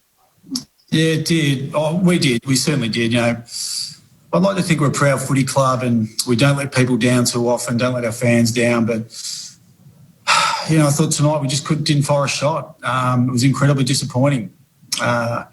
Generally we look and we surge at some stage, but we never felt that probably happened at any stage tonight. A lot of credit goes to the Saints. They played some really good footy, but I was disappointed that at no stage we probably challenged the side that we thought we could beat. That's Damien Hardwick, the coach of the Richmond Football Club, after his side was defeated by St Kilda tonight at the MCG, 9-8-62 to 2-10-22 in front of 14,787. And Hardwick, as part of that press conference, suggesting that Noah Bolter has done his ACL. That needs to be confirmed via a scan. And Nathan Broad likely syndesmosis, so that ankle injury that causes a lot of grief to players, modern AFL players, on a seemingly increasing basis. So that's the fallout for Richmond on the back of a very heavy defeat as well. We need to get the votes in the ABC Footballer of the Year before we depart. I don't even ask Mick Malthouse. I just look at Cameron Ling. Mick provides the soup via his lovely wife Nanette. Mick Malthouse doesn't provide the votes. Cameron Ling does. Mick doesn't provide much then, really, does he? No votes, conversation, no soup, nothing. Well, conversation and hospitality. MCG games. Oh, no, I enjoyed it very much. 3 votes to Nanette Malthouse. Yeah, Thank you very much. I will give the 1 vote to Jack Steele. I thought the skipper just fought and scrapped, and 9 clearances, 9 tackles. He got his knees dirty. He really rolled up the sleeves, the skipper, and set the standard very, very well. 2 votes to the man we spoke to just before, Paddy Ryder. I thought he was superb. His presence, his ability, everything he did is fantastic, but his presence and what he does and brings others into the game was brilliant. Unlucky not to get the 3 votes, but it was probably because of Paddy Ryder that this guy's getting the 3 votes. Luke Dunstan, I thought, was just brilliant from start to finish. 32 disposals, 17 contested, 11 clearances, 9 inside 50s, even kicked a goal, but Paddy did bring him into the game quite a lot. Those two worked superbly together. So he kicked the right foot goal too, just say that. Did, yes. Because he thinks that we always thought that his right foot was there to stand on, so he kicked his left foot. I liked in the pre-match 3 votes, Mick asking Tom Lynch, do they still have the hunger? You guys asking Cal Wilkie, will he keep Jack Revolt goalless tonight? He said yes. And Nanette predicted the Saints. Wow. That's my 3 votes. Did we get on any of those things? No, we didn't. No, all covered in the pre-match. We're all over it. Solid team. Yeah, absolutely. Rock solid. More analysis tomorrow on The Lead on ABC Grandstand AFL from 12 o'clock Australian Eastern Standard Time. Scott Pendlebury will be part of the program as the Robert Harvey era begins at Collingwood ahead of the clash with Fremantle, and we'll also have a winning player from the Saints tonight as well. For listeners in Western Australia, you'll get Sports Talk tomorrow at the same time, and then a big afternoon of football. Saints fans, enjoy. Wheels around on his left. Here's a chance for King waiting at the back. Broad dropped it in the end. He juggled it. Umpire says no. Long into the goal square, and it should be soccered through for a goal, and it is. They're going to fly from all angles. Who can control it in the air? The smallest man in the pack. The former Tiger Higgins has taken a mark. He's lining up only 20 metres out, and he puts it through, and he's pumped. The former Tiger, it's high fives all round. Gets a kick just inside the attacking 50. Playing for the push out. Higgins coming to the back. Wood. Bananas into the pocket. Finds King. King with a tough shot at goal here. Could he find one early? Oh, yes, he could. So many encouraging signs for the Saints. And St Kilda has emerged from the bye looking a very different team. Kicks towards the first game. Orion can't quite hold the mark. Brilliant row from Lambert, who snaps towards goal. Martin one-handed. That's the kind of intervention that was required for Richmond. The Tigers were being dusted. And their star player, Dusty Martin's had enough. He intervenes at a critical stage. Richmond's first goal comes at the 11-minute mark of the second quarter. So the Tigers' defence under pressure here. And the boundary throw-in cleared both rucks. Dunstan swoop, Dunstan goal. And that is a lead of 28 points. That is a game-high lead for St Kilda. Jack Rewalt. Instead, he doesn't take it. He chips to Edwards unselfishly, who's only 40 metres out.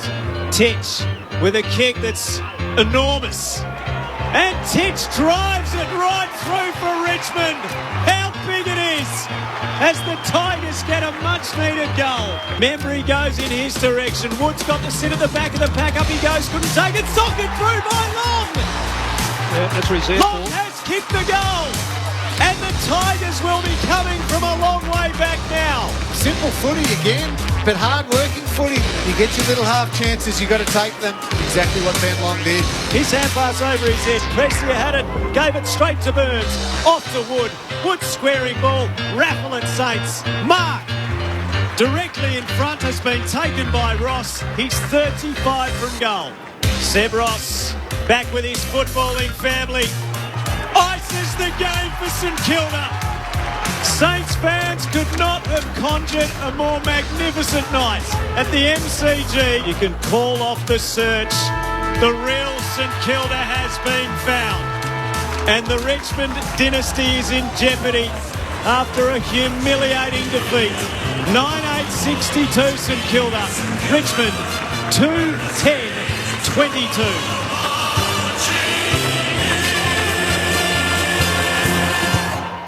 Conversations. 1964 and the Beatles. Spend an hour in the life of someone else. John rang me once. Bob, it's John here, John Lennon. Someone who has seen and done remarkable things. I went round, had to sit in bed with him in his Chinese pyjamas and drink red wine at 7 o'clock in the morning. Hear the latest conversations. Weekday mornings from 11 on ABC Radio. And follow on the ABC Listen app or wherever you get your podcasts.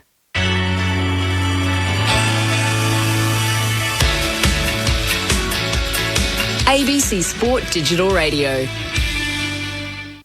Welcome to ABC Grandstand's Hall of Fame. On mobile, online and on your radio.